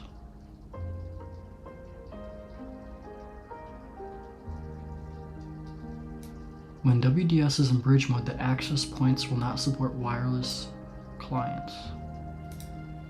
I don't even remember reading about taking notes on that. I mean, I remember WDS, but not that point on it. Where is that?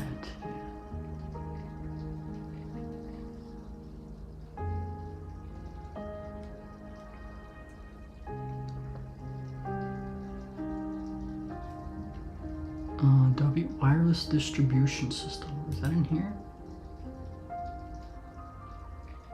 Here, distribute. AP can provide a bridge to a cabled network. Okay. This needs to be broken up for sure. Let's see.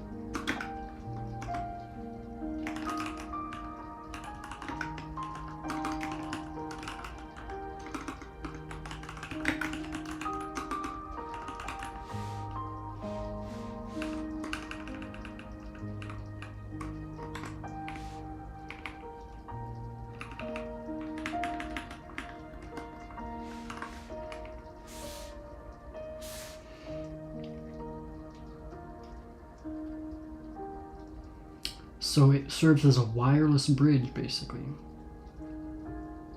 The cabled network is referred to as the distribution system.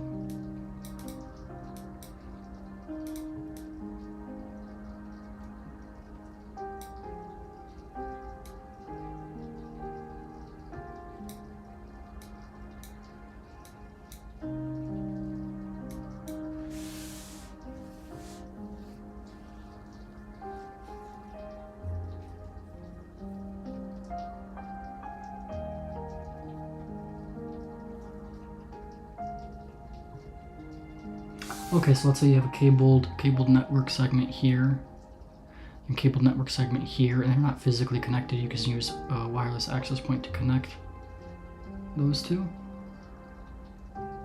Provide a bridge. Can bridge two separate cabled segments.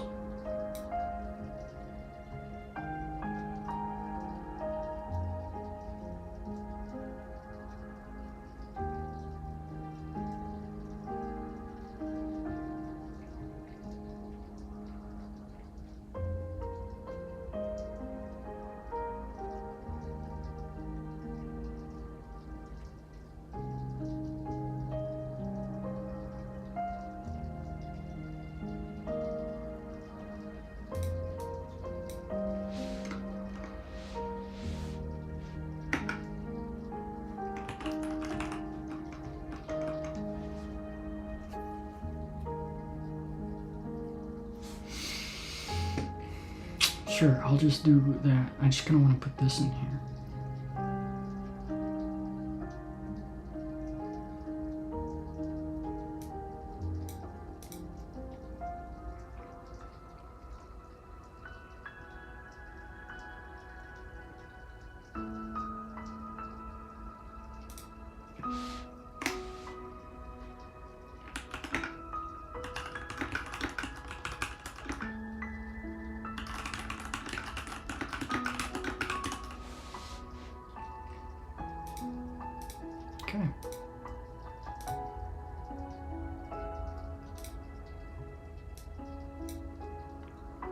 Nice, I got that one.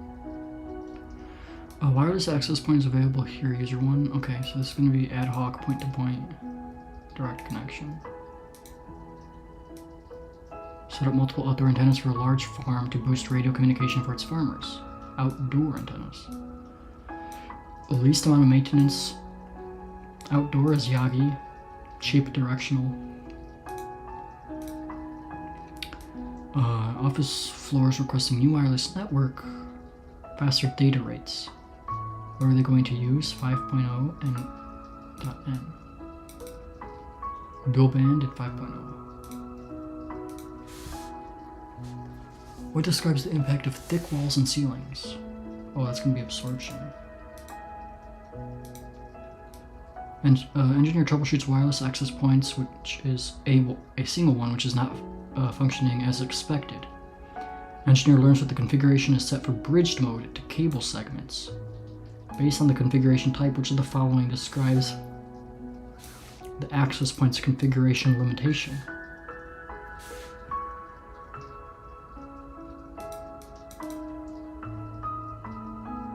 I'm still not finished with this section, bro. I should have been done with this section already. Why is it taking so long? 12 minutes?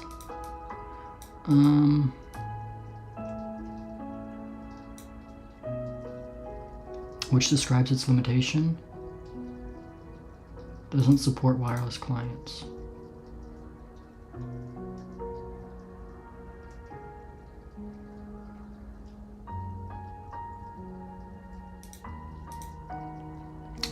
Network consultant calculates the sum of the transmit power, antenna cable / connection loss, and antenna gain. What are they trying to calculate? Oh shoot, it's going to be one of these two. Sum of the transmit power, antenna / cable connection loss,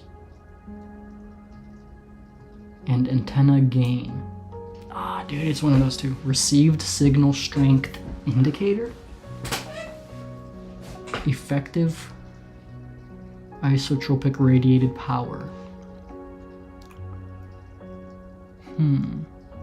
It's one of those two. I'm really not sure though. Transmit power. I was thinking about this. Antenna cable connection loss. And the antenna gain. But then there's the received signal strength. It's one of those two. I don't know. I think it's this one. Yeah. The power at which an access point transmits is configurable. Effective isotropic radiated power is calculated as the sum of transmit power, antenna cable connector loss, and antenna gain, whereas the RSSI is the strength of the signal from the transmitter at the client end. Well, I knew that, but I didn't know if it was calculated with this or not. Because the power and the loss and the antenna gain, could you calculate the end received signal? I guess not, maybe you just calculate it. Let me look, actually. Where is that?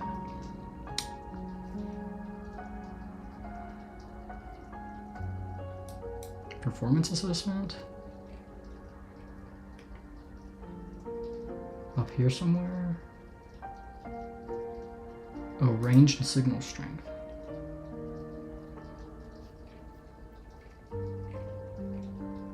Where's EIRP?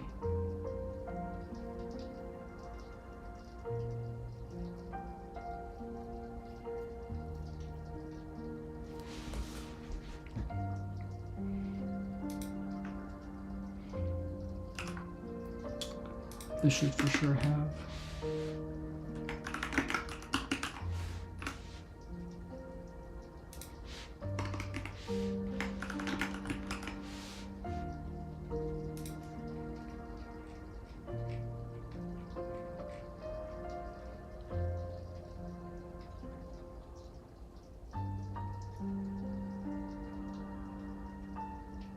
Signal strength. Where's E? Let me search. EIRP. Okay, here.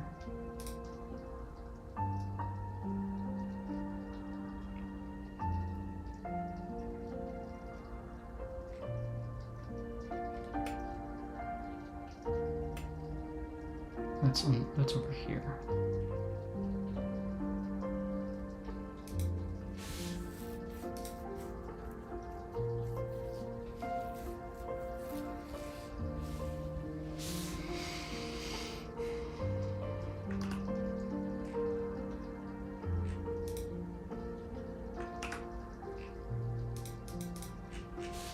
Okay. Wait, no, wait, go back to this.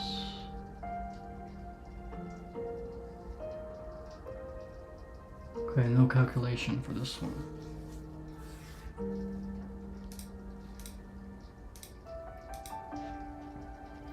Network consultant calculates the sum of the transmit power, antenna cable connection loss, and antenna gain. What is the consultant trying to? Transmit power, antenna, okay, so that's going to be this.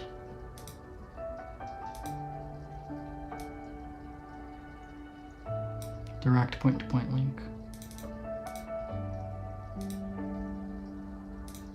What am I at, 62%?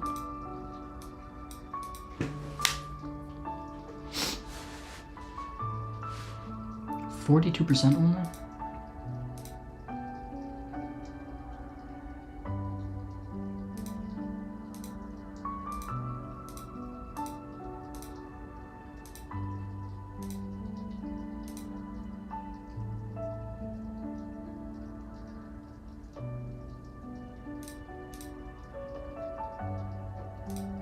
Okay, let's do this. Working late when you receive a report that a critical server has suddenly gone offline, impacting several key applications. Initial check shows that the server is not responding to any network requests. You recall that there was a brief power outage earlier in the day. What should be your initial troubleshooting step? This is factors for physical installations, okay? Critical server's gone offline. Several key applications. Shows that the server is not responding to any network requests. You recall a brief power outage earlier in the day. Check the power supply and UPS status. One functionality is to remote power monitoring features and advanced power distribution units typically offer. Select 2. An advanced PDUs. Direct internet access? What? Remote firmware updates? Remote control of power to individual outlets? Yes. Real-time power consumption monitoring? Yes. Administrators using existing cabling to support power to PoE switches. When an administrator plugs a device into the switch port, the PoE switch will determine the device's power consumption and set the power voltage level appropriately. What is the lowest standard of cabling that the PoE switches can operate on with the most efficiency? Select 2.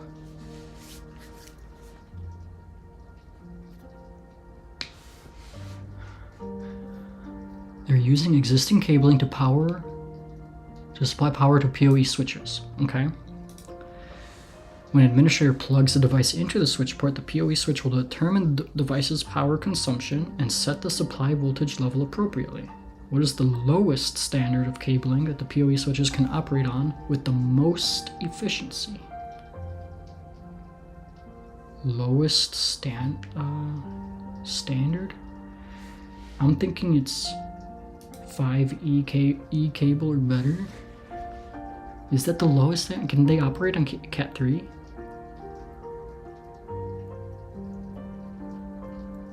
Most efficiency? And probably shielded. Shielded is going to be more effective, but unshielded it'll work. I have no idea, dude. This would be better, but unshielded can work. Cat 5e or unshielded is the lowest level. I'm unsure. And I was wrong. Okay, good.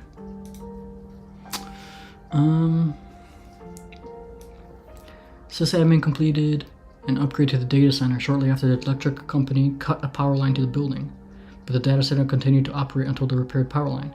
Which of the following solutions did the sysadmin most likely set up to prevent downtime? Uninterrupted power supply. What is this? MTBF?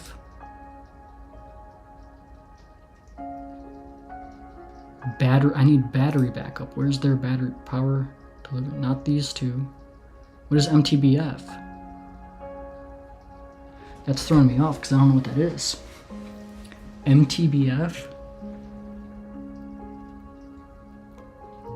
If that's a battery backup solution, then that's the correct answer, because this is only going to be... This is not going to last that long. Okay, I don't know what that is. Solution architect is designing a cable management solution. Which of the following is the most common wiring distribution? Huh? Wiring distribution? 110 block? I don't know what that is. 66 block? Crone? Patch panel. Patch panel is a device. I don't know what this is.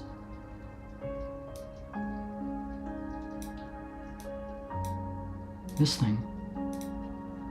Okay, I don't know what that completely threw me off. They did a good job of throwing me off on that one. I have no idea what they're talking about. What is the name of the smaller technical closets typically found in large network environments that connect back to the central technical closet? This one. This is the main distribution frame. These are independent distribution frames. The sysadmin is receiving alerts that the servers are having issues. HVAC system failed in the server room. What alerts did the sysadmin receive regarding the servers?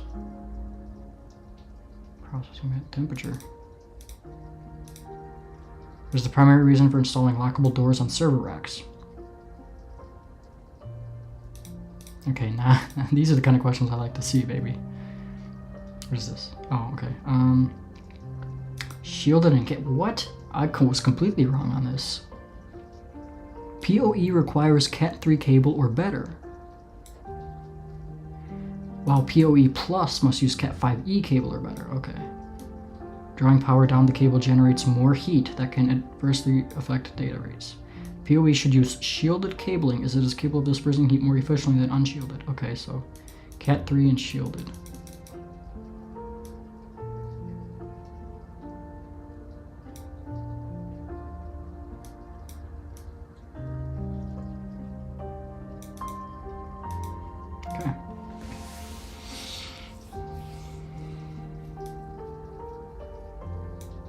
I don't even know what this is. We didn't even learn about this.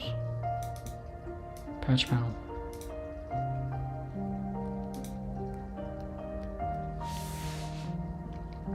Network operations engineers investigating alerts that the data center keeps switching to battery backup. What environmental factors should the engineer investigate? Temperature, humidity, flooding, electrical. If it's... Which of the following would a technician find in a network map? Firewall rules, QoS standards, system logs, MDF, IDFs. Which solution does a network closet use to clean a power signal?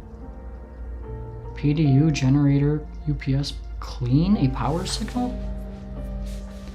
Power delivery unit, generator, UPS, battery backup. Power delivery unit. What is the benefit of using lockable brackets and drawers within a rack? Protect individual elements within a rack. Organization is planning to use power over Ethernet to supply power to the wireless access points spread throughout the building. What is the best cabling solution to support PoE?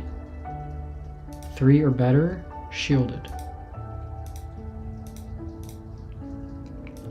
What's the primary purpose of using fiber distribution panels in a fiber optic network?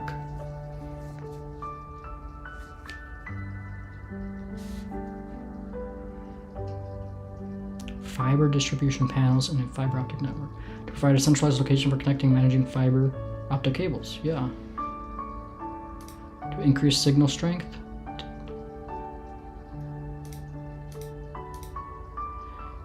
IT department looking into improved data safety and reliability for their server closet. Already upgraded cooling and power components, but need to install Class C extinguishing system. What kind of facilities support component should the department invest in? Fire suppression? What kind of question is this? How is rack height measured? In U units.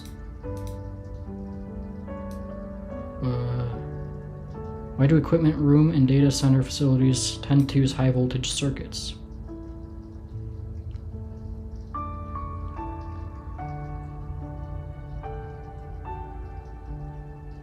I don't know. I don't remember reading about this one. Equipment room and data center facilities tend to use high voltage circuits.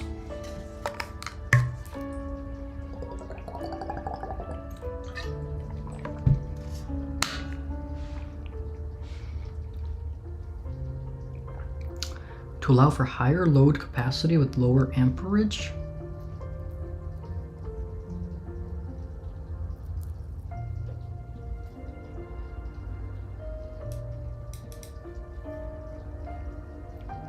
High voltage circuits. Decrease efficiency of power distribution, doesn't make sense. Double the amperage required for the same wattage load. Reduce overall power consumption of the facility. I don't know.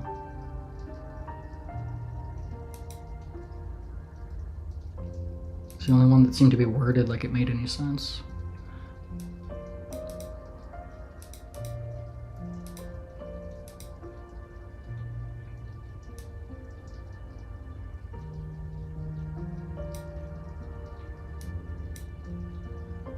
Line cable everywhere? Every area of the building that may need a computer or telephone. What kind of cable is the installer installing? Fiber optic, UTP, STP, crossover cable?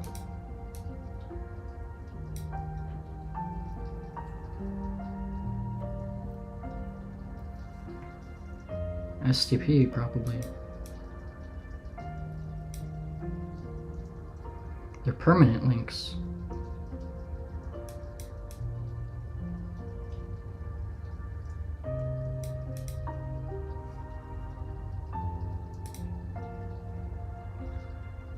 I don't know really what this guy's, what the answer is for that one. What is used to connect a port on a patch panel to another network port, typically a switch port housed in the same rack? Patch cord. UTP. I thought within the walls you use STP. Often flood wire modern buildings with UTP cabling. Is less susceptible to interference and crosstalk and may be a requirement in environments with high interference levels. Okay, so you don't necessarily need it.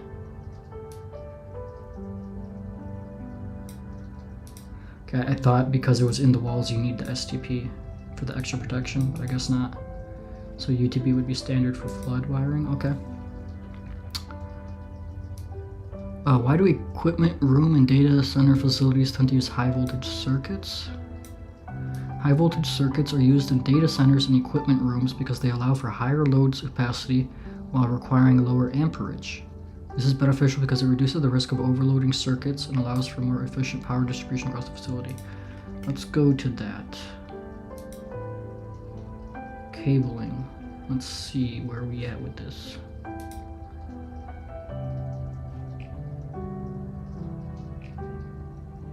High voltage circuits.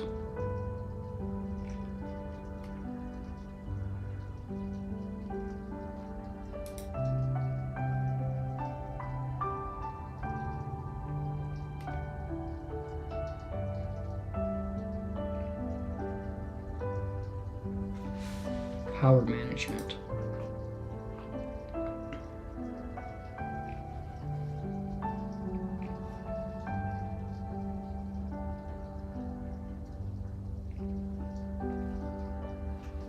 Circuits supplying grid power must meet load capacity of all installed equipment and room for growth.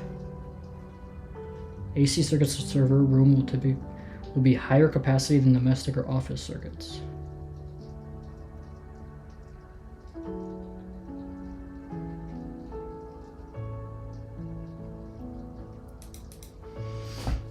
I don't know. I don't think that's going to be a question. I'm not going to worry about that. And if it is, that's tough luck for me. Installers cabling a new building is laying cable in every building. Okay, fine. UTP.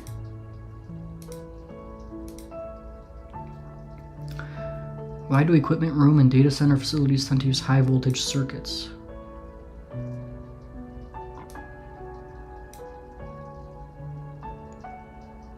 Oh, I just did this.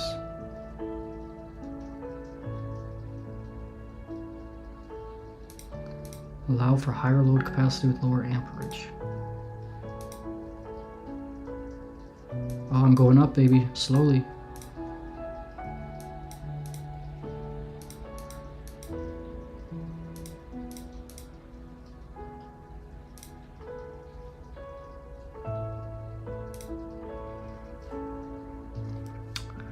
What is this? Explain purpose of organizational processes and procedures. All right, let's do this one. Let's get it. Network engineer reset a switch back to factory settings and is trying to set up the device again. However, the engineer does not remember what settings need configuring. What kind of configuration did the engineer not reset? Huh? Switch to factory. Okay, factory reset, and he's trying to set it up again, but doesn't remember the settings he needs. He didn't set up a baseline. Sysadmin is following a set of procedures to ensure changes to the corporate information technology environment do not adversely affect availability of those resources. What kind of policies is the sysadmin following?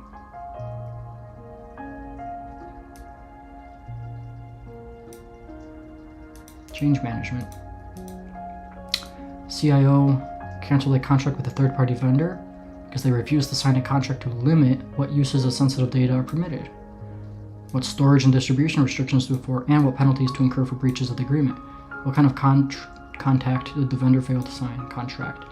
AOP, MOU, NDA, SLA. Oh shoot,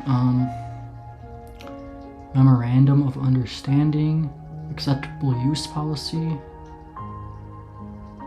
with a third-party vendor as they refuse to sign a contract to limit what uses of sensitive data are permitted, what storage and distribution restrictions to enforce, and what penalties to incur for breaches of the agreement. Non-disclosure? No. Service level agreement? Memorandum of Understanding? Or AUP? Oh shoot, man, it's kind of... Why is this hard? This one should be easy.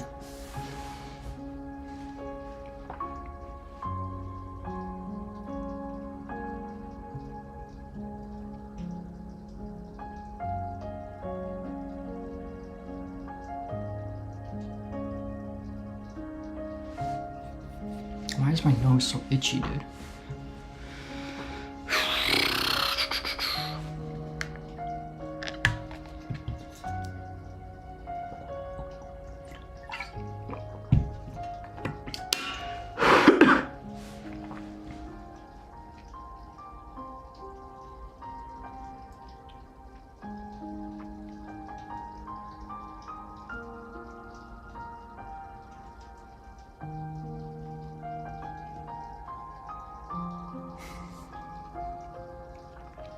Contract with a third-party vendor.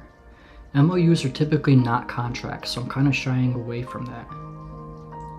They're not enforceable.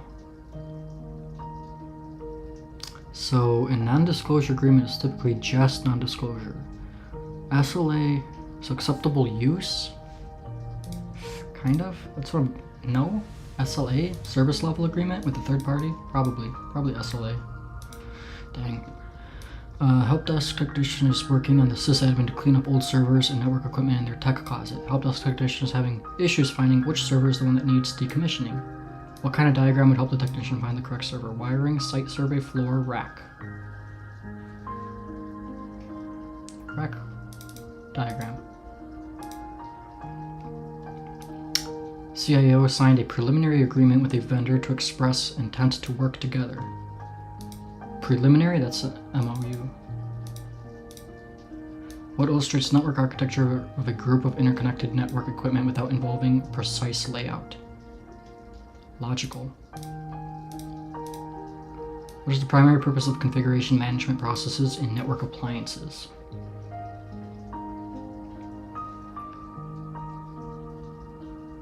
Purpose of configuration management to ensure all appliances are in a known state, increase the processing speed of devices, enhance the graphical user interface, reduce the cost.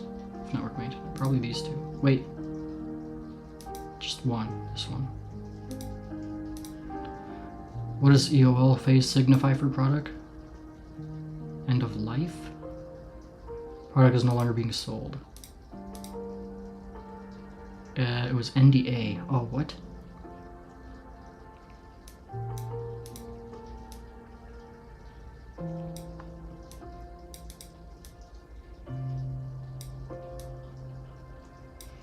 Okay, that makes sense.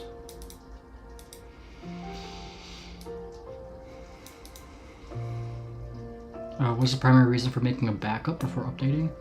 Prevent data loss in the case the update fails, speed up the update, increase... Yeah, this one.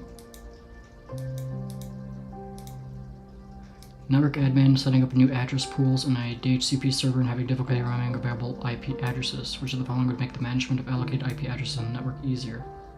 An IPAM service.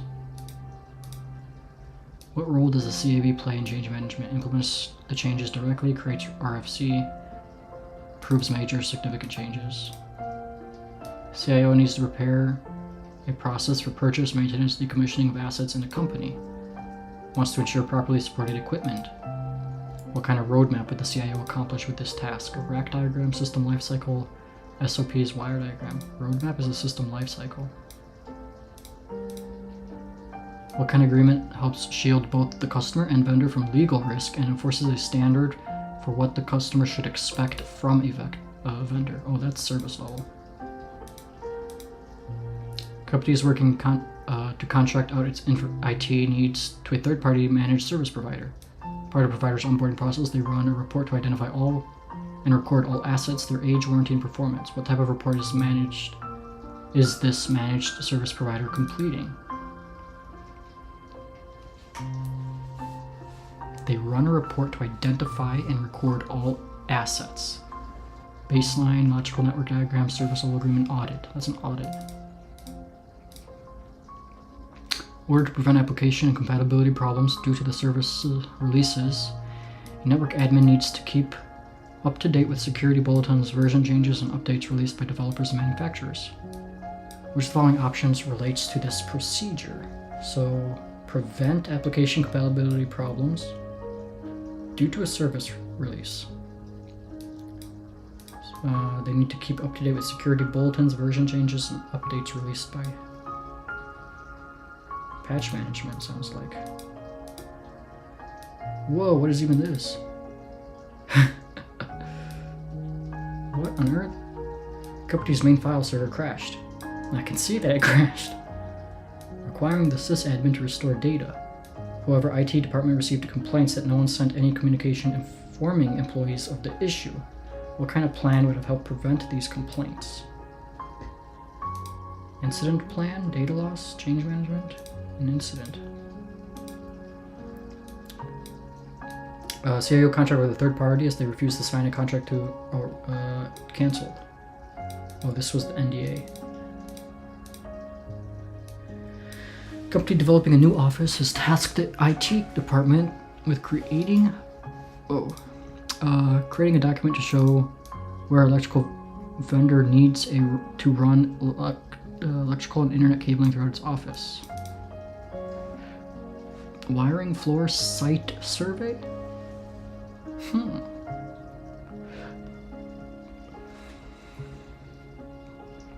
Creating a document where the electrical vendor needs to run electrical and internet cabling throughout the office. Floor? It's not rack. Site floor wiring. See, the floor and wiring are there to really trip you up. I'm thinking it's site survey. For some reason, I really think it's a whole site survey. Okay, it's not. Never mind. I have no idea what a site survey is then. Developers, manufacturers release security bulletins, version changes, updates to prevent application compatibility problems resulting from service releases. Which of the following terms accurately defines this process? That's also patch management.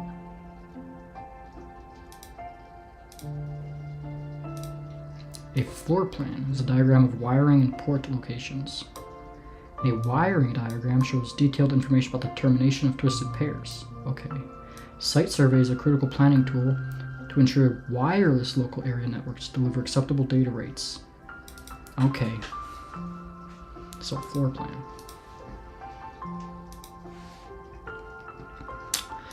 Companies developing new office. Oh, this is the floor plan.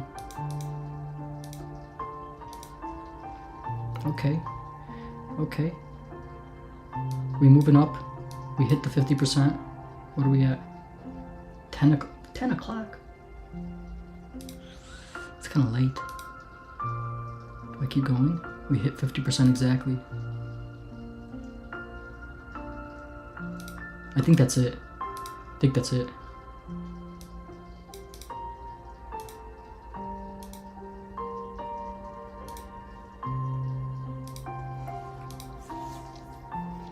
And then we'll do 1, 2, 3, 4, 5, 6, 7, 8, 9, 10, 11, 12.